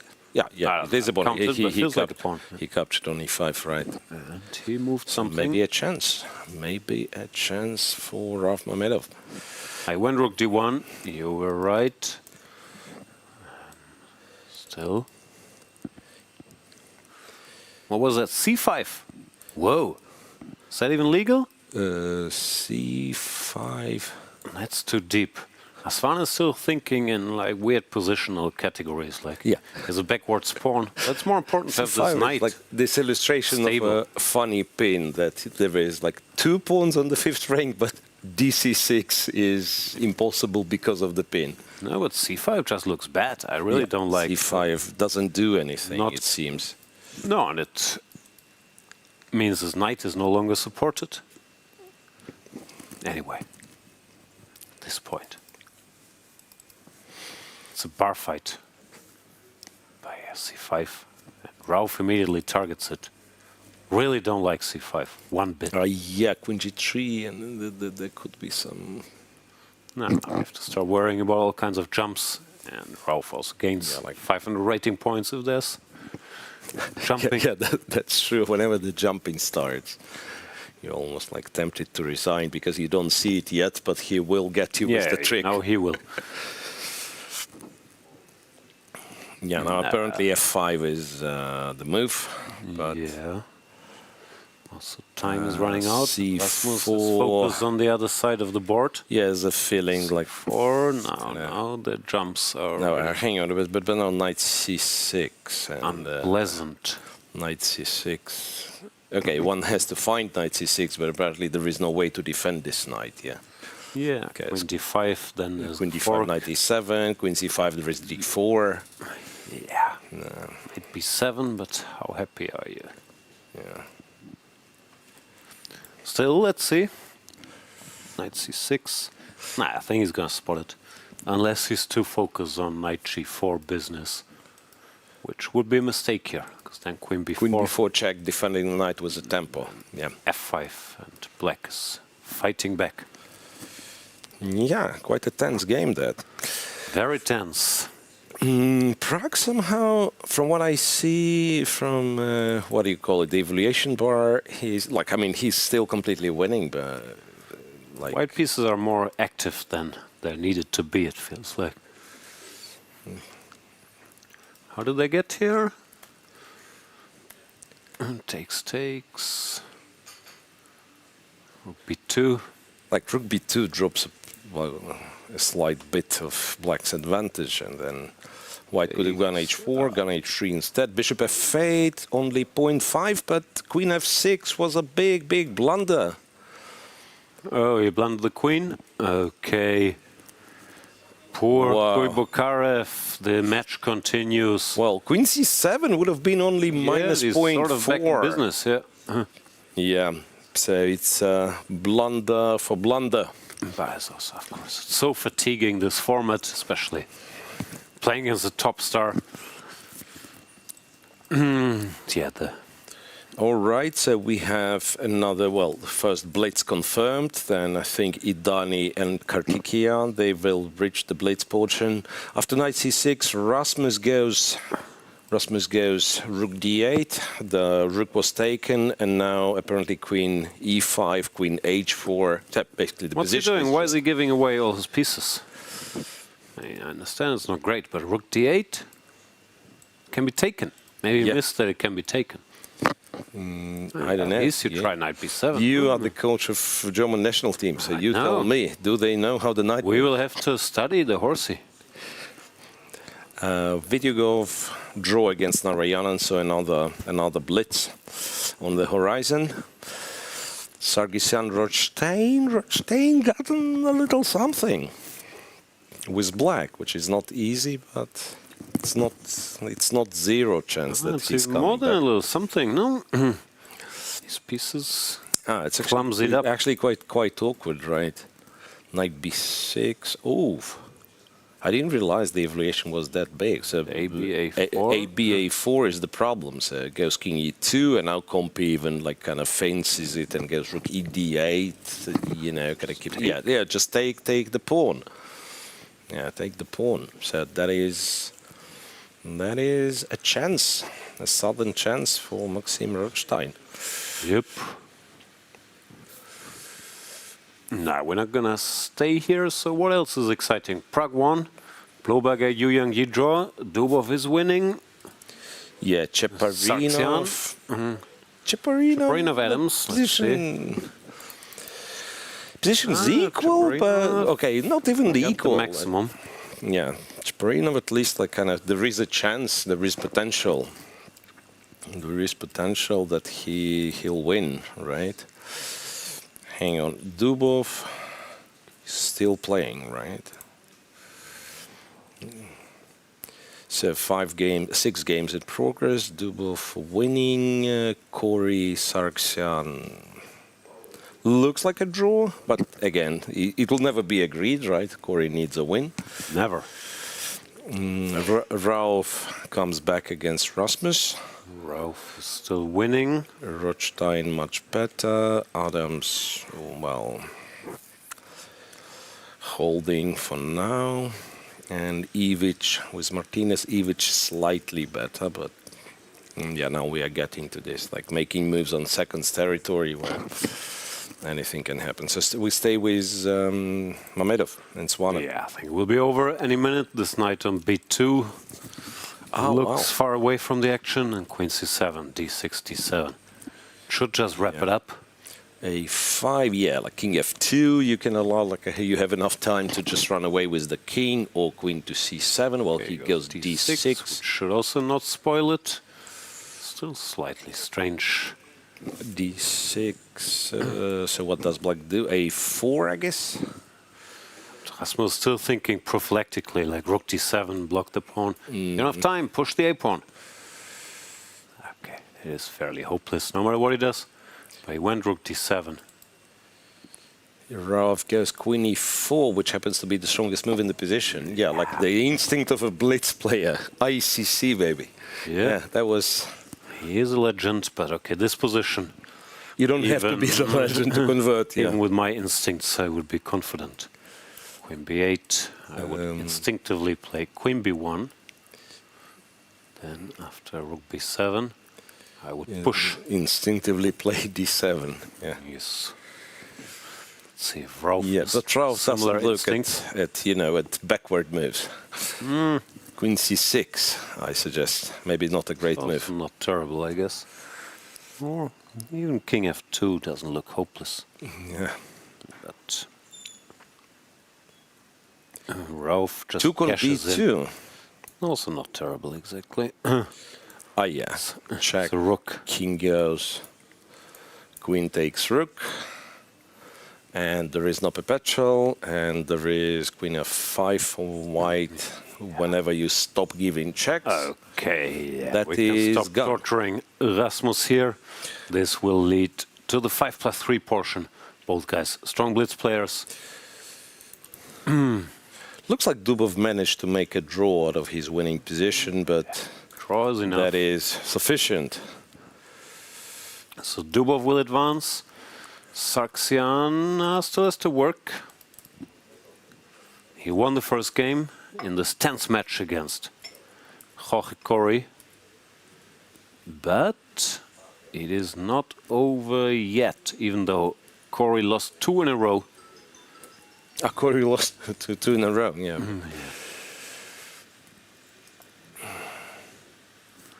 But he's a bit better here. I guess it should be a draw. Yeah, but still, like some chances, yeah. Like knowing that one person needs to win, yeah, you can imagine this. Try. Yeah, there've been instances of people winning any random position, which is like not dead draw. And even some dead draws. Shan Sargsyan, who I think by rating now is the top Armenian player. Could be wrong, but of course. Armenia, an amazing chess nation, won the Chess Olympiad 3 times, led by Levon Aronian in those days. But also Gabriel Sargsyan, who we just saw, had a big part in that, together with the late Karen Azrian, Akopyan, many great players, and the new generation with Sargsyan, Matirosyan. It's trying to fill these big... A lot of sounds, yeah. Doesn't white win a pawn like that? Somehow he doesn't, right? Because his own pawn was taken. No, but now you take f5, king e6, rook c5. Maybe a certain time to make a draw, but who knows, really? Bishop e5. Yeah, like the a-pawn is running fast, I guess. That's the point. Like rook a3, a4, and like you combine the pin threats and g4. Now, rook a3 apparently is equal.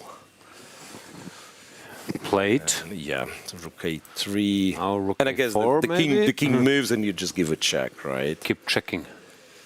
Yeah, king e4, you give a check. For now, white. What can white do? Goes back, yeah, rook back. Shunt is focused.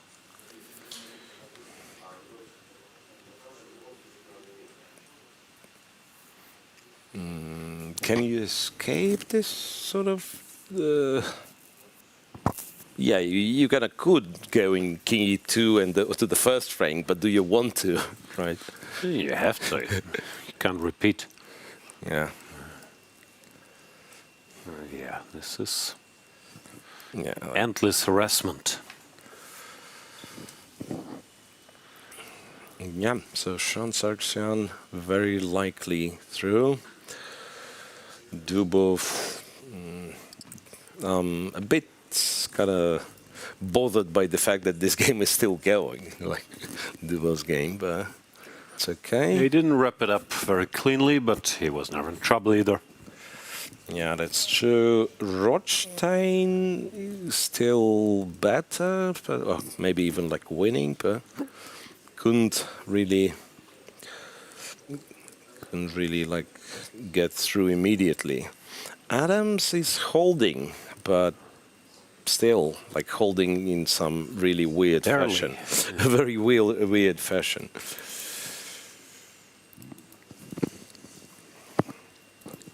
This is the Adams Cheparinov game. Ivan Cheparinov needs to win in order to level the scores and keep the match going. Now he, at the very least, has a chance. Yeah, I read there's pawns far away from each other. Bishops are good because they can both stop the pawn and help his own pawn. But computer says 0, 0, 0. I don't care. What you read in your old books? One of the good lines is just to give checks with the rook, apparently, which is quite amazing. So check, king f2. Yeah, I guess like you keep an option to go to a1 this way, but the bishop's problematic, I guess. Check, king back to e1. d6, I thought, and then just take... Bishop a8 is what he does. Now, apparently, knight b3. So you go knight b3, and then you do what? Then you try to get the pawn to a7 or something. That's still not clear to me why it is such an equal position with black having 3 passed pawns. Yeah, he keeps chasing the bishop around. But rook c8 was wrong. Now bishop d5. The bishop is untouchable for a moment. Rook c5, king d6. Mickey doesn't look pleased. If a6, then the rook just comes here. Yeah, check rook behind, and then this pawn is of no value whatsoever. Yeah. Which I shouldn't be saying about pawns now that I'm thinking. Pawns are valuable Pawns sources. are humans too. Yeah, Mickey's in trouble. Yeah, 6 rook h1. What you do? Okay, I mean, you get to take h7, I guess, but then you're just like pawn down, and yeah, it could be objectively lost starting from here. And also the trend is not a friend of Michael Adams in this game. No, it should be lost, no? Do you even get h7, like rook ah, rook Yeah, I mean, h8? you give a check. Yeah, you give a check. King d6 for whatever. Why is king d6? So something that I don't quite get. King e6, then you go a7. So king d6 to be able to collect the pawn. Yeah. Now he goes king e6, which felt a bit more natural, staying in touch with e6, your g-pawn, but now the a-pawn remains on the board. Yeah, somehow. a7, h5 still looks... 7, h5, yeah, still... I guess the horsey can do some stuff. Knight b3 and... some weird jumps.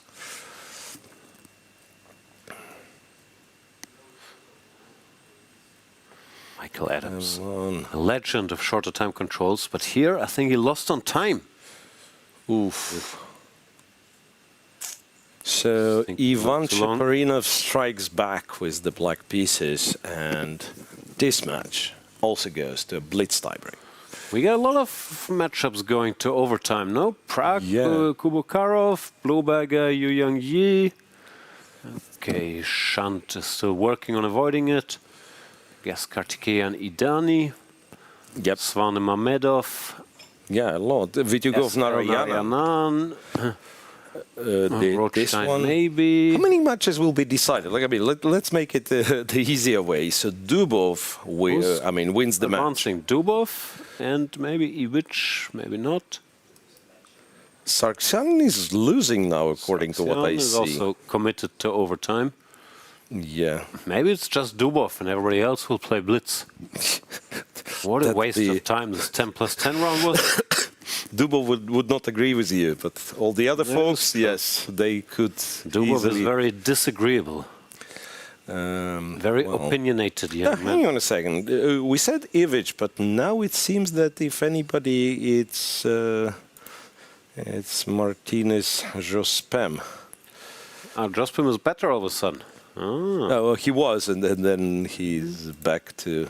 Yes, apparently King D4 was winning, and he went King D3, and now to King E6. Don't ask me why. I don't know. There we see. I don't know.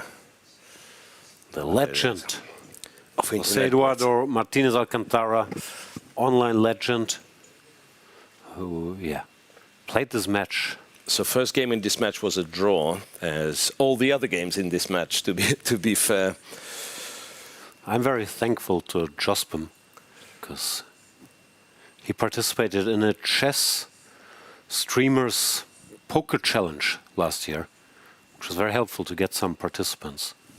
And he's a great chess player, not a great poker player, so it helped my chances greatly in the end. Yeah. Rook C3, Rook F4, and down to small apparently it's a draw, but King E2. Yeah, okay. I mean that's a human move. He's shaking his head. He missed Rook A3, Rook F3, so he has to. Yeah, but King E2, Rook A4. Yeah, Rook A4, and tables then have turned again.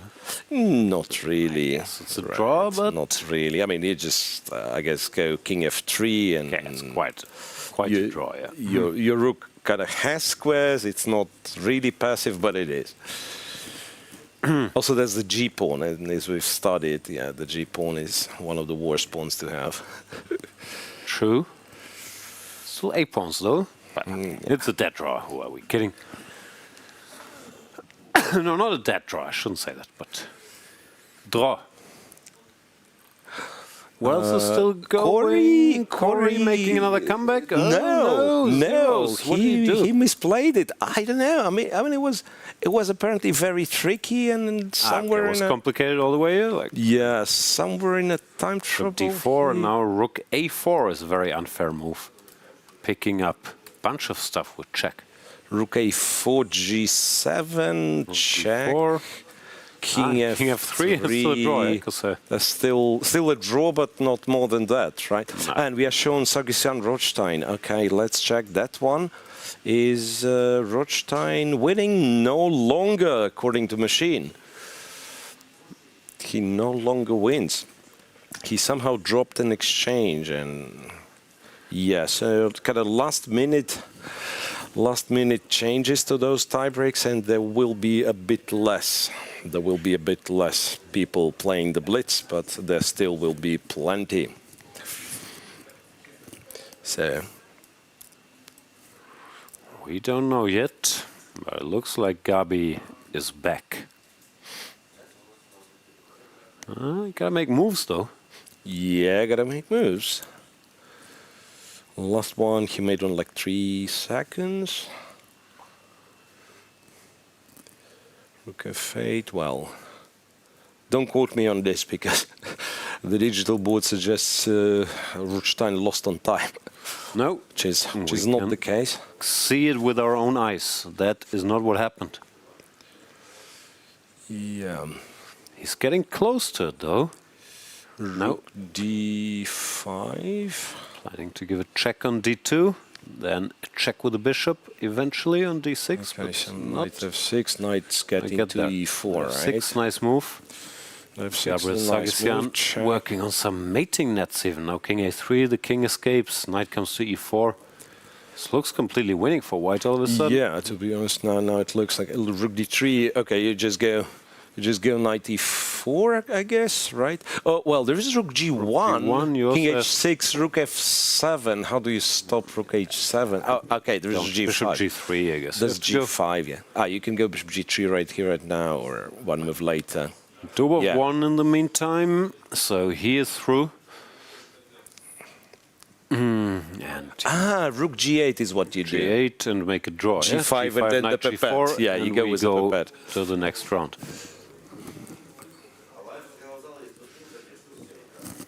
Whoa. Yes, Dubov has won eventually. It was, quite a game, but cannot really call it a roller coaster because he was never worse, right? Rook f7, g5. Coasting, but coasting, also rolling. He was coasting, and he was rolling, and he was coasting, and he was rolling. And rook takes f4. Better and why? b3 is hanging in the end. b3 is hanging, rook f4. Rook f4. So puts an end to Maxim Rothstein's campaign in this tournament. Yeah, he resigns. Good job by Sargsyan. And this is it? Question mark, because the boards got stuck at some point. I imagine Kourkoulos-Arditis should be... Sargsyan must have ended in a draw. Dubov won. Dubov won for sure. And Cheparinov won, so that means Sargsyan and Dubov are the two lone survivors. No, wait. Sargsyan as well. Sargsyan made a draw, of course. It's Sargsyan, it's Sargsyan, yes. And Dubov. And we have, that means what? We have how many? 3 finished. That means 7 go to the Blitz portion. Exciting. We'll be back with the 5+3 portion, because I've played the 15+10, the 10+10, and X is a big jump in time. 5+3. If then there are still matchups that end 1-1, they go to 3+2. So time is getting less and less. Stay tuned.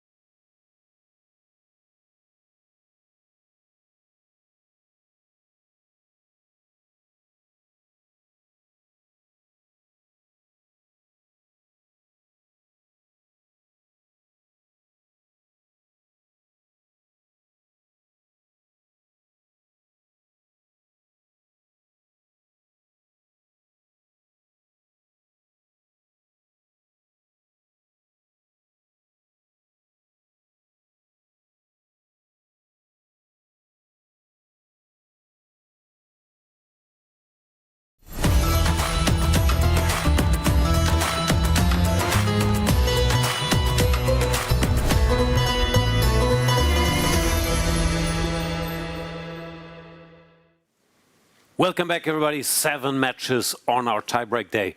Made it to the blitz portion of the event. 5+3 is being played. The game's just started. Let's jump right into the action. Praggnanandhaa still trying to overcome the steep resistance of Temur. Kuybokarov, Miro, what's happening there?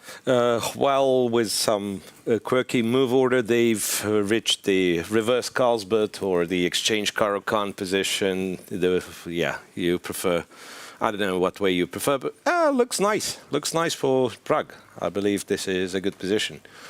So bishop went on f5, but then white tries to prove, you know what, you are too hasty with this bishop development. Now you can take on c6, go g4.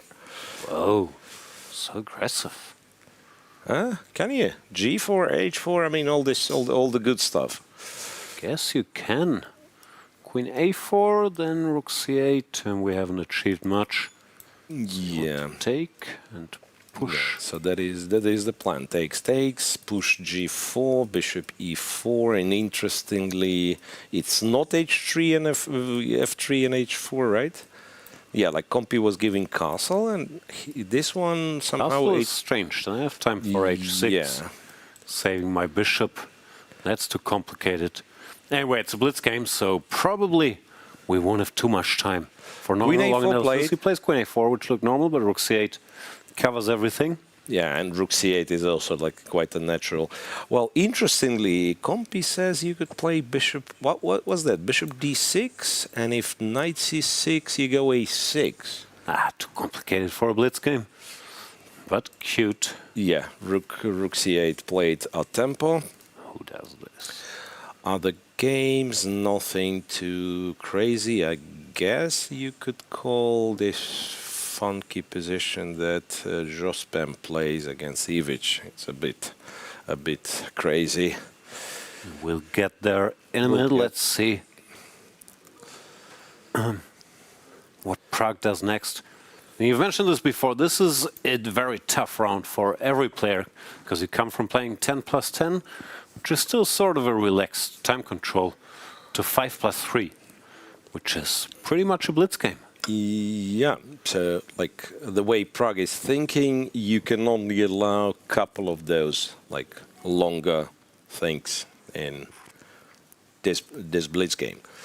He played a move. But what? Second knight to f3. Another knight to f3. Yeah. Second knight to f3. Slow. A6 is good, apparently. Bishop e7 could be less good because now you take with the knight. No, nobody takes with the knight. Yeah, Bishop looks unnaturally. Yeah. He castled. Now black castles and apparently has no problem. Black is very fine. Yeah, white has done all the stuff on the queen side, but it was defended. Now black once again. Pragg has trouble. Didn't achieve much. Getting a grip on Kuybokarov. Yeah, like his white games especially, like weren't anything remotely resembling success. No, black is comfortable. And Kuybokarov, what composure after all the setbacks and emotions he suffered in this match. Just keeps playing. Yep. All right, quick tour. Blohberger, Yangyi. I know. No, I don't know this. Someone looks a bit better for white. Yeah, like some King's Indian structure with the bishop on g7, not impressive. Kartikian, some very classical Sicilian. Standard stuff. Yeah, very, very classical Sicilian. Raufi. Slightly worse than some Tarash. What was this? Yeah, black Tarash. Black kind of has to take queen b6, but yeah, maybe it's not much. Not right? the end of the world, but a bit unpleasant to play. Queen d3, h4, rook c1. See what happens. Okay, Nikita. How's Nikita been doing? Obviously, the match is even, and here. Made a lot of draws so far. Yeah, that seems like a drawish match. Yeah, all draws. All draws. Same as Idani and Kartikian, right? Now they've exchanged wins. Yeah, so They've exchanged wins in the longer rapid. Mickey, something went wrong in the opening. Now bishop d5. He can't take with the bishop because c2 is dropping, and ed. It's not that pretty positionally with this bishop here. And last, no, this game there was something wrong, or is this? Knight d4, queen d3. Ivan chose to take on b3, and then it allows queen b3, and he's fine. Mickey's back to being fine. Right. And finally, Martinez with Ivic. Some very strange position. I don't even know what's going on here. I don't know what it is, but apparently fine for black. Right. And we go back to board one. Yeah. And do the tour again. We go back to board one, and this one's like our classical after all, stuff. Yeah. Reverse Carlsberg. Fine. Knight on d3 as the doctor. Also knight on d6 whenever we want to. That's what both sides are craving. Yeah, it's incredible how even all the games are, to be honest. For the Blitz, you know, we are, 5 minutes into the games, maybe more than that, and nothing crazy, nobody's rook up or anything. No. Pragg is also behind on the clock. He really struggles to dominate this matchup. I still think he's going to win eventually. But now he's doing h4 business, as Super Grandmasters do. It kind of goes rough for him, yeah, it's not easy.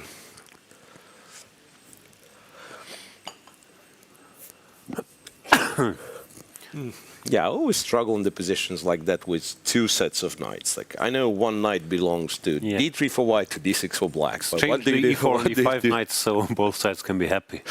Yeah, what do you do with the other knight? Queen to b5, and then... Maybe you take. Yeah, he does take. Goes Endgame, if you go a4, a5, you can... Yeah, like a4, a5, and then look for a right moment to put the knight on c5, go b4, like kind of connect everything, right? Yeah. Okay, he's done the first part. He went a4, a5. No. Knight. No knight. Knight was not played anywhere just yet. And now he's maybe seriously better because f3. F6 was an unlucky move. And hang on. Escalated quickly. And h5, you actually go to h2 not to block the e file. You insist. No, he did block the e file. No, that allows black to go king f7, but... Still unpleasant, because your knight doesn't have squares, no? Like knight f1, even where do you go? Yeah, through that, or... You can move the other knight, maybe, but ugh. Yeah, king h2 is another thing. Even better, yeah. King h2, not to retreat the knight from e3. I imagine knight f4 could be a problem at some point. Yeah, f3, knight goes, knight f4, like hitting e6, hitting h5. Not a pleasant position at all. Yeah, he's played knight f1. He's done it. Knight f1. Knight f1 allows knight f5. But f3, you go knight takes c3. Yeah? F3, you'll have to go knight c3. Not an obvious thing whatsoever. However, could be a good thing. Cool, like you get a bunch of pawns. Yeah, because this also drops. But very far from obvious, normally you. Then again, Rasmus Swane is winning apparently against Ralph Mamedyarov. Ralph once again messed something up. One time. Messed something up again. How did that escalate so quickly? A4 was asking for trouble, inviting the rooks in. And even then, like go queen a6, trade the queens at least, right? Okay. Now he's just losing material. Yeah? Knight e7, knight takes d4. Yeah, well, no, it's gone completely. Ooh. It's gone completely. It's plus 3.5 for white. Another roller coaster. What did he do? Rook e6? So what was that? Looks like rook e6 on the camera. Yeah, it was rook e6 now. Just like you don't have to be don't have to be fancy. Move the knight, win the game. Rook c1 is good enough as well, because then, yeah, knight moves and you take on d4, and once again you hit both. Rook a6. Okay, so now, let me tell you, knight takes d4. The move that was played. Magic. But bishop takes d4. Rook c8 is still checkmate. Yeah. Checking. Okay. Rook e7. Look very good Rook c8. Checkmate. Yeah. Rasmus takes the lead again, but can he keep it again this time around? He's the German Blitz champion with a very impressive score of 26.5 out of 29. It's a strong field. So he's good at Blitz, but at this stage, of course, it also comes down to nerves. Table 2 is done. Table 2, I don't know who's table 2, but Mamedyarov has lost. No, yeah, but this one we just looked at. So, Blohberger still playing. Martinez is winning against Ivic. Like completely winning, and also the position is spectacular. Very winning. Very winning, so much winning. The position is spectacular. Even Charlie Sheen could not be this winning.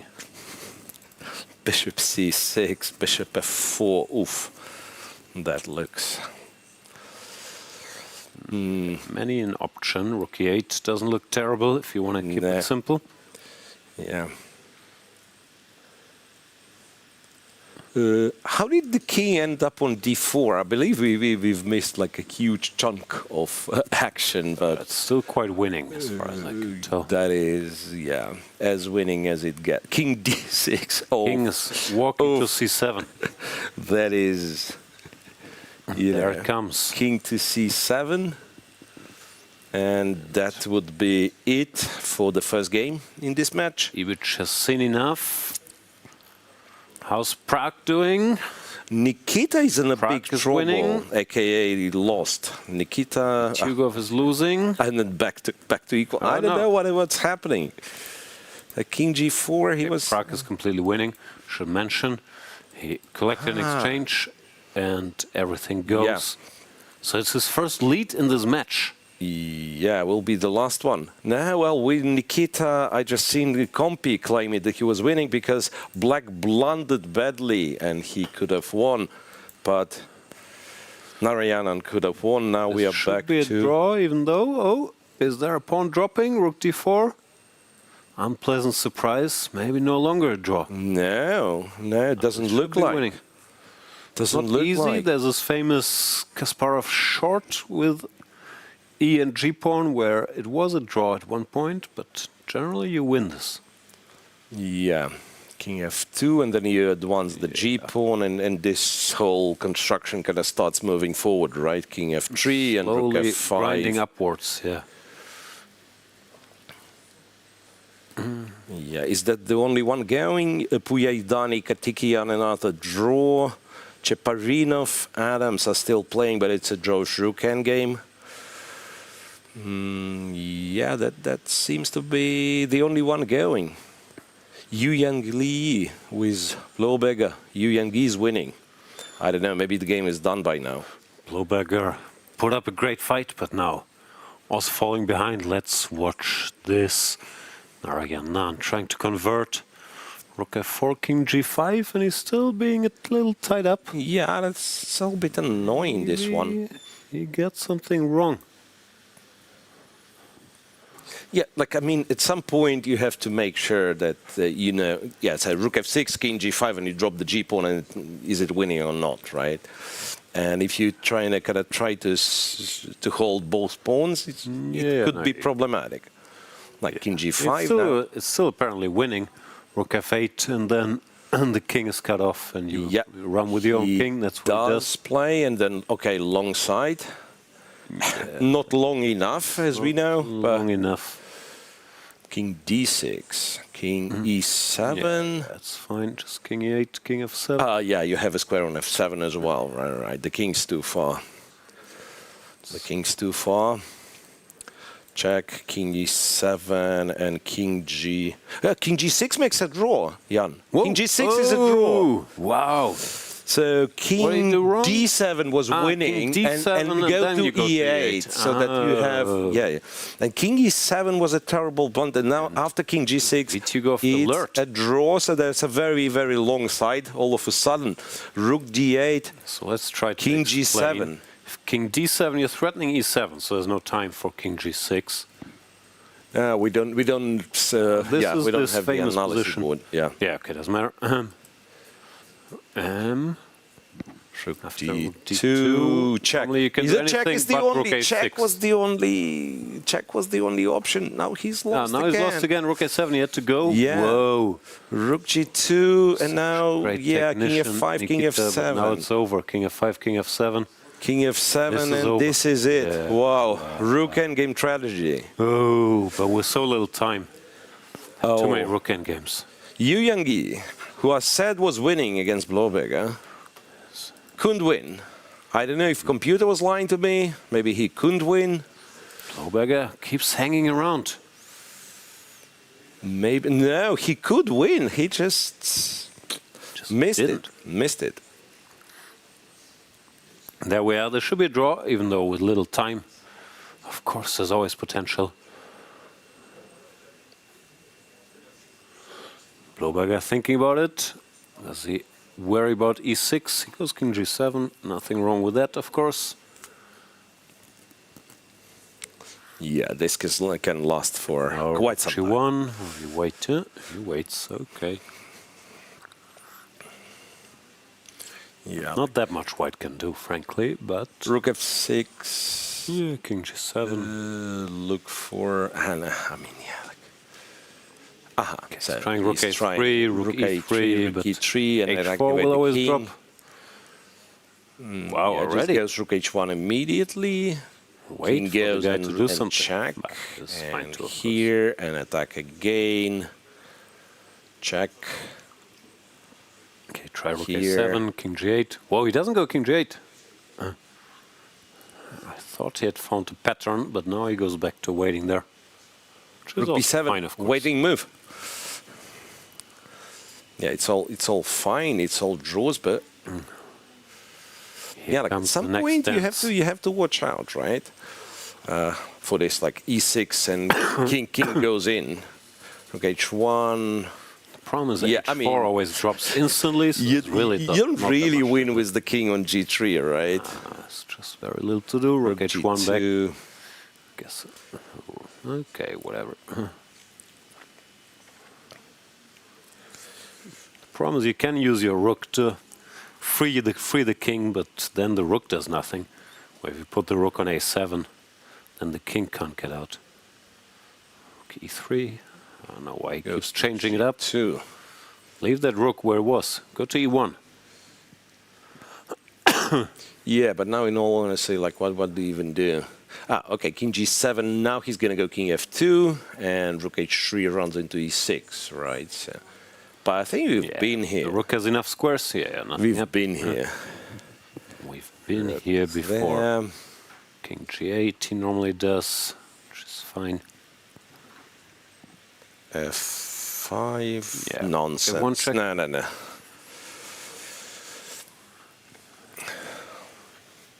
Okay, back. There's not much to do, Mr. Yangyi. Yeah, I'm just like king trying f8 to check, was it really a winning position? Back. Whoa, he keeps pushing his luck with his king on g7 with the rook on the 7th. I mean, it's fine, but it's still brazen.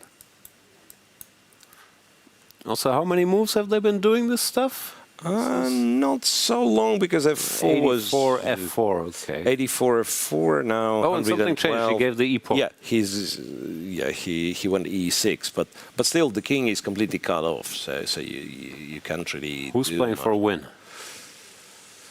Yeah, like rook. Also, there is e5. There's e5 if you wanted to. Need.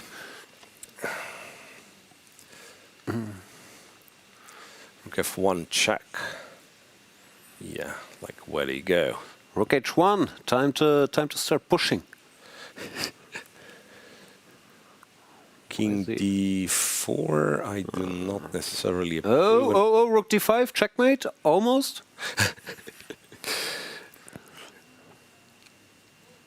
Yeah, like where does he hide? Yeah, rook like e4. rook Goes rook d5, and then keep it. Yeah, that is. Okay, it's that is good enough. Yeah. That is good enough. Rook a7. It is 3 versus 3. White is not even better.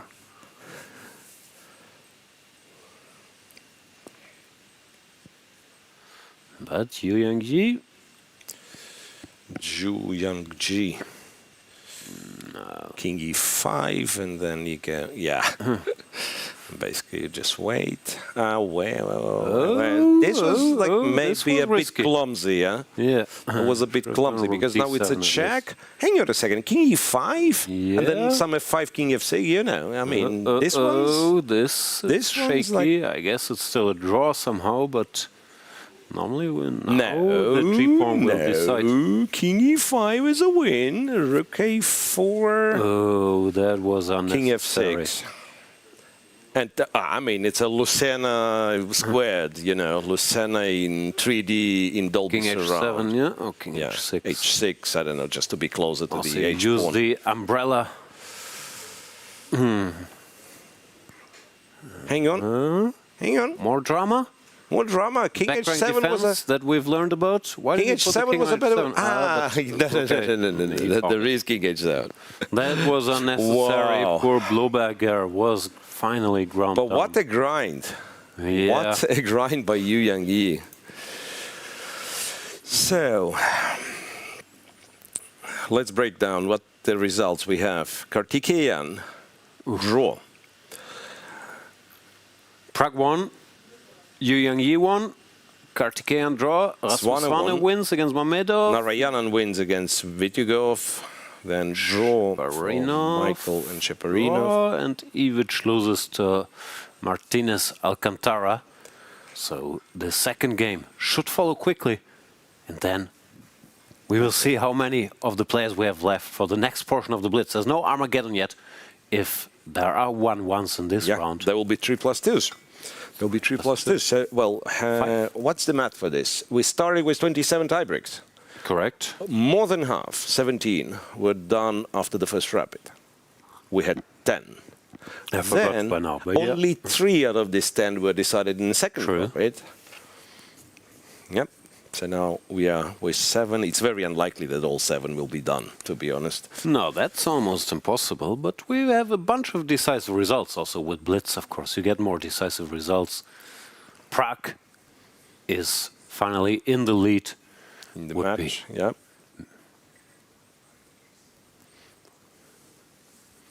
Would be a bit of a miracle if Kuybokarov managed to come back from this. Yeah. Something that we didn't get to check at all was Adams's game, right? The question is if like we could pull up a board and just check what was happening. Because at some point it looked like Mickey was like Mickey had like first off like he was even worse, but then somehow he was the one pushing. And he was doing Mickey stuff, got a little edge or a big edge, pawn up. Failed to convert. Nice trick here by Shaparinov. Yeah. Keeping it manageable. And this one, he couldn't really do anything, right? No, nice job. Yep, hiding the king. Okay, that looked like a good chess game. Yeah, bit of a disaster there for Rauf Mamedyarov. I just wanted to show this cute little trick here. Knight takes d4. And no matter how you recapture, there will be back rank issues. Knight takes d4, rook c8. Or bishop takes d4, rook c8. And it is checkmate. Yeah. Next round will start in 4 minutes. There was some funny, not so funny opening. Martinez against Ivic. I'm checking. How this funny can D3 Catalan, but with Okay, no, this is a thing people do sometimes. Yeah, 95 and F4. 95 F4. I've seen Sindarov do this. He takes. This look like this E4, D4, G4 is quite impressive, if you'd ask me. Not necessarily correct, to be honest. Maybe not correct, but with Martinez, you never know if he hasn't already played 18 blitz games with this idea. Yeah. And yeah, he got a small advantage, which then became a big advantage. One of the biggest advantages anybody's ever seen. Although the conversion here, rook takes e6 and king d4, it's fine, but like, isn't a rook enough for you? Yeah, that's like almost like couldn't stop himself from enjoying the position. Apparently, it was like too good. All right, let's have a look at the results. Then we will know who needs a comeback, who doesn't.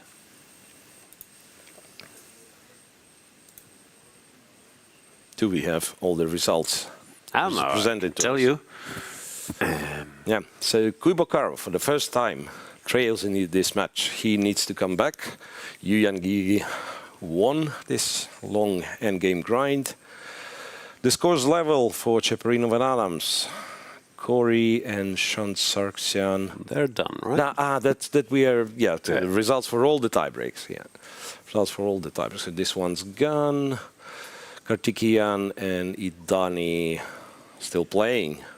Still not a single game decided. That's incorrect. There, Rasmus Svan is leading against Rauf Mamedov. Yeah, so I've seen it with my own eyes. Yeah, so it precisely. should be 3-2.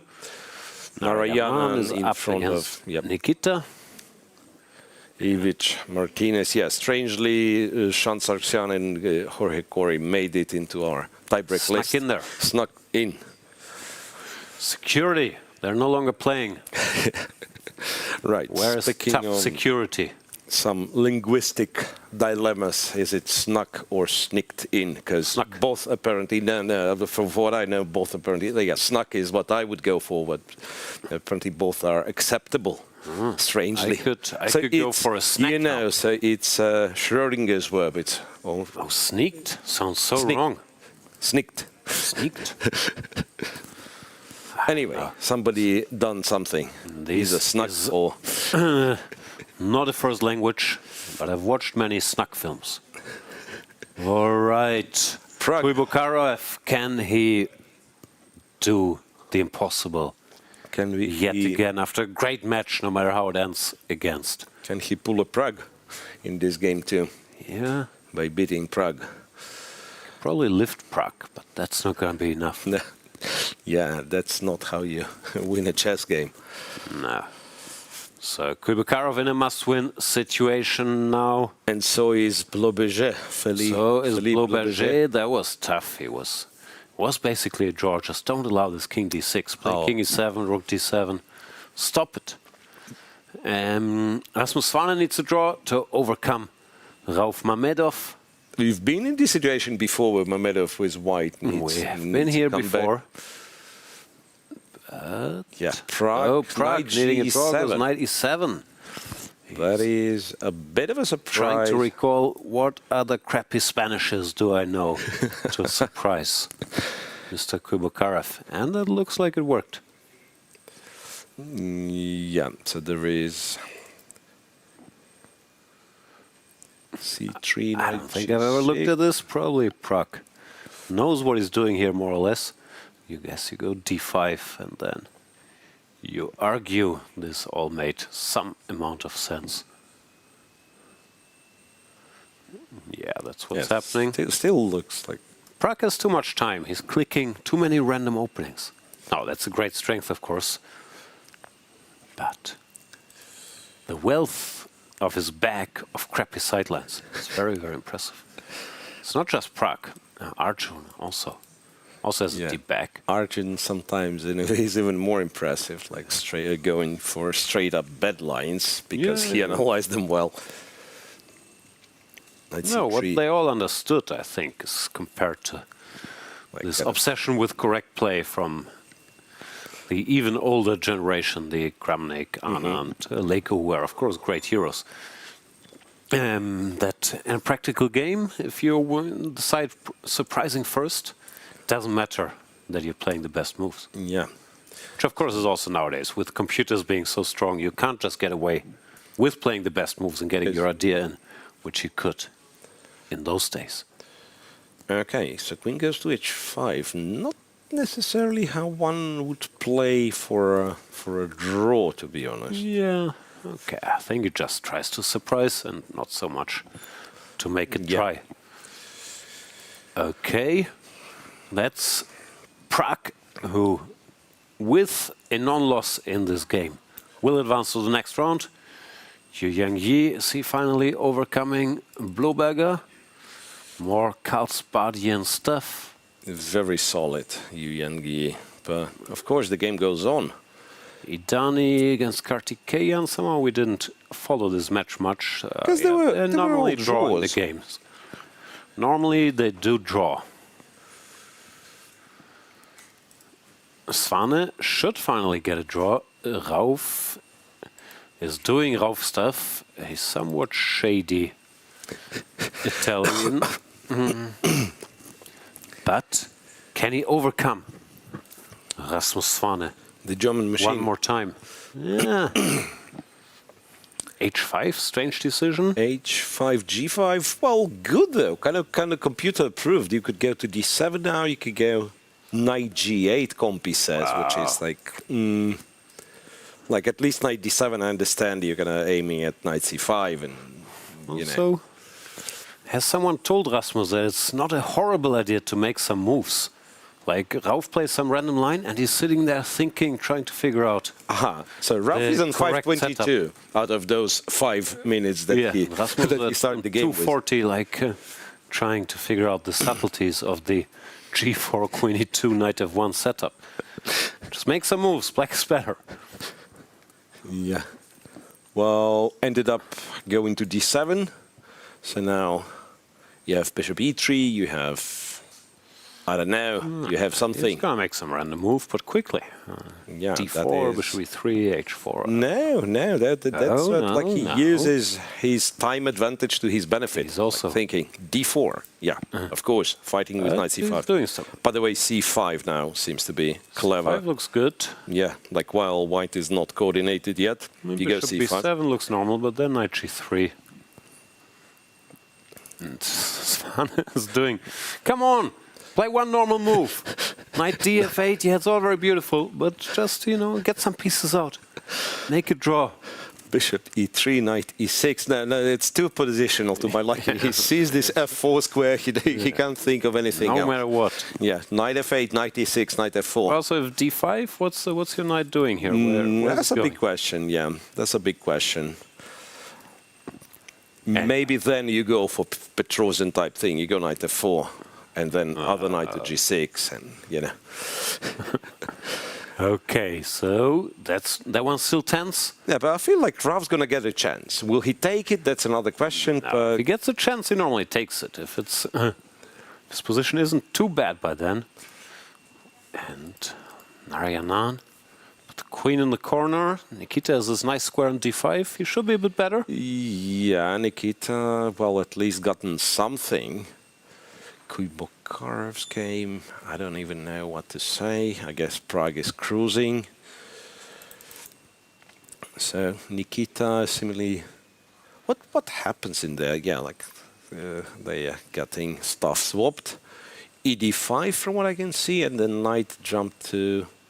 Yeah, this set of exchanges somehow did not benefit Vitigov the slightest bit. I think E takes d5 wasn't the greatest idea, because now Narayanan is it's not good, yeah. I mean, f5. Knight g5, bishop comes somewhere, yeah? Bishop h6, and what you do? What you do? He went h4, but then here, like, says... Yeah, I understand the point. The bishop on b7 is terrible, but queen b8, yep, opting at g3 and f4 if bishop f3 is played. Yeah, so that is... I have a very important question for the Russian-speaking world. Nikita in Russian-speaking countries is exclusively a men's name, or can it be used for both?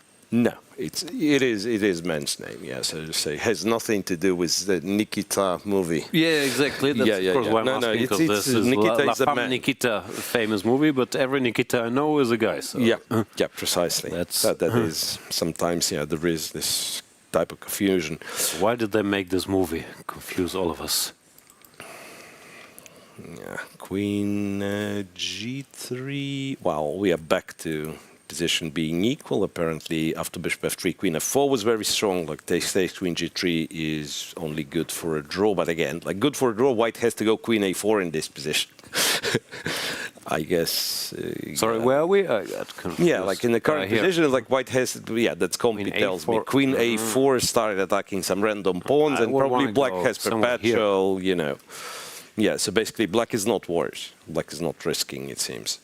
Rook E3, you know, that is very hard to win, I imagine. Yeah, complete mess in Rasmus's game, and yeah, more or less everywhere. But messes favor Raufi.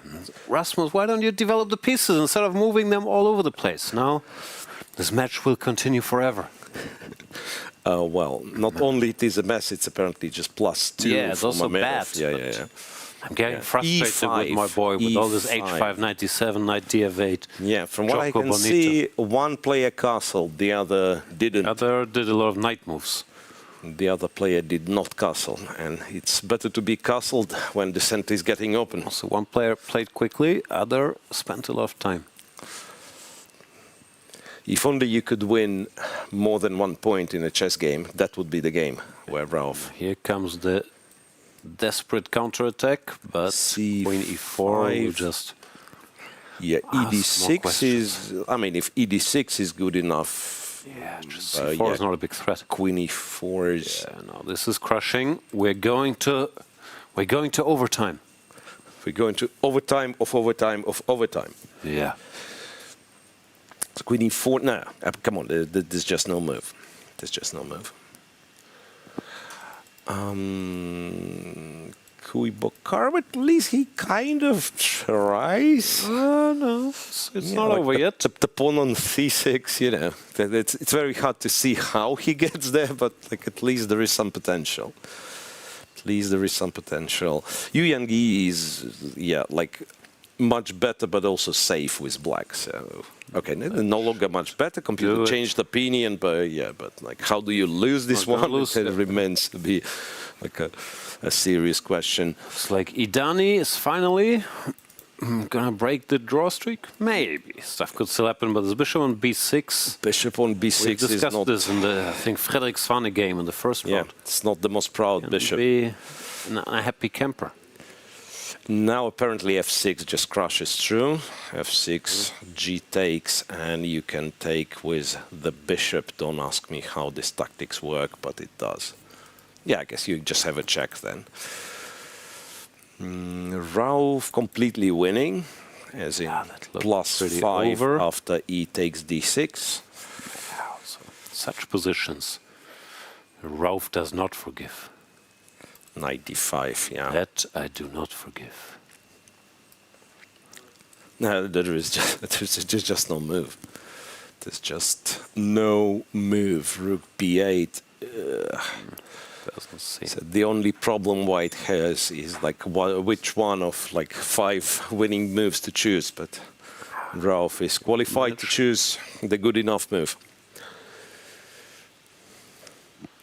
King F8. Took on F7, King F8, and this should be Knight F4. Yeah, Knight F4, Bishop B3, E6 is what you. E6 is nice, but AB is also pretty good. AB is also nice. Yeah, that's true. Okay, Rauf going to more strikes blitz. back. So we will get more blitz. What Rauf is going for him, he never seems particularly nervous. No, I mean, he loses these black games. Nah, he just sits there, plays some crap Italian, and seems happy, plays quickly. Boom. Right. Michael Adams is in big trouble against Ivan Cheparinov. could be the end of a tournament for this spider. Just look at this king on h8. They didn't put the pawn on h6 in the old days. Yes, he doesn't know all the dangers, you mean. Pretty sure he's aware of the dangers. Yeah, somehow it went... It wasn't that bad just even like a few moves ago, so he apparently allowed some... Anyway, yeah, the current position looks absolutely dreadful. Absolutely incredible. Yes, it's just always checkmate. Well, as soon as something happens here. Yeah, we are lagging behind. Apparently, they keep making moves. No, that was me, I think. Or, yeah. Bishop b6. It was taken, and then you just same point. Takes, and you can take on f7. No? We have queen f2 hanging in there. Yeah, well, it's good for white. Queen d3 is good, but queen f7. Queen f7. Yeah. Queen f7, rook b8. Rook There's b8 no for now. direct finish. Rook to d1, apparently. Rook f1 looks normal to me. Why not rook f1? If you play rook f1, you're no longer better, apparently. Queen b7. Chepa is giving some checks. Getting... know what to do. No, hang on. Is this going to be a draw? Are we headed for a move repetition? Check king g8, yeah. So he I think he's blew going it for away. the draw. He blew it away. Like with the queen on f7, it was winning. And there he was half offering, half claiming a draw, and almost lost some time, but Mickey shook his hands. Had Mickey thought about it a bit? Yeah, so Mamedyarov, Daniil has won the first game in this match and the match itself. How's Kubi? We call him Kubi. Kubi's winning again. Kubi is unstoppable. Wow. Absolutely incredible match. Oh my God. So Pragg even pressed the clock. Takes. Is he still winning? I don't know. Something happened there. I think Bishop e7. He played a bit quickly. Rook e1. He finds rook e1 and rook d7. Pawn takes, and there is rook h4, rook d4, and Pragg escapes it. Oh, Pragg tricked him. Pragg tricked him. At some point, he was completely winning. Oh, wow. Kubi, we jinxed him. Look at this position they had earlier. Move 36, he's completely winning. After bishop e7, all he had to do is go b6. Okay, but even takes. Takes was good. Rook d7 was less good, but white was still better. He had to keep the bishops. Okay, it's all gone by now. It's all gone by now. We have only... So Pragg advances, but what a match it's been by Kuybokarov, and all the credit. Resiliency he's shown, even being winning in this game after all the hits and misses that happened there. Absolutely incredible performance by Temur Kuybokarov in this match. Okay, Yangyi just makes a draw, it seems. Okay, that's all he needs. Yeah. Draw agreed. Yangyi advances. Also great performance by Blohberger, both in the classical and here. And he will be kicking himself for this 3 versus 3 rook endgame. Where? So, what do we have left? Not much. Chaparrinov and Adams. And they made a draw. Mamedyarov and Swan. It's all over. We'll go to the 3+1? Yeah. No, it's 3+2. 3+2, right? Yeah. 3+2. Yeah. So that's all we have. That's all we have. That's all we have. Mamedyarov against Swan and Chaparrinov against Adams. Is qualified, so Praggnanandhaa goes through. Yangyi goes through. Dani finally made it. Narayanan eliminates Nikita Vityugov. And Jospem beats Martinez, Ivic, right? Yes, wins against Ivic. Let's check their game. Okay, nothing. Yeah, that was not much, I guess. Went down, yeah. They needed, Jospem needed a draw, some Italian theory. Knight b8, knight d7, not what he is supposed to do now, but he probably knows his stuff. That's here. A blitz. Yeah, no, it's a blitz. You're supposed to play random moves quickly. Yeah, he does that very well. It's amazing. Yeah, I've heard of him being very good at blitz. Yeah, Ivic never really came close. Yeah, I'm biased about the Rasmus Svanen game. It's frustrating how he keeps getting crushed from these types of positions. Come on, Rasmus. Yeah, develop. He didn't need to go H5, like a lot of unnecessary stuff. Yeah, like a I mean, it was all fine probably, but he's thinking forever about some deep solutions. Make some moves. Anyway, the match continues.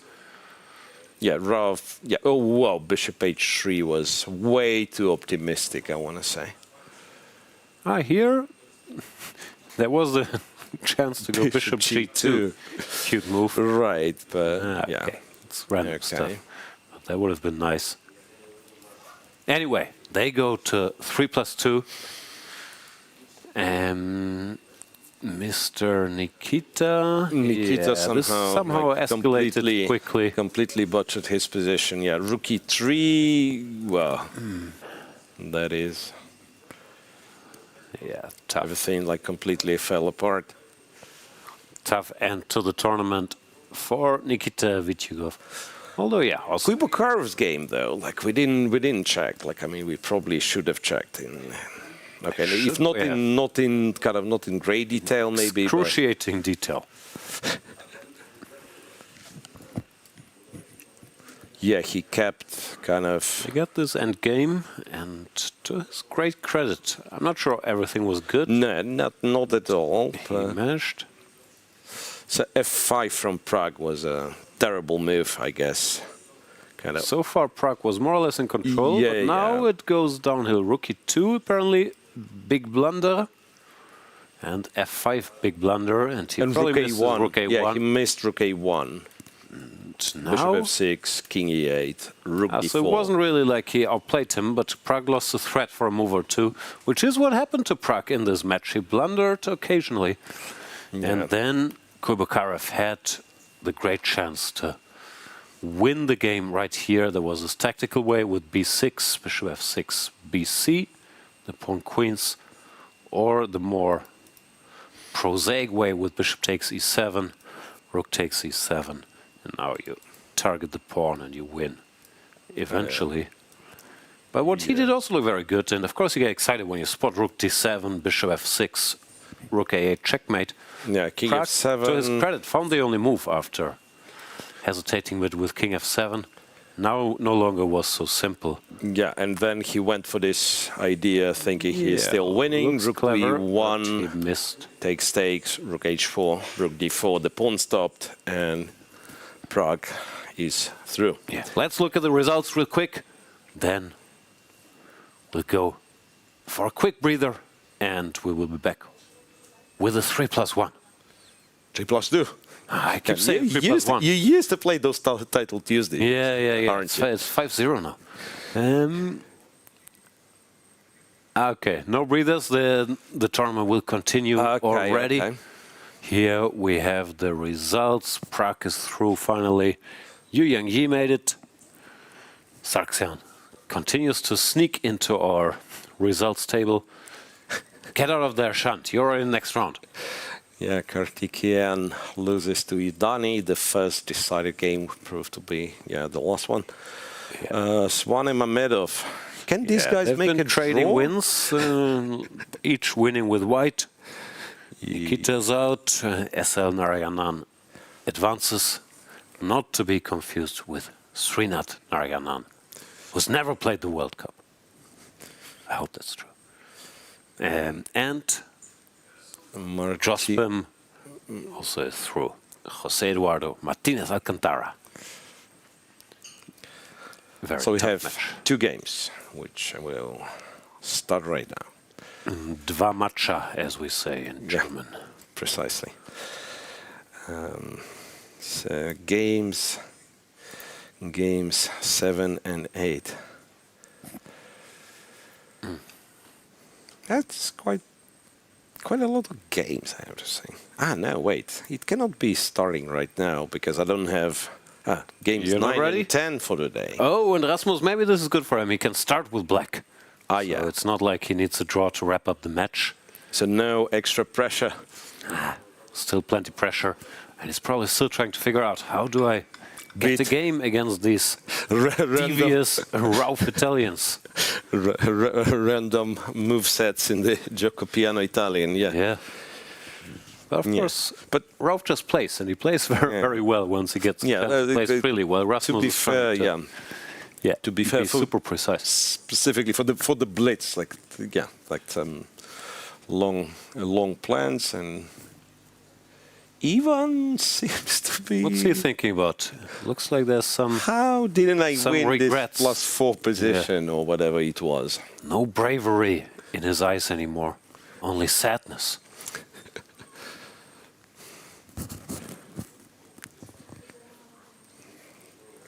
I think we can switch around a bit, but I must follow the Rasmus game if it ever starts. No. Why was his clock running? He had to give some seconds there. Protest. That was weird, to be honest. And Rasmus finally switched from E4, E5. Time to play some Caro-Kann, which is maybe his favorite blitz opening, and probably he's decided, okay, I keep losing in these random E4, E5 positions. Let's do something else. Now this is a Caro main line, which he should know. But yeah. 97. Come on, play C5. Nah. 97, 97. Yeah, okay, that's a slower maneuvering game, which I guess favors Rasmus. I mean, there is like nothing slow about 3+2 though, right? So Ralph does enjoy his maneuvering. Yeah. Hang on. Why can't I select our game? This only goes to 8. Okay, doesn't matter. We can watch here. Knight to G6. They do their stuff. Yeah, for those of you curious about the other game, it's anti-Maran Adams being. How can you see black, it? Why is it not here? Round 2, game 8. Game 9. All I have. I know, but it's not showing. Ah, here. Okay. We back. We good. All right, what do we know about this F6 move? I know nothing. I guess you recapture on F6? Yeah, makes sense. Knight F6, and this one, yeah, like Bishop D3, White is relatively happy. Yeah, structure castle. clarified, yeah. Looks like Petrov. Everything looks like Petrov in the end. Bishop F5, EF, for Knight on E4. But I like the decision by Rasmus to switch it up. His E4, E5s weren't working, was spending too much time. Here, at least, well, he also knows the theory, and maybe it's a bit easier to play. And also he managed to castle for the first time with black. Yeah, that's already quite an achievement, right? Very hard. I mean, castle he did castle in this game where the Knight C6 happened, but when he castled and allowed some Knight C6 and so on, it wasn't that great. Anyway. White apparently has to take on F5 right now. Yeah. Because, yeah, we're thinking Bishop G5, but then... He drank a bottle of water in one go. He's thirsty for some points, half points with the black pieces. One black draw, and Corday B. Okay, at dinner. Ralph goes Knight to E5. Is that good? Knight takes, pawn takes. Well, kind of. Knight takes wasn't great, apparently. Knight takes wasn't great. Yeah, now Knight E4. I keep telling these German guys, just make the first computer move quickly. How hard can it be? Right. But often they fail following my simple instructions. Yeah, and if you think of it, like, it's very logical you should be playing the Berlin guys and avoid Caro-Kanns and especially French structures, which we not too far from getting, yeah? Although, no, that time we're okay Knight with E4, F3, okay, Knight C5, F3 is acceptable. No. Bishop E3 was Bishop E3 looked more annoying, stopping Knight C5. Yeah, F3, now Knight you jump. C5. Yeah, I guess now you can take F5, Rook F5, Knight D4, and then... What's he doing? What's he doing? The horse has to jump. Not the bishop. Bishops are better than horses. Check. Now, That's actually well, not a bad objectively, move, no. Objectively, no. It's a good move. Not a terrible move. Not a bad move. Especially no. for blitz, keeping horses. Yeah, sometimes horses nice. are very dangerous in Also, blitz. take Ralphie's horses away. Ralph, well, could make an argument for bishop e3, but that's too scary. So he trades instead, goes bishop f1, but this one's actually quite pleasant to play, eh? No, Yeah, white might be slightly better, but to play, the knight goes back to d7, everything is sort of compact, doesn't look too bad. Now d7 and c4 was played immediately, which isn't a great move because now there's a check. If you go king h1, black can put the pawn on d4. Otherwise, yeah, I guess you allow this. No, you don't want to give up the b2 pawn, no? Giving the b2 pawn. King h1, d4. And then for the first time, I think, Swan is up on the clock. Not just in this match, it's the first time ever. First time ever in his chess career. Yes. Chaparinov with Adams, that's some sharp position. So Mickey is fishing for some chances on the king side where Chaparinov's up a pawn. e3, c5, yeah. Swan is playing well, keeping control. And this position is so much easier to play than the previous ones. Yeah, like now he can do knight b8, knight c6, all this Jocko Bonito he enjoys. Now bishop g5, I guess, covered the e7 square. Yeah, rook f7, so there's no bishop e7. He wants to play knight b8. I know he does. Queen e2. I know him. Yeah, like h6. Kick this Still wants knight b8. Gentleman away. But h6, I don't know. Yeah, I'm scared already about some g4, g5 happening. There's a a5 that computer likes. So he's also afraid of g4. Yeah, like so he moves the bishop. Playing some like prophylactical stuff. So already he's doing all this deep stuff again. Yeah. Do you just go bishop d3 with white because you can pretend all you want, like you have a pair of bishops? Yeah, but like what does the bishop on f1 do? Wasn't doing a thing. No, I'm not sure. No, knight b8 might be a bit slow by now, maybe. You go somewhere else. a5, good a5, move. a3, yeah. Replayed. So what goes where? Rook to f8, knight to f8. Yeah, like I mean, if you could kind of somehow stabilize the queen side even more, then I would that's what suggest. he's working on.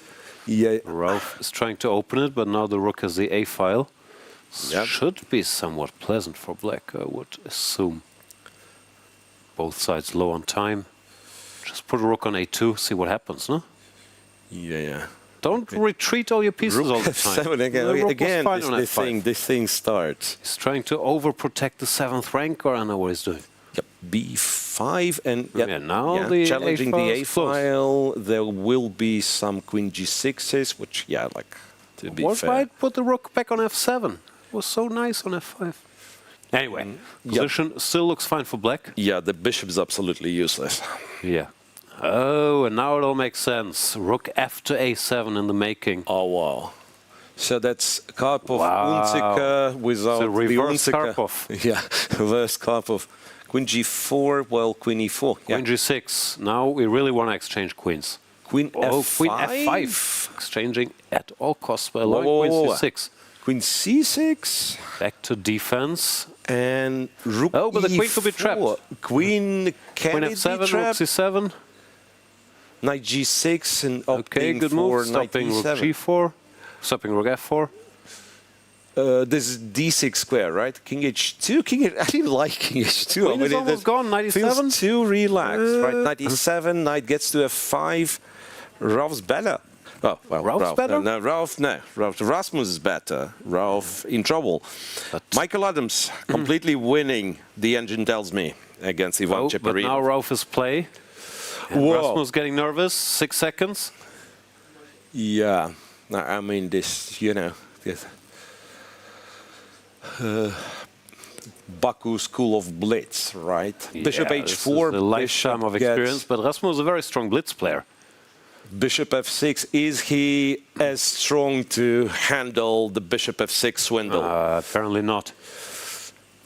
Rook takes, and then he takes, and rook The other a7 rook comes and it's over. And this is it. Wow. This is Rauf Mamedov that in play. escalated quickly.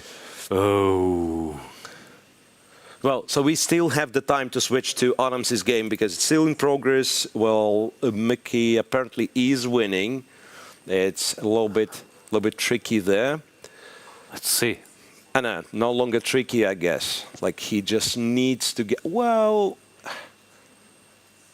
he has trapped his own knight, strangely. The knight on h8 is not ideal. No, come on. It should be completely winning, this one. Knight d4.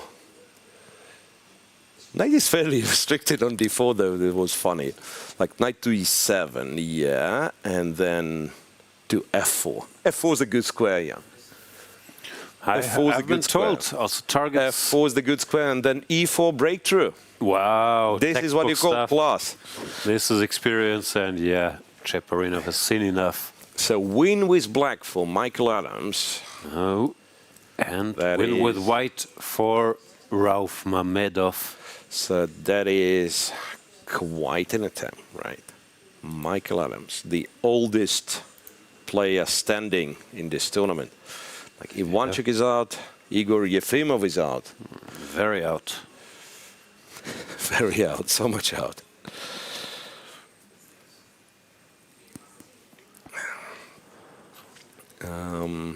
So he already had a lead, Michael, against Cheparinov, but then he... What do you mean? This is the first 3+2 game, no? No. I mean, he already had the lead early on in this match. Okay, yeah, so there were like what? 4 draws, then in a shorter rapid, he won first game with black, then he lost with white. Now he won the game with black again. Yeah. Some theoretical battle in the... whatever this is, the anti-martial, which probably was won by Cheparinov, who's an amazing theoretician. But Adams was not deterred. Yeah, like I imagine at some point, White was doing great. Yeah. Out of the opening, White, according to Compy, had a big advantage somewhere around here with the passed a-pawn. But it's never easy in blitz with these dark squares. You gotta pay a lot of attention to your king at all times. And Adams calmly improved his position.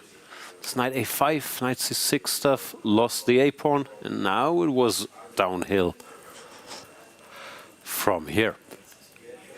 Yeah. Convincing victory for the Englishman. No point analyzing this move by move, but it looked like he always had things under control. And I need to go to the bathroom. I don't care. When they start, mute me or don't. Yeah. I guess we might still have a couple of minutes before the start of the next game. The question is if we will have game 11. Game 10 is about to start, but game 11, we don't know. For this, one of our players, or rather one of our players who lost game 1, have to strike back in game 2 of this 3+2 blitz.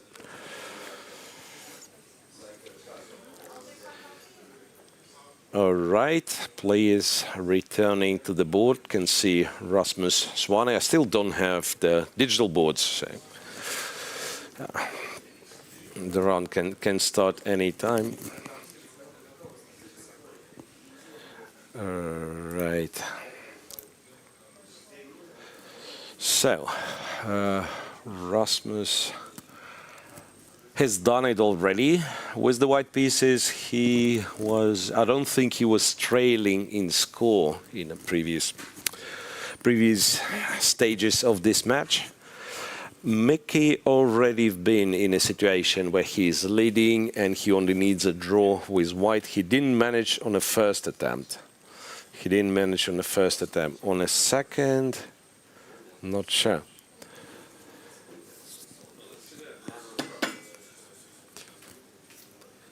All right. So, I don't look at it, like apparently we are missing Cheparinov because I've seen Michael Adams seated. I can see these two guys seated, and where's Chepa? Where is Ivan Cheparinov?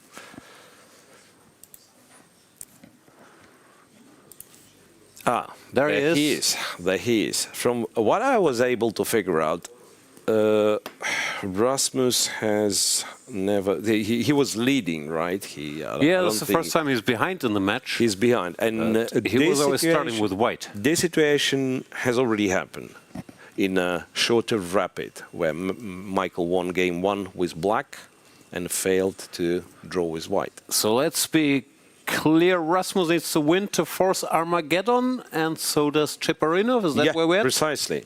Okay. Precisely. Let's see. Let's see which one, if any, of the two can make it to the sudden death game. Yeah.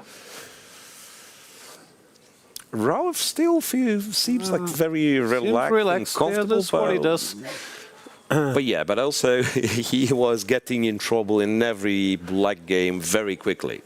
No, I mean, Ralph has great strength, but I would guess, black repertoire against 1d4 is not one of them for like 2650 standards, right? I mean, originally he was playing the King's Indian, right? And then somehow he... All kinds of I don't know if King's Indian is still in his repertoire, but now... Maybe we'll see it now.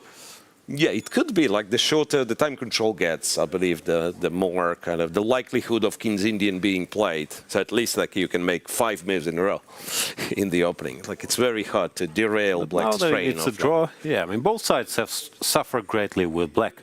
Rasmus not exactly because he was getting bad positions, but he kept being outplayed. G3, C5. Another Tarash. Another Tarash, Knight C6. Last but Tarash didn't go well. That's a tricky Tarash with no Knight on C3. Yeah, it's slightly better version. But there comes the Knight. C3. We've seen DC5 and A3 from Svane earlier. By the way, yeah. Well, Ivan Cheparinov went for D6, C6, Queen C7 first 3 moves, so you can imagine like the opening debate is not very. It's not very relevant term here. Yeah. Once again, Svane knows what he's doing here. He could even pick a line. He's a very good theoretician, but will he be able to put pressure? B3, C takes B, Queen takes B3. This looks like a position Dubov would think is winning for Black. No, Rook B8. he wasn't thinking it was winning, but he was claiming there is not a single problem for Black, which I do not necessarily agree with. But again, what do we know in modern trends? Okay, Knight A5, Queen B1. Takes so far. Once again, White is putting some pressure. Yeah, like feels more pleasant, and also it's very hard to come up with, with tricks, apparently. Yeah, this has been the problem with White. Yeah, Svane has just been getting these clean positions, and with Black, it's been Ralph territory. Okay, E3 plate. Yeah. Rook C8, but it doesn't necessarily help you to play Knight C4 because, B7 pawn. Now Knight E5 is a good move, but now he goes Knight D2. Still acting a little defensively. Modest, but still a bit better. Knight E2, Knight F4. Yeah, but it's like Ralph has his patterns when it comes to, certain structures. And especially with White like this Italian or this stuff we saw. But here, this one he'll have to drift a little bit, like searching for the move. Well, Cheparinov eventually developed some stuff, and I'm not even sure if Michael is better at all. But he doesn't need to be better. What he needs is make a draw. Not to lose. Yeah, needs not to lose, and this can happen. All the pieces on the board, so in a way we could say. For Cheparinov, the line, the opening went well. This one as well. At least there is no immediate simplification. White slightly better, and there is no obvious play for Black. You still have to make a move. It's very important in chess. Rook D1. Not this move. Not this move. That's not. That wasn't the move yet. You have to make the strongest move in the position. Ideally. Queen d7 is what Compy says. Oh, bishop e7 makes sense, right? The bishop on f6 doesn't. E7 makes a lot of sense. This bishop does nothing, and at least it can go to a3 or whatever. It'd be annoying. Yeah. Queen d7, rook f6. Could consider moving the h-pawn as well, but yeah, bishop e7 for now. Yes, you go knight e2. Bishop e7. Knight e2, and this is where you go g5. Yeah. Being Rauf. But I'm not sure that's a Rauf move. Maybe it is, stopping knight f4, but it's also weakening the king, which I guess he likes his king safety. But I don't like this pattern of Svani using 40 seconds per move here. This is not. Yeah, he can do it. He can do it 2.5 times. We've seen when they're both down to 10 seconds, then Rauf's hand will be tough to beat. So no, that's true. He's sitting there thinking, "Oof, make a move, go 92, or some other move." Some other move. Yeah. 92. How hard can it be? Okay, so that is interesting. So apparently, sorry for my biased commentary, by the way. Yeah, I have zero problems with Rauf, but of course, I know Rasmus quite well. Rook b6 is one move. Yeah, the computer of course claims g5 to be the strongest, but you know, it's a rough decision, and of course, yeah, of course, with all the pieces on the board, it's quite. Although sometimes it's nice. You just play g5, say, okay, you don't get to go knight f4. Think of a new plan. Bishop a3 is what he does. Yeah, that bishop takes and he takes with the pawn. Strange. No, Rauf in these structures, Bishop yeah, it's not as at home takes, as other stuff. No, allows knight f4 and then start grinding again. Bishop g4, bishop f3, and le torture. Bishop d7. Yeah. Now this is very much Rasmus territory. Queen c2, knight d3, rook b1, and these are patterns he knows. Bishop d6 and yeah, I'm not kind of fully following what's happening. Not sure what he's doing there with the knight will return on e2 again, but there are like some tricks apparently. Queen e7. The knight on a5 is terrible though, right? Yeah, but yeah, somehow he shapes up. There can be some bishop d2, knight c4. Somehow shapes up eventually, right? Queen c2. Oof, so much drama. Queen c2, I guess, prepares knight f4, knight d3 again. Now you can take go bishop f5 according to Compy, and rook has to leave the b file. Will Rauf spot it? No, he didn't. g6, preparing bishop f5. Maybe knight f4, e4. Okay, this gets messy. Well, it's not much according to machine. Yeah, so the advantage is mostly gone. No, I don't know why the knight went back to e2. That feels very strange. Knight f4. Okay, yep. Now here we are. But now we're in Rauf territory. Now the position will open up. f4, bishop f5. You're going to go e4, and then there will be tricks. There will be jumps. Although if the knight gets stuck on a5, there's not that many jumps, maybe. But now he's bringing it. Knight Rasmus will play queen b4. No, queen c3. No, he didn't. Can the rook maintain the b file? Rook b3, right, but bishop bishop b4. Bishop b4 is not bad, right? Well, takes. Not sure. I'm not quite sure now. G5 and you know. Okay. Don't trade the queens, I guess. Don't trade the queens. Queen e7. Theoretically, you could think. Nah. Start with king g2. You always go king g2. Don't blunder knight d2. He almost did. He almost did. But he almost did. Although knight d2, he had rook b7. a5, nice. a4.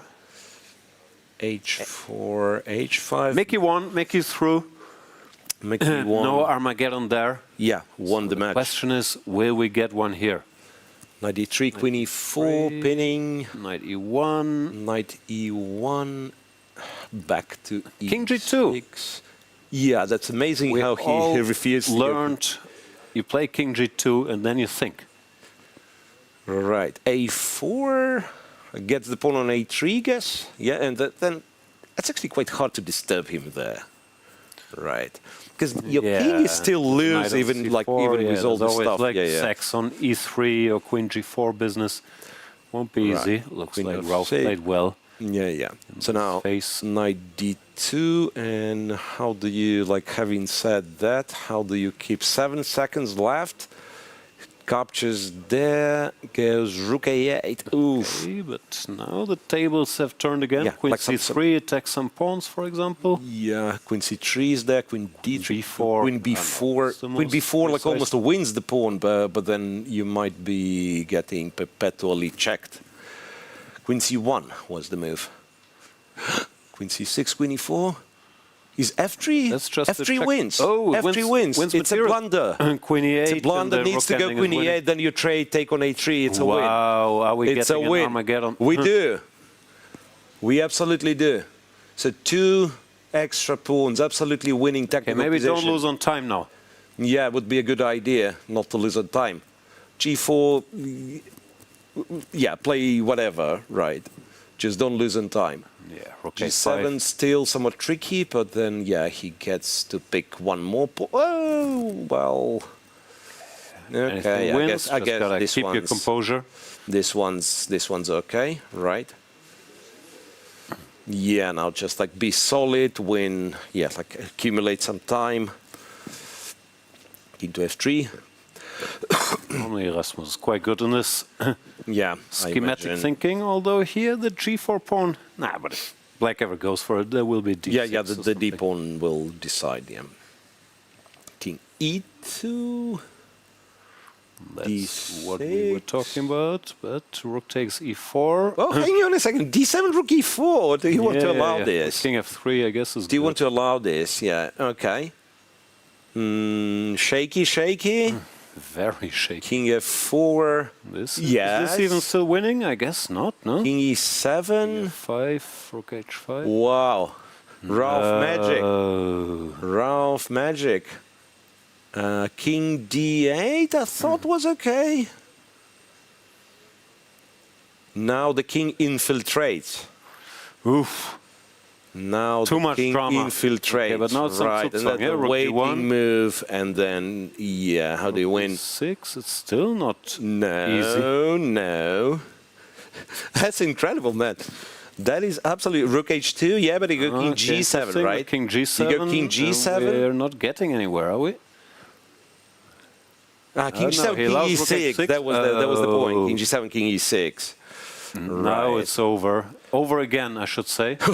It's over again. It is. It is all over. Too much drama, but Rasmus Svane wins the game and secures our first Armageddon of the tournament. Game ever. Miro, can you explain? How does this Armageddon thing work? I do not know. For all I know, white has to win, black advances in the case of a draw. Yeah. The basis time control is 4 minutes plus 2 seconds. That's what white gets when black can write down. Yeah, I was told that Charlize will tell us. Charlize knows stuff. Or find, you know, an educated person who knows the rules. Okay. The energy is so different in the hall right now compared to the beginning of the day, as we have come to the final, the end of the tie breaks, finishing with an Armageddon game between Svein Rasmus and Ralph Mamedyarov. I can't tell you how stressed the players are, stressed everyone watching is about seeing the blitz games, because every second matters. So now, Armageddon, what does that mean? Oh, sudden death match is what we're calling it. White starts with 4 minutes, saying it's 2-second increments per move. Now, black gets decided based on a bidding process. So both players will bid for a certain time that they are fine to play with as black. And whoever has the lowest time will be given the black pieces. And why is it important to have the black pieces in Armageddon? Well, if you draw the game, then essentially you win and you go through. So when you bid, you don't want to give yourself 1 minute. You want to be reasonable, but you still want to be lower than your opponent. So we're going to find out out what exactly the players are bidding, which they're doing right now. And after that, we're going to see who plays as white and who plays as black. It's just one more game, one sudden death game, who's going to decide who goes through to the third round between these two players. So exciting. Stay tuned. Back to the studio.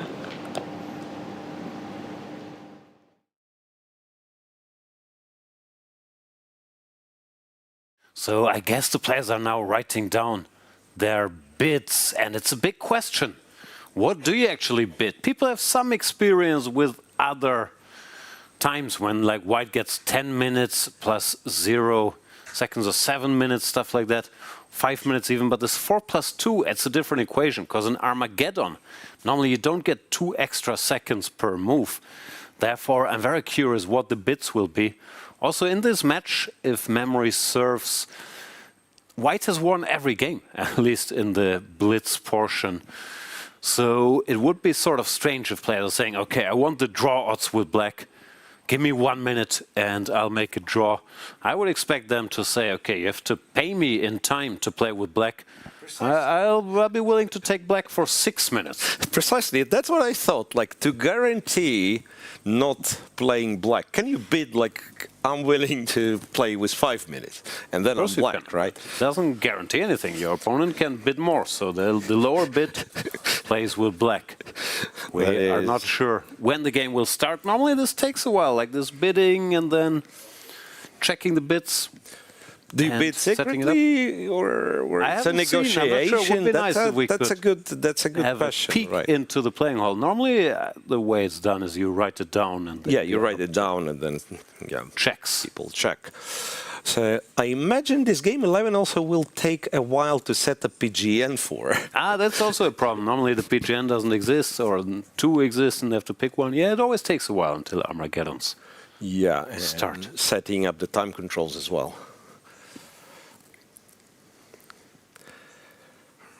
Right, and I was told they also will. Yeah, I guess players need some. Yeah, 10 they deserve a little break. Of course, we don't get one. No, man. I mean, we are enjoying this stuff. Well, apparently, I'm suffering.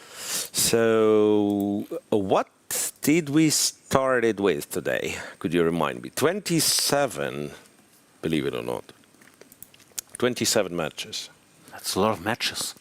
We had 10 after the first rapid. We were left with 7 after the second rapid. We had 2 going to the shorter blitz, and one of them was still tied, and that is Rasmus Swane with...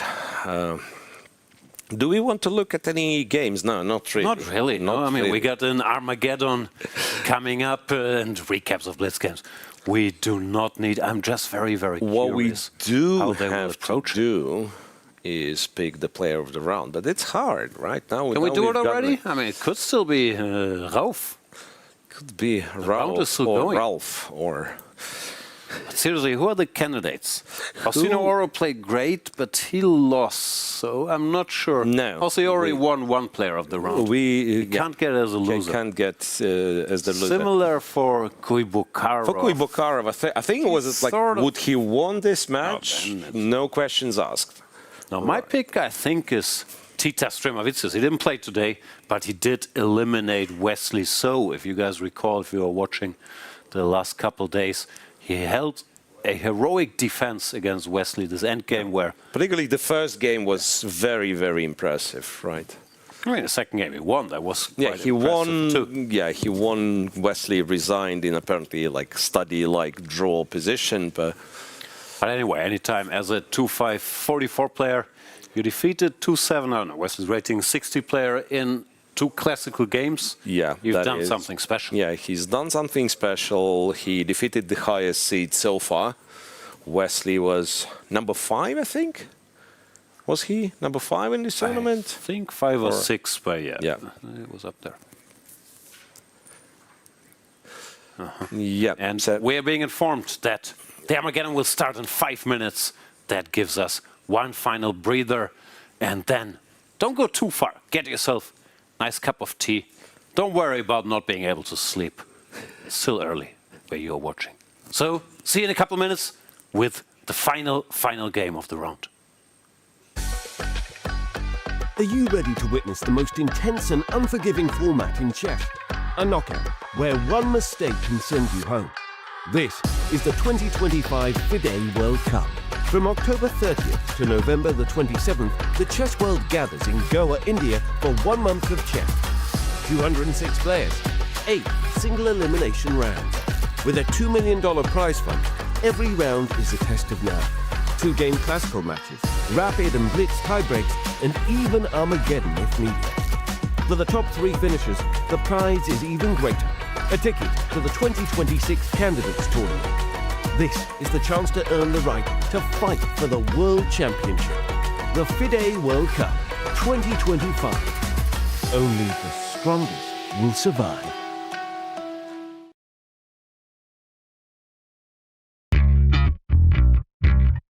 I'm on a quest to explore the history of Goa.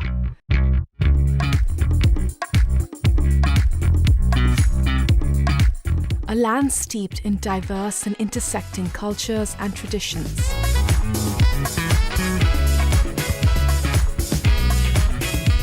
I think this is one of my favorite pieces of art in the city. Here, influences from multiple faiths coalesce in beautiful ways. From religious sites to charming villages and vibrant streets.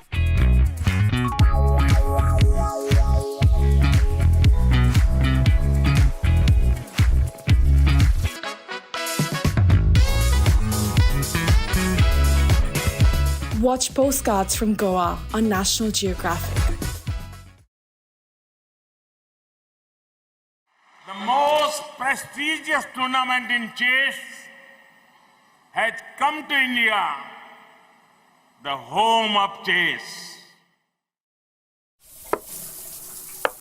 अरे यार देगी अरे क्यों चाल्यो घोड़ो Yes!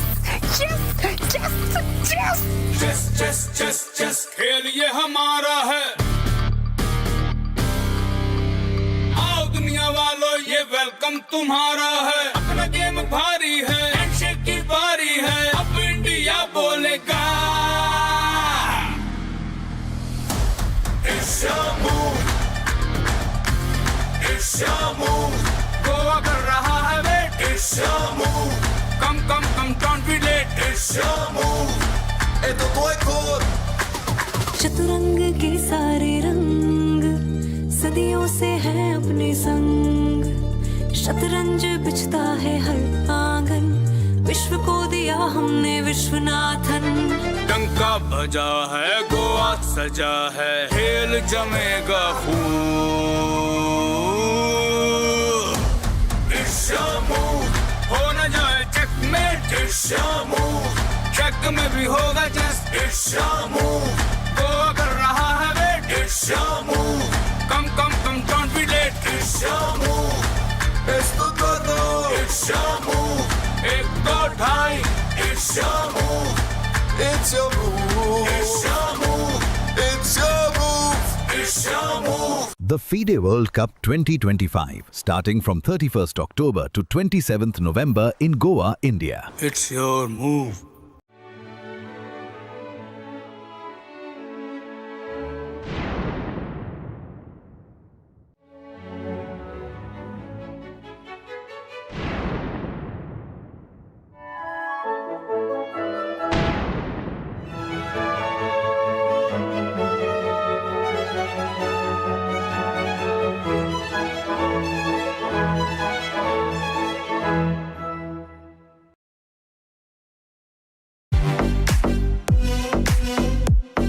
December, the world turns to Doha, Qatar for chess at its fastest and fiercest.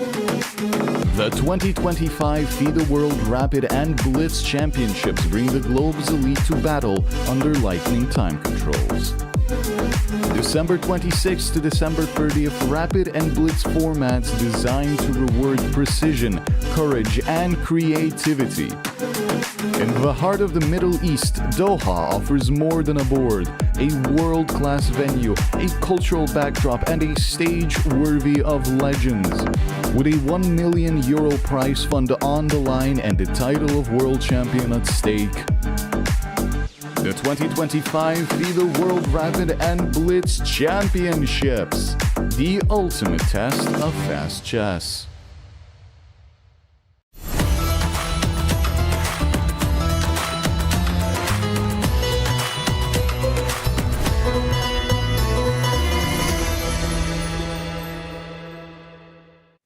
Welcome back for the final round of the day and our first Armageddon between Rauf Mamedov from Azerbaijan and Rasmus Svane from Germany.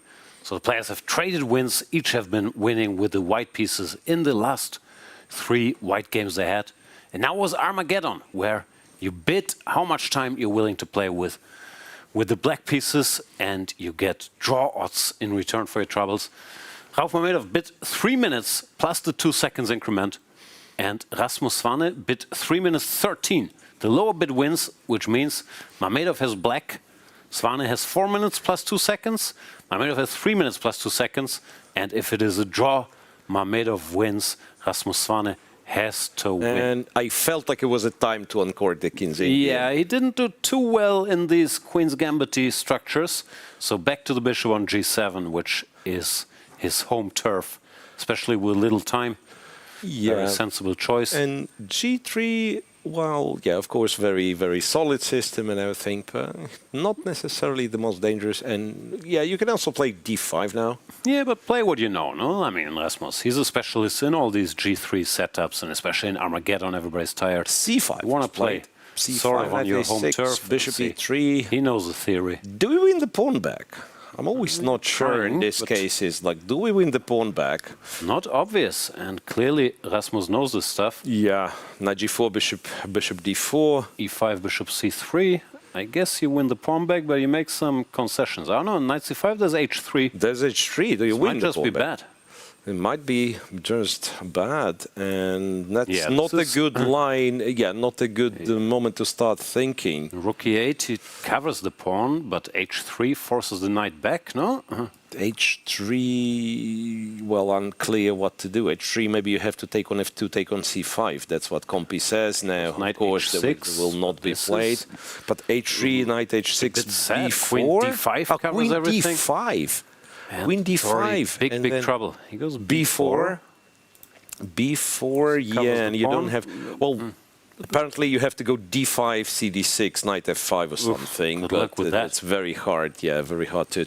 Otherwise, knight f5 directly, the knight gets a kick by pawn to e4. Yeah, precisely. Knight c7. No, but this is pawn awful. to e4, let's say. This is absolutely awful. Yeah, opening disaster for Rauf, which is the big danger for him. In this match, he's outmatched, especially with black when it comes to opening knowledge. But he's been the stronger player when it came to mano-a-mano combat. Yeah, knight a3 is a clever move here. So a5 will be answered b5 in this case, and otherwise knight is aiming at c4. Yeah, that looks very strong. e4 doesn't do much after bishop takes g7. But as usual, it's important to make moves.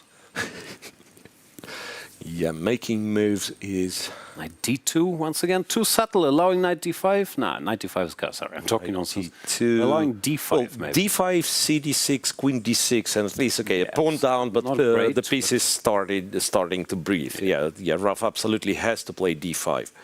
Doesn't look like he's going to. Knight b5. Knight b5. Knight b5, I don't know how knight b5 is. Now he goes. And knight b5, bishop b2, and then d5. But this allows c4. c4 played, good move. c4 still keeping, like maintaining all the structural advantages. c takes, knight takes, and it's a monster bishop on g2. That's a terrible position here. So far, white has a pawn and the compensation, but now Rauf's pieces are at least somewhat moving. Yeah, bishop e6. I don't know what you do if you exchange queens, so if you go knight bd2. Knight bd2. Knight a3 but again, knight quite takes subtle. A3. Yeah, like knight a3, you'll have to take why with the misplace knight. your Yeah, knight? that is surprising, to be honest. Yeah, Keeps the advantage. Keeps the advantage. That's true. Keeps the advantage. Now it's time to swap the queens, which he didn't do. I guess now Rauf will keep the queens, obviously. Knight takes, queen to c8. Hits the pawn on h3, and it doesn't matter doesn't what. defend it. Knight b5. Knight b5 is knight clever, b6, yeah. good move. If knight f5, there's clever. e4. Sorry, we're just spitting out random lines. I'm not sure. But yeah, basically the knight wants to jump to d6 for a double attack, and you can't really do much. I mean, you have to go knight f5, I guess. You go kind of all in. It's happened, but pawn to e4, pawn to g4 look normal. He plays pawn to e4. Rook d8 into mezzo is very important. And queen e2, I guess. I mean, white's still very much in control. d8, but at least the game continues for now. Yeah, queen e2. After knight d4, you take with the bishop, you go e5. This is the strongest. Yeah, but that allows a d-pawn to be pushed to d3, which won't be to Rasmus's liking. Yeah, eventually he hates allowing any counterplay. Yeah. Sometimes you gotta. Queen e2, played, right, knight d4. Bishop takes, yeah, he played all the right moves. Takes, knight d6 directly. Here you can take and go bishop c4. I guess it's bad objectively, but not as bad as it used to be. Still ugly. Knight d6, yeah, like it's 0.5 only. Like you take, you go bishop c4. Okay, maybe it's later on still like good for white, but you absolutely have to do it. Yes, he missed it. Takes and bishop c4 play. Absolutely have to do it. This is no longer so simple. Wow. Ralph with his tactical tricks. Yeah, he's very alert, even in a bad position. Never really collapses mentally. Like his position might collapse, but he keeps paying attention. Yeah, so queen d2, now you take on f1, you go queen e6, apparently you win the d6 pawn even, that is, you know. Yeah, no, so white's positionally better all of a sudden from the position when he was F4, pawn E5. up and completely winning. Yeah. So that is... unpleasant turn of events. Also, Svan is now catching up on the clock. And there's not that much to calculate. I mean, you move the queen away. Yeah, well, queen c2 allows d3, bishop takes other rook, I guess. So you don't really want to do that. Okay, there's something to calculate, fair enough. Yeah, there is something to calculate, but it is very, very tricky, right? Also, yeah, normally Svan is very good when he has a steady rhythm, like when he controls how the game is going, then you can tell he's dominating. Now he's drifting. They caught up on time, which is still not a big deal because of the increment. Yeah, but now, it seems like the course of the game has shifted quite a bit. He spent more than a minute already on this one. Yeah. The clock keeps ticking. Sometimes when you freeze, like it's very hard. Some d7 could be an alternative, but I don't think you do it. Just bishop takes queen, and black will be an exchange up, but with a lot of compensation, maybe. Oh, that's an option. That's an option again. Queen d2, yeah, bishop takes rook, rook takes, but now queen e6. And queen e6. Queen e6 is important, the d6 pawn shall not survive. Okay, why is still better? I mean, you go f4, e5, you have the better bishop, you put the queen on d3, rook on c1, you do all the positional stuff, but he spent so much time on this, now he will spend more time. Oh, no, now he's settled into this. e5, well, you go what? You go queen d7 or queen b6? Queen b6, maybe not the most precise. Or queen d3. Queen d3, you're going to have to. Wait, and maybe black is in time to just go f6 immediately. Black maybe is in time to go f6 immediately. Even here, can you just go f6? You want to? I can give a check. And you can go a5. I don't know if it's the time to take care of this stuff. Or d1 he plays. Yeah, once I'm that not pawn. sure if you. Okay. Yeah, like a5. I don't like it. ab. Queen takes. Queen takes. Wow, but queen takes, you take. You go rook a4. You go bishop f8. Isn't it enough? He starts with bishop f8. Fair point. But is it enough? Like the problem is Rasmus is too slow. I mean, rook takes, rook a4. That's an annoying endgame. Yeah, look, rook d7, bishop d5. Ralph completely missed this one. I'm not sure if he missed it or if he could do much, but this is still good chances for Svan. If bishop d5, if f7 falls, it should be winning technically. Yeah. What this has been such an odd match. Yeah. He should have paid more attention. Check here. Check, okay. Wants to give another check. That is clever. Can go king h2. That is clever. And then another check. So the king, where does the king go? To e2? More checks are coming. No, more checks for sure. More checks for sure, and it's surprising that Rauf pauses here with the rook on a2, which is literally the worst square, right? Yeah, king goes to Check, h2, king now goes he to made up his mind. h2. Now, one thing you could do, you go rook a2, white's gonna go b5, then h4, king h3, so he will get the bishop on d5 nonetheless. Or rook takes b7, Right. no? A rook b7, completely forgotten about that one. Now you go b5. Yeah. No, I thought he at least doesn't lose. Go Yeah, h4. you go h4, you go king h3. He's got to move. King got to to move. g7. Yeah, this rook b8 was... Whoa. Okay, the pawn Is this pawn just advances. running? And okay, there's bishop c5, rook b1, but of course he won't allow bishop g1 perpetual. Yeah. So he will go this h4. is it. Yeah, h4 This plate. is it. Looks like this is it. Looks winning. Rook a8 and b8. Yeah, rook a8 and b8, and it's not much to be done. Bishop b6, you have a fancy rook g8 check if you wanted to. If you really want to. You also don't need rook to. anywhere, rook c8, bishop a7. Yeah, check. Rook a8. Yeah. He's trying to attack g3, last ditch, but it's not exactly But it's checkmate. one check, right? Yeah. It's one check. So you just move the rook, bishop g3, b8 queen, and this is it. And he resigns. Rasmus Svane wins the Wow. Armageddon. What a drama. What a tiebreak. What a fight. Tiebreak. Congratulations. And there you see the excessive celebration from Rasmus Svane. Northern Germans are known for their emotional outbursts. Congrats to Rasmus. What a game. Well, what can you say? What can you say? Well played, and Charlize is we will trying switch to Charlize to talk to Rasmus. I'm not sure he can speak. Let's see. What a match that was with Svein Rasmus with the white pieces, more time, more on the line, winning the game. Rasmus, lots of emotions going on. That was so intense. Tell me what you're feeling. I don't know. I'm just so happy. Yeah, I thought I completely messed up. I was completely winning after the opening. Then I thought, okay, I blunder even this position to a draw. Then I would really have kicked myself because I was already leading 2 times in the match, but somehow every white game was won. Yeah, I don't know what to say. You bid 3 minutes, 13 seconds. Tell me about the logic of that. It's such an odd number. I don't know.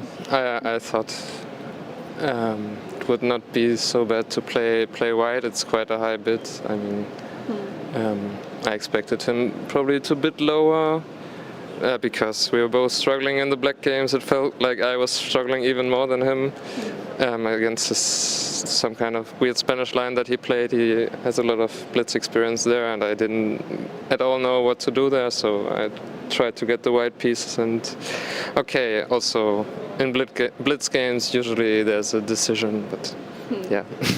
Well, congratulations. I know you have to come down from the stress, so hope you have a good night, and we'll see you tomorrow back with the classical game.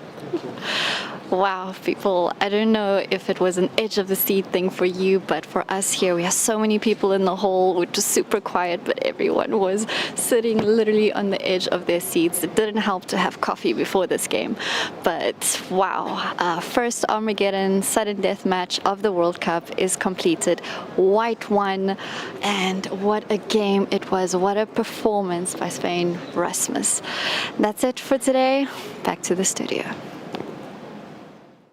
Thank you so much, Charlize. And yeah, what excitement these two brought us. Miro, we're also done for the day, but there's important stuff to mention. Do you know if everybody's subscribed to the FIDE Chess channel yet? Well, we've completely forgotten this rant because I have a suspicion. That some people was watching this amazing show, this Armageddon, unsubscribed without being subscribed to the channel. Please fix that till tomorrow. If you need more chess, also check out the other FIDE social media. Of course, there's lots of video content out there that you can find. Thank you so much for watching. Congratulations to the winners. We'll be back tomorrow with round number 3. Until then.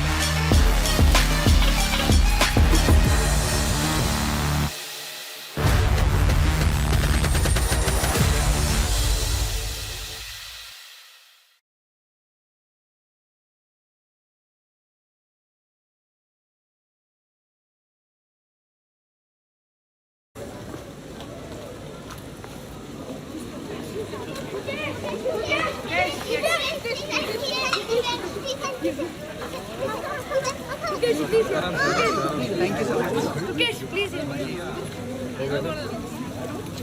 Mukesh, this way. Mukesh, please. Mukesh, I came from Karnataka. Mukesh, please. One more. Mukesh, relax.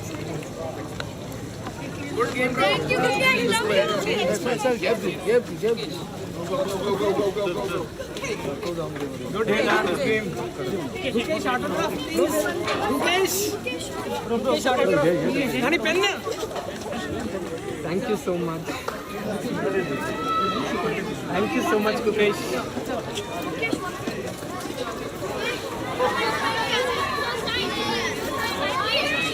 Go.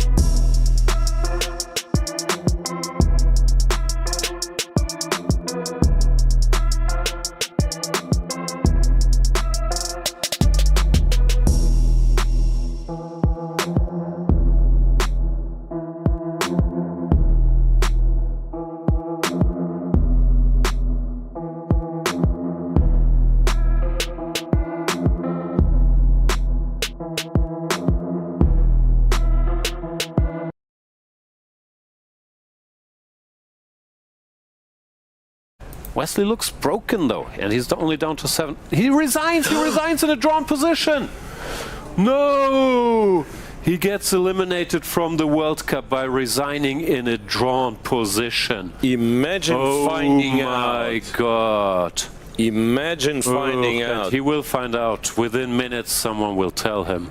Oh, wow. That is heartbreaking. Wesley So resigns in a drawn position and is out of the World Cup.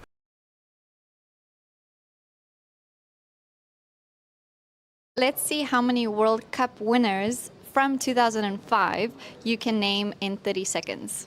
Ready? Okay. 3, 2, 1. So it's myself, then Gelfand, Svidler, Karyakin,